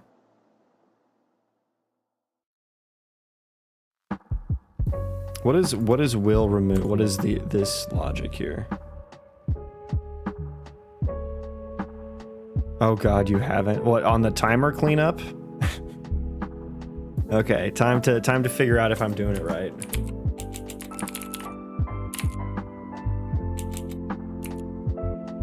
They don't get cleared up when the... Okay, well that might explain a few things.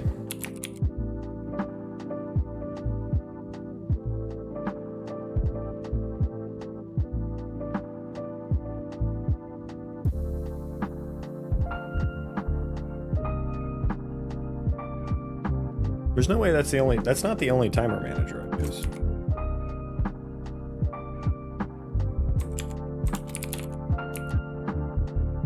F timer handle. Yeah, okay, so I use a lot of those. Well, that's just a return value, right? What am I setting? Like, what am I setting that to? Timer manager. F timer manager? But there's only one of those.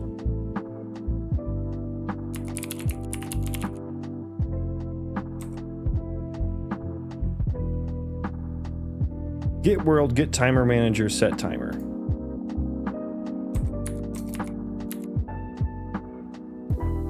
And then there's the wait task, which does context, get world, get timer manager. So I just need to, is this? Yeah, okay, that's the search. Okay.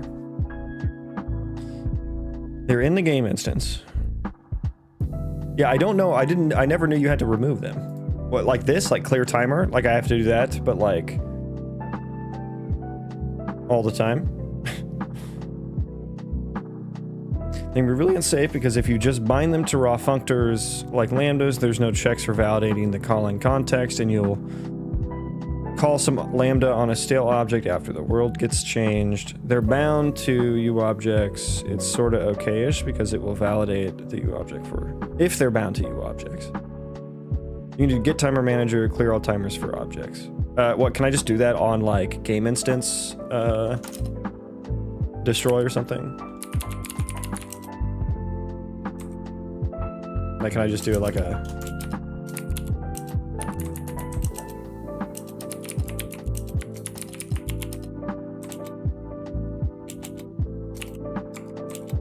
Oh, for that? Is that it? Did AI one-shot that?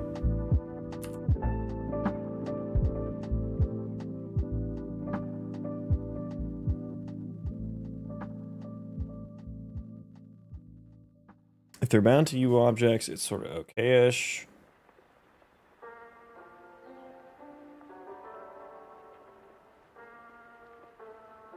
And then do get latent action manager clear something for something.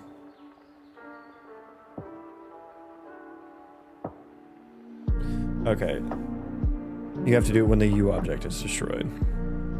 Is there a better way? Like, is there a better timer system, or is that what we got?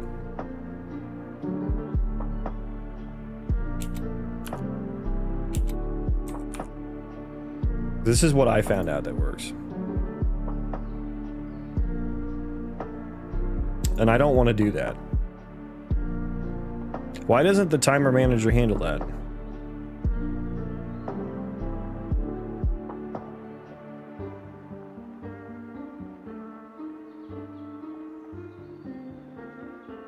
What if I just bind all of them to the same thing?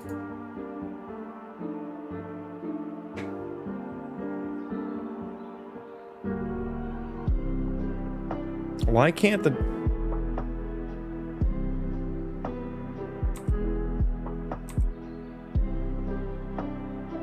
Why isn't there like a scope guard but for timers? You know what I mean? Like, I want like a scope, clean it up when it's done. Like, why can't that happen automatically? Do you get what I mean?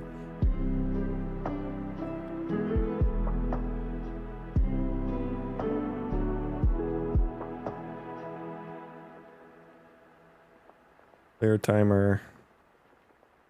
What are you actually doing? That's so important.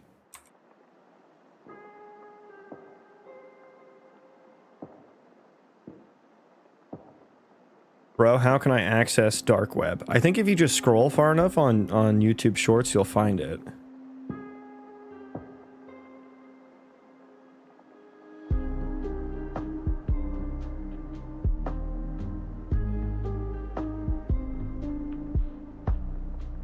Remove timer.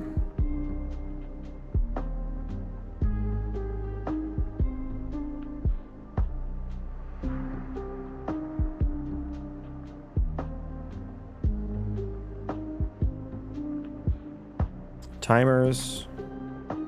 Yeah, I guess that is the that is the array with like a ton of fucking shit in it. And so when a timer like... Can I just clear the timer here? Is that...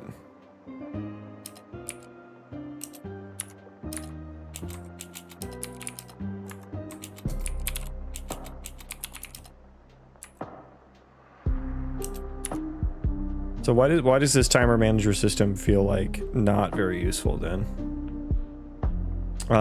Clear timer manager.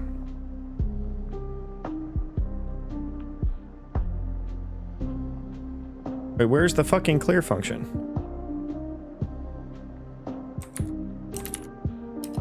Okay, it's is it because I don't have a ref of it passed in here? Yeah.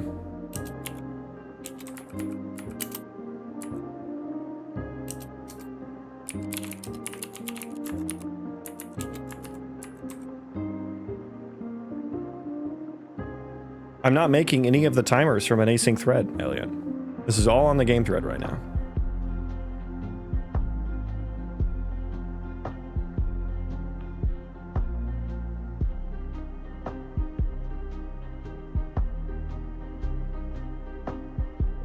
Buddy, this is not the channel to make anything go viral on. A game development coding stream is not going to go viral.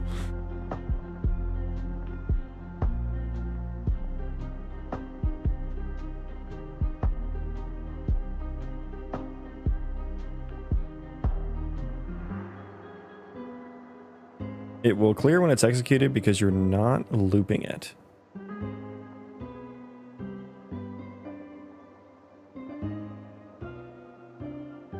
So I don't need to oh, do I or don't I need to clear these? I'm super unclear.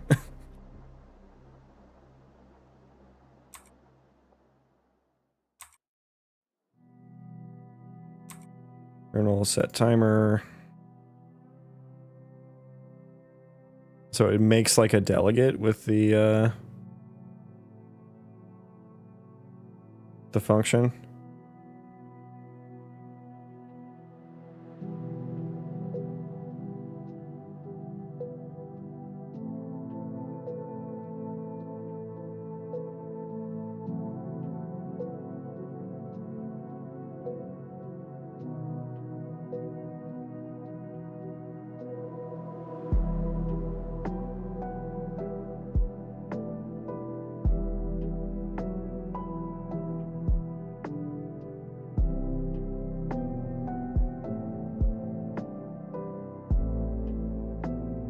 Can I see like what the owner is?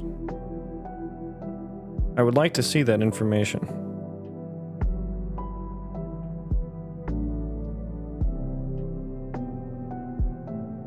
We'll try to run later on, but the object is gone. But if the timer's done, we're fine.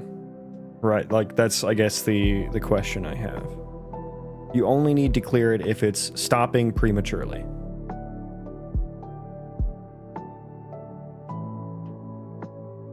Because like I don't know, like this isn't crashing, there's just this assertion on will remove timer currently executing timer. If the timer executed, yes. Yes, we will, it will get cleared.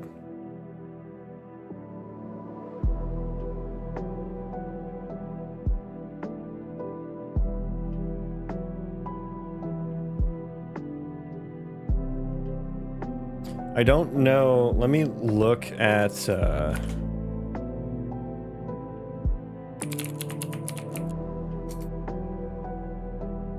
of these cast queue. Like nothing was being casted. Castability.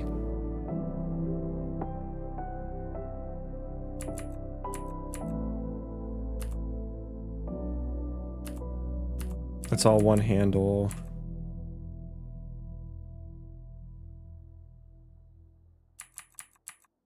Most of them are from like my anim queue, which is not being used at the moment because no one's doing any abilities.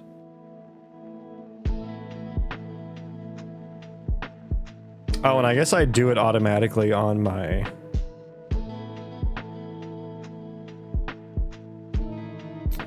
state tree. I do it on my state tree task blueprint base. Maybe I should do that on the... No.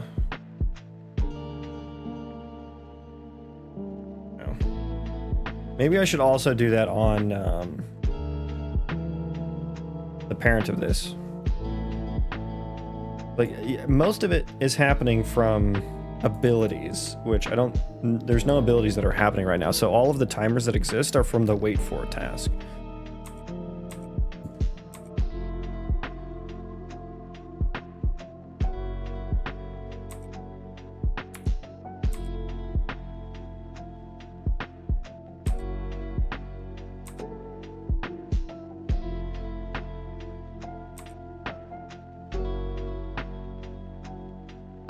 It happens here too. Okay, so those are the same. So yeah, they're automatically cleared, I think. Hang on. Let me make sure I'm not like overriding. Yeah, I'm not. So that's automatic. They are cleared by my base class.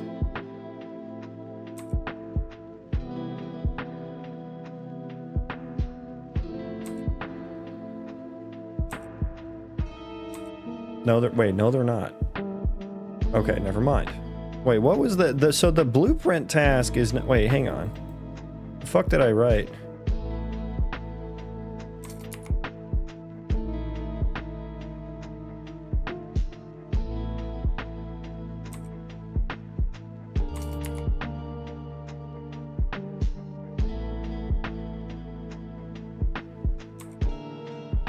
Okay, so that is not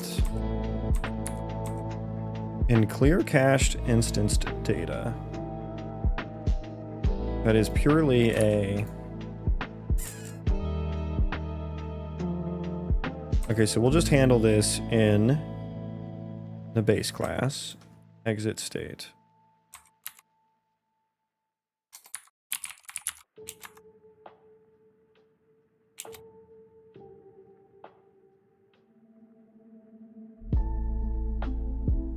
On this, might give it a try.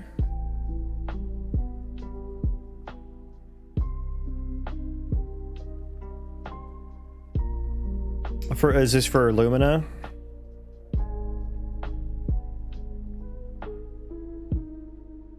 Or are you using this with Unreal? Okay, that's there.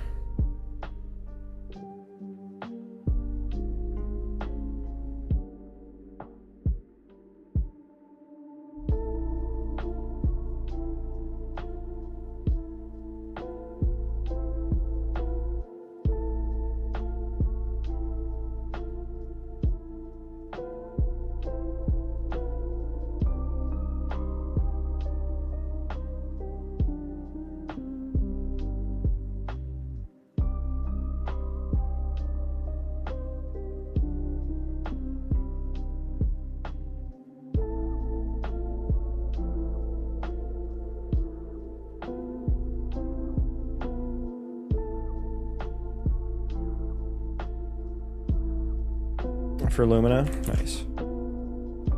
This is interesting. What am I looking at here? Looks like a toxic waste dump.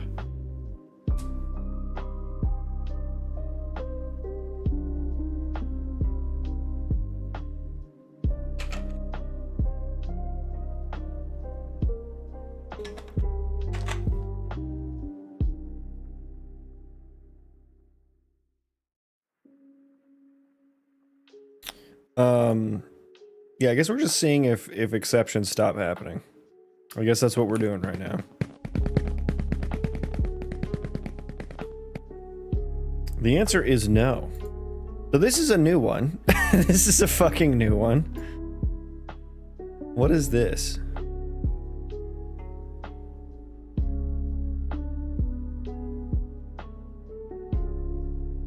When did these start happening? Is that even real? Okay, did they go away?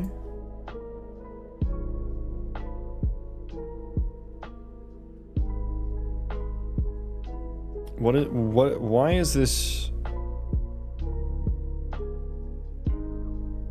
angry?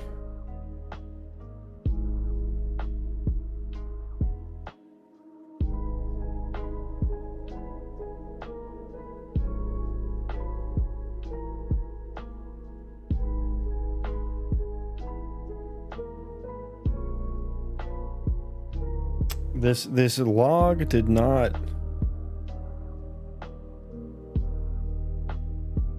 spec def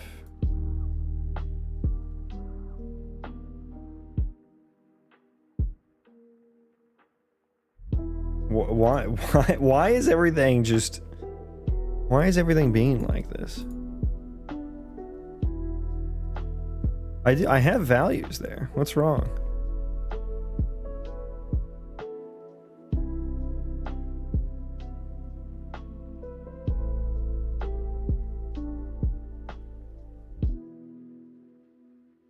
What is happening to my project right now? It's fighting back very hard on seemingly innocuous things.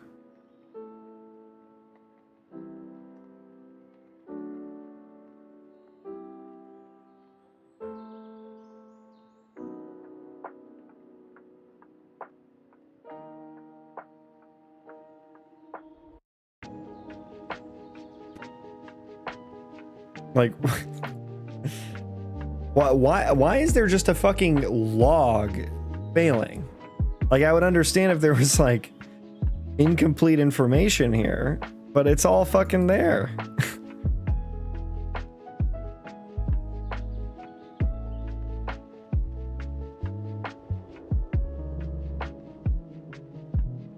Wait, whoa, whoa. What is this? Did I accidentally... I accidentally change a source file or something? What the fuck happened? Oh, yeah, I did. Oops. I hate that it does that when it, like, hits a breakpoint or something. Like, cause I'll be pressing a button, and then it'll carry over that button press into writer, and then I edit some fucking file. And then I have to rebuild all this stupid shit.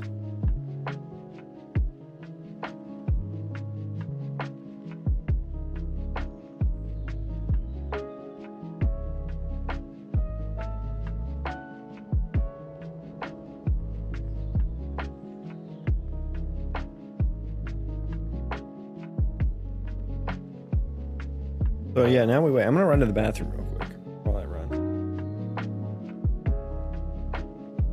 Here we.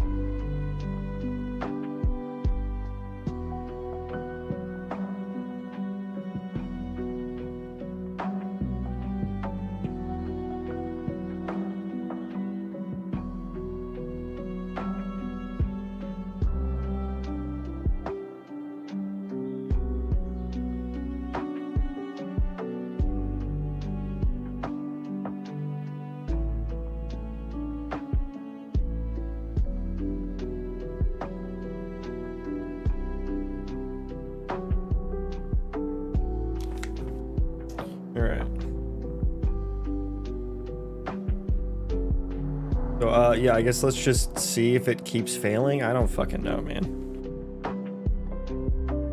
Oh god, you guys are right in my face.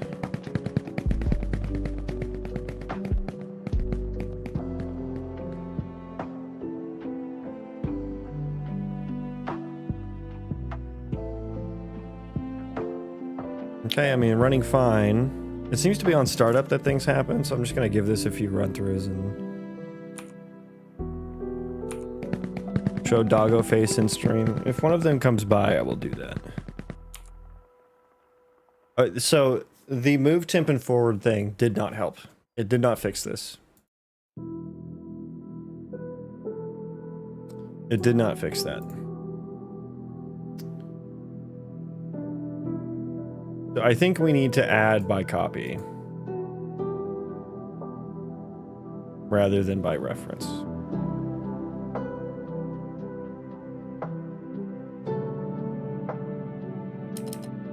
Okay, so entity spawner. They'll know what's like, because this is data that originates in blueprints and it gets added, and I guess we're like moving the actual. It's adding the memory of an instance struct.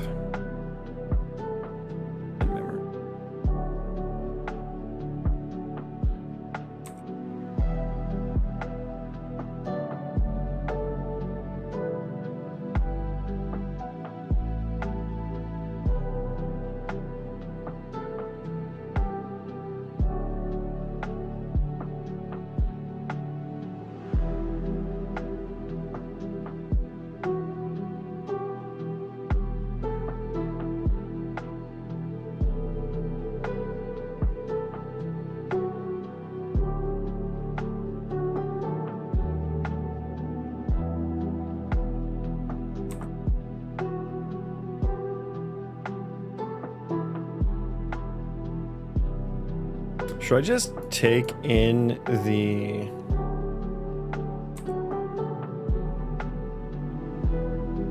instanced struct here and then just get T?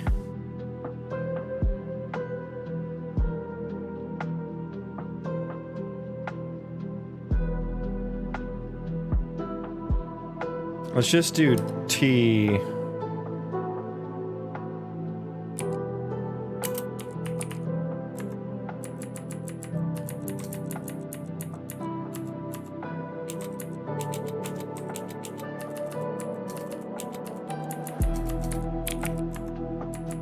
Let's do that.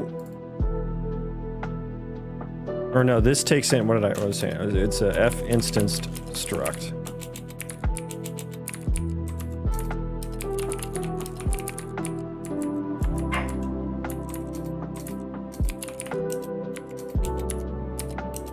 Get T. There we go.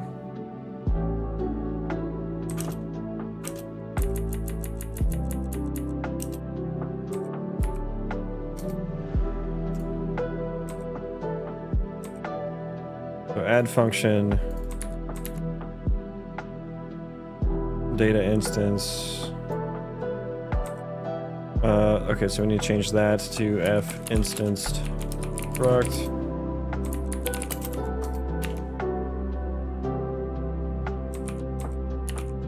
Okay, so does that actually copy the memory over?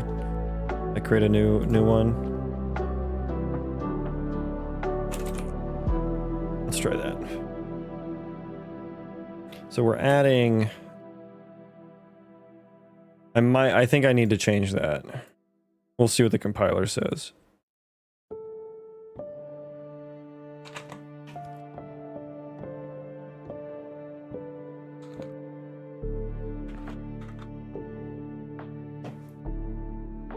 Yeah. So yeah, I don't think I want to add by R value. We can just do that.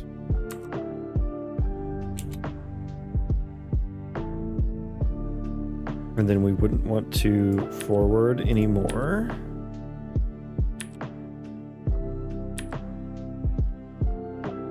This case I need to get rid of because that doesn't happen anymore.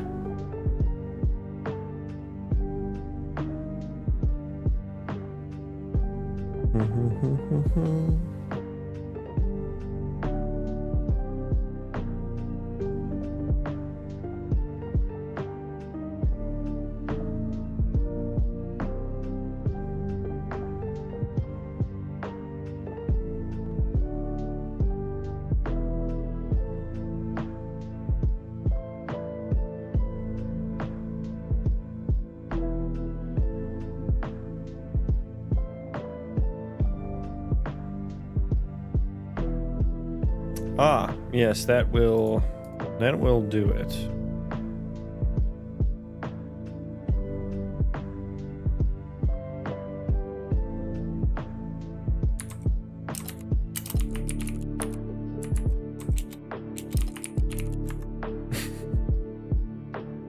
Just slap a band-aid on that issue. It gets copied eventually though. So, when it goes into the array. So, that'll be fine.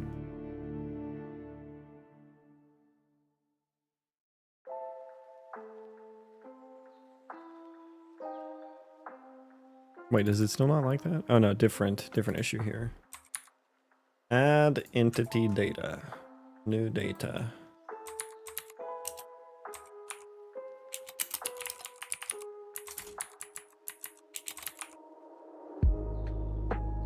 You know what? I should just make a version of that doesn't take in anything and just adds a default value. It's a job for a different day though. We're just gonna try and band-aid this to get it working. I don't know what's next. Oh my fucking god. Cannot cast from const t. Okay, so I have to const cast t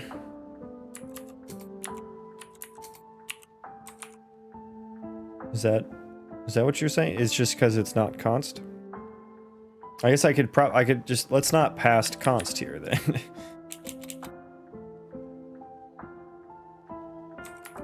Or does it can be const because I'm just adding it into an array. Or is it get mutable? Oh, I should be doing get mutable. Okay, yeah. No, there's not. Oh.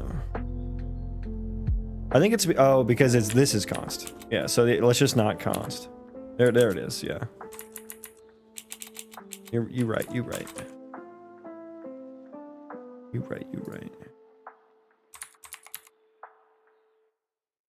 I need to change it up here.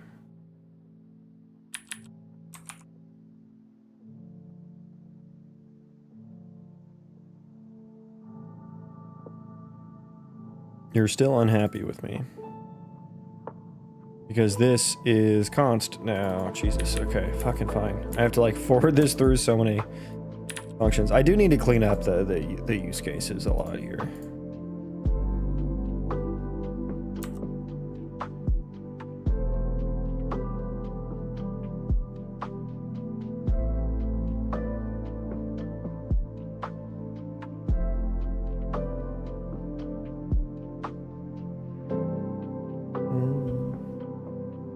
Now we wait. I really just want this stupid fucking LOD issue to get sorted out. So I can stop thinking that it's background thread stuff that's happening. Oh my freaking god, what is happening right now?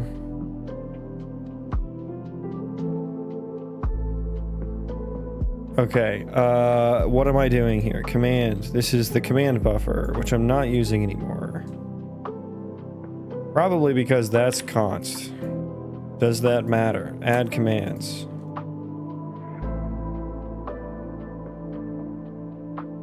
Oh boy. The tuple, where's the tuple?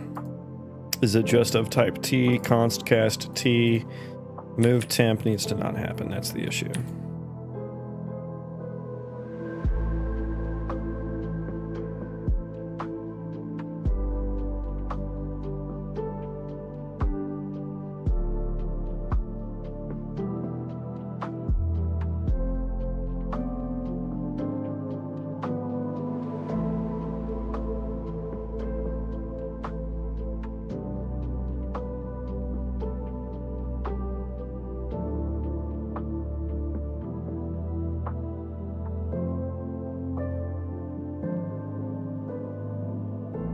Okay, finally, we've built.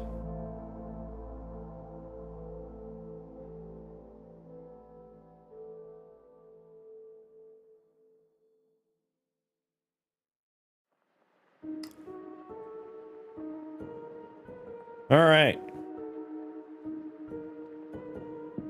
Will we hit the exception still? Okay. So we're gonna get them all spawned.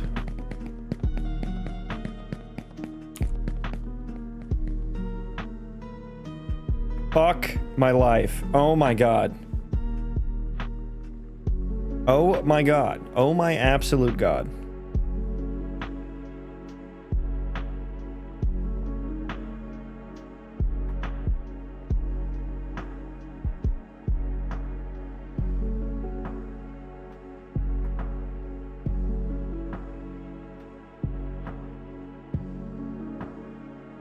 Why is this array invalid? What on earth is happening? What on earth is happening?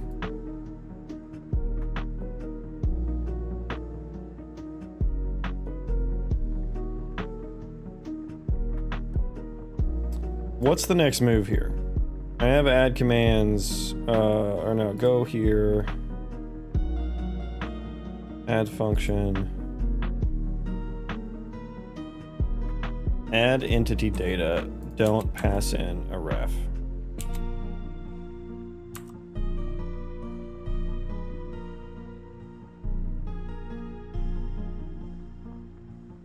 Okay, everyone pray for me. Give me your energy.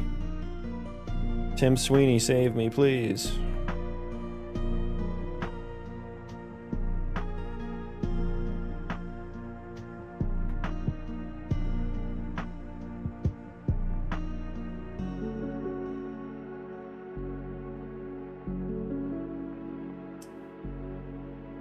I just want this fixed before I stop for the day. I don't want to have to deal with this some other time. Please, save me.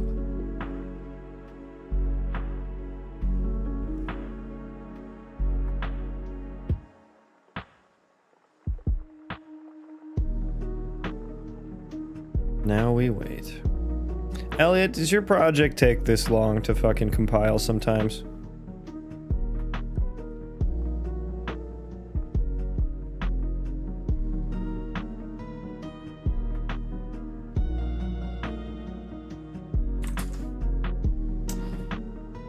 No. Do I just need to use more forward declarations? Is that my issue?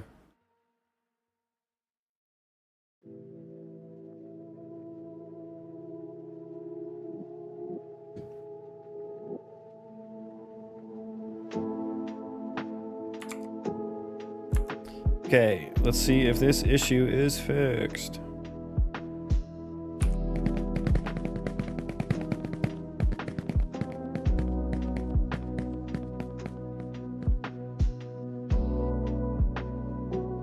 Oh my god, it's the same. What is happening? What could possibly be happening?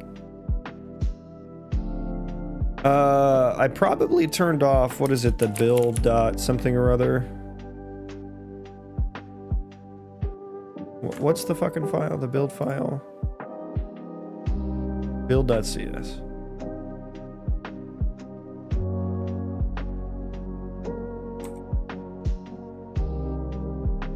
Oh. That's scary. Legal notice, oh god.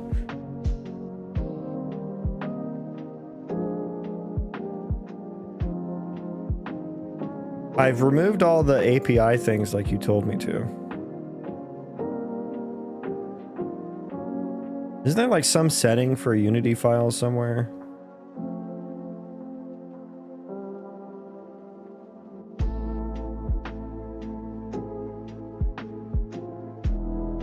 The grind doesn't stop. No, it doesn't. No, it doesn't.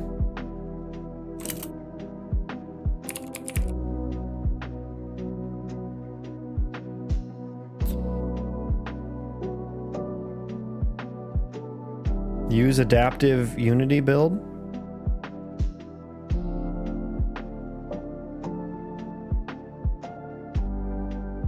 Use a heuristic to determine. Is this by what is like the default? Where are the default values? Oh no. That seems to be set to true. Is there a there's probably a build ini or something somewhere. Right? It has that stuff in it. That's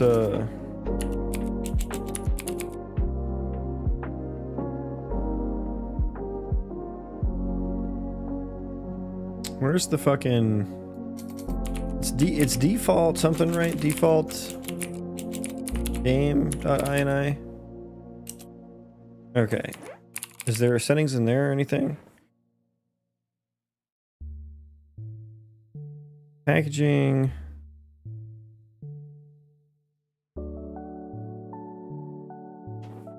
I don't know what else to do about this issue. Anyways, in any case.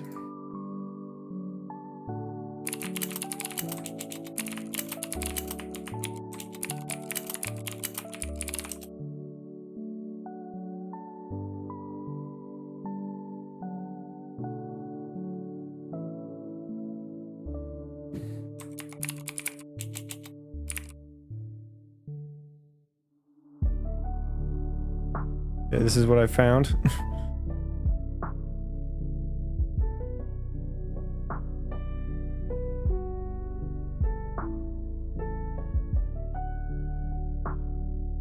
Build configuration.xml. Can I open that, please?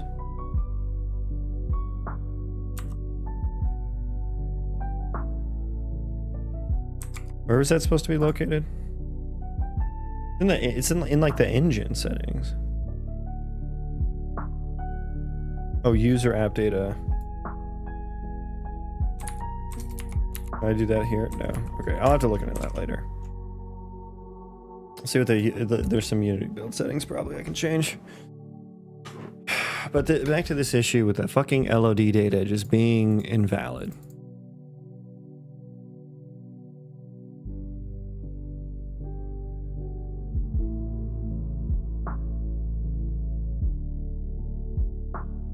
All it is an array of things.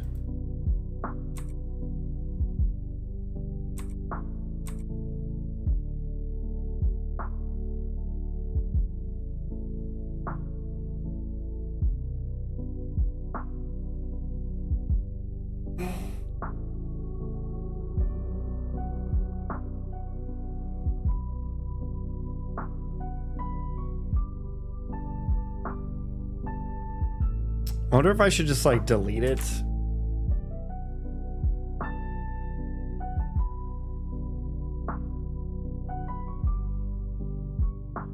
And re-add it?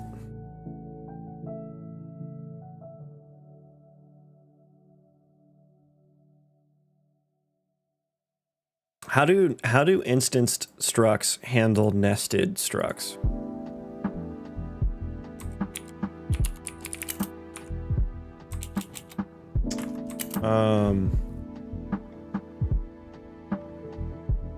You ever use AI to help with code issues? You just raw dog it. I mostly raw dog it, but yeah, sometimes every once in a while. There's rarely an issue that, I mean, with the some of the C++ like template metaprogramming stuff, AI helps there. But for the most part, it's just do it on my own. LOD data. Delete. So it's like save.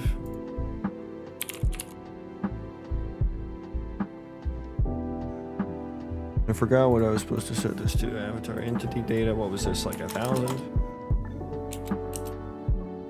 1,000.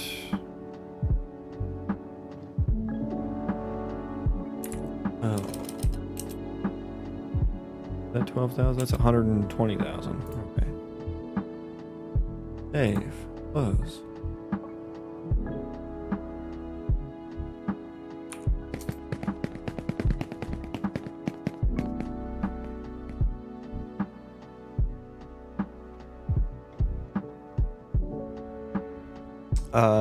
What now?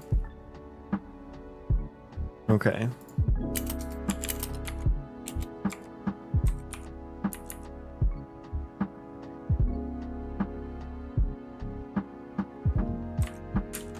Okay, don't know why that wasn't there yet.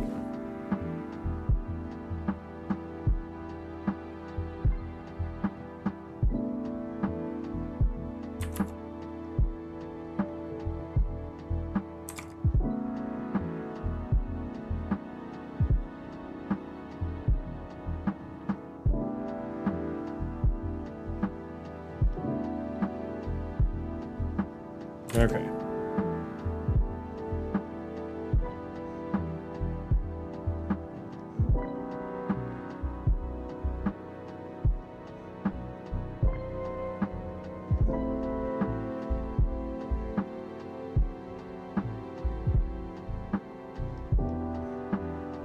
We plow ahead.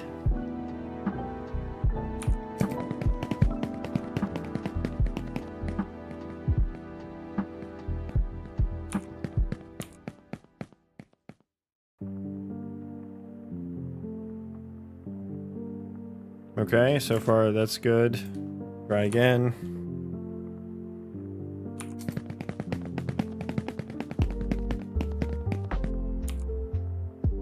You son of a fucking bitch. Like what else can I fucking do here? Like what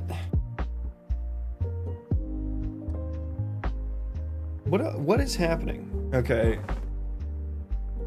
Unreal Engine instanced structs, nested structs. How does that get handled?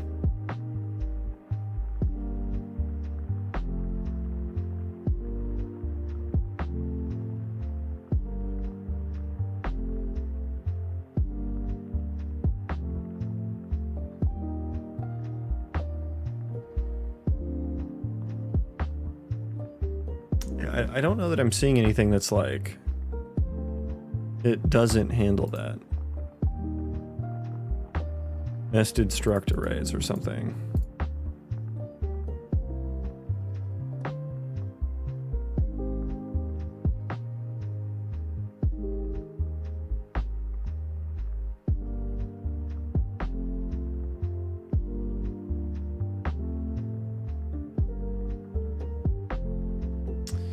Maybe I should, let's rebuild. Let's go to the spawner. Let's see if it gets in there properly.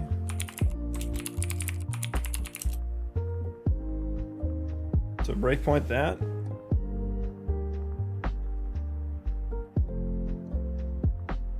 But I can't see the data. Okay, so hang on, that's not gonna help. Go to add function. Yeah, go here. Give me that. Then I can actually see the data.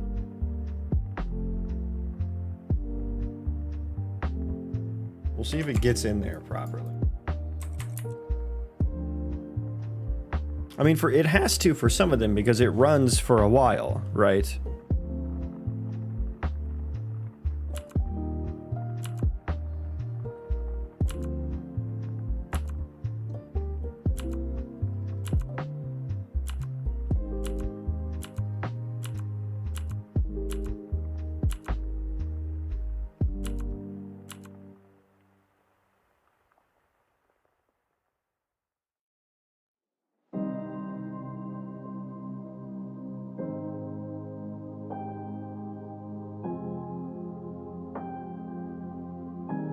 Yeah, I mean, that's...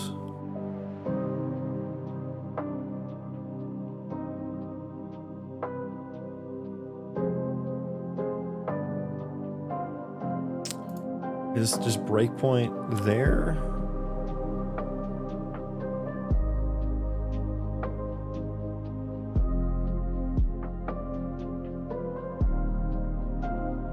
Okay, so yeah, when it goes here, so let me look, new data.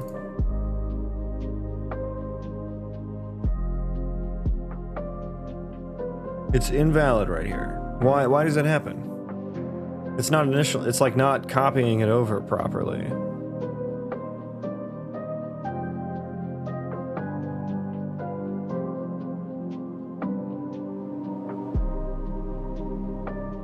Okay, so I guess I found where it happened. Excuse me, where it happens.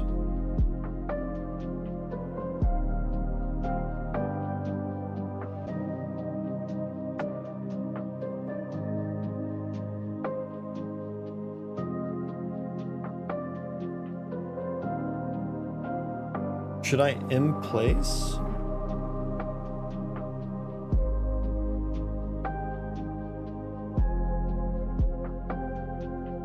I don't know, is there something wrong with the way I've structured that entity data?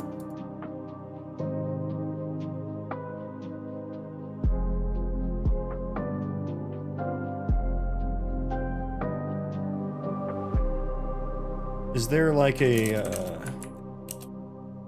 copy?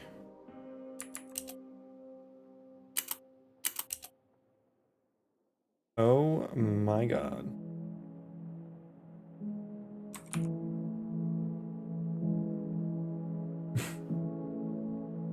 All right, fuck it, send it.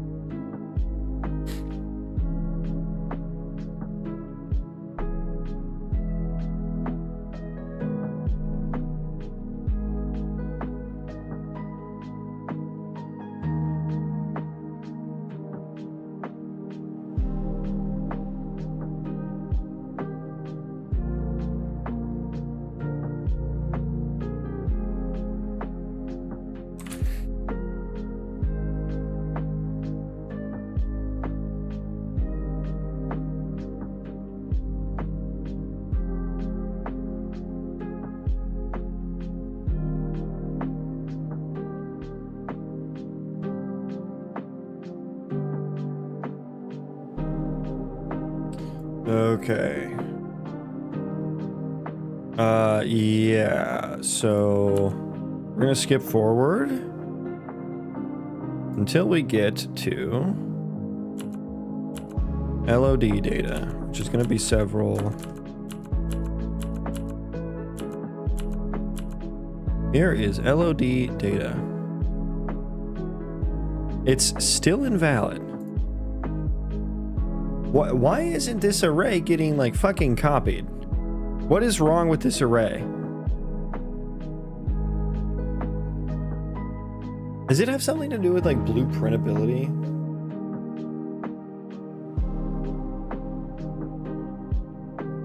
Or does it have something to do with an instance? I mean, this is an instance struct and it has the array's fucking there.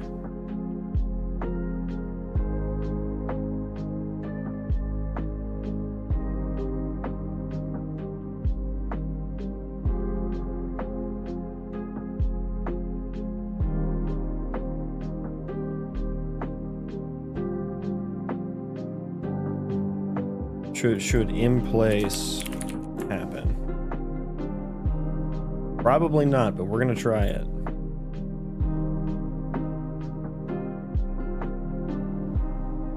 Gotta rebuild 34 things.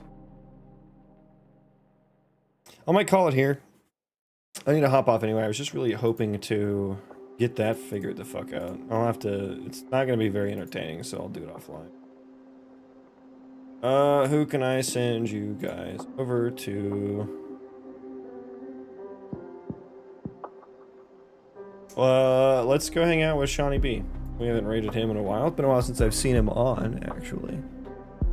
Let's go see what Shawnee B's up to. Thank you all so much for hanging out with me today. I hope to see you again tomorrow.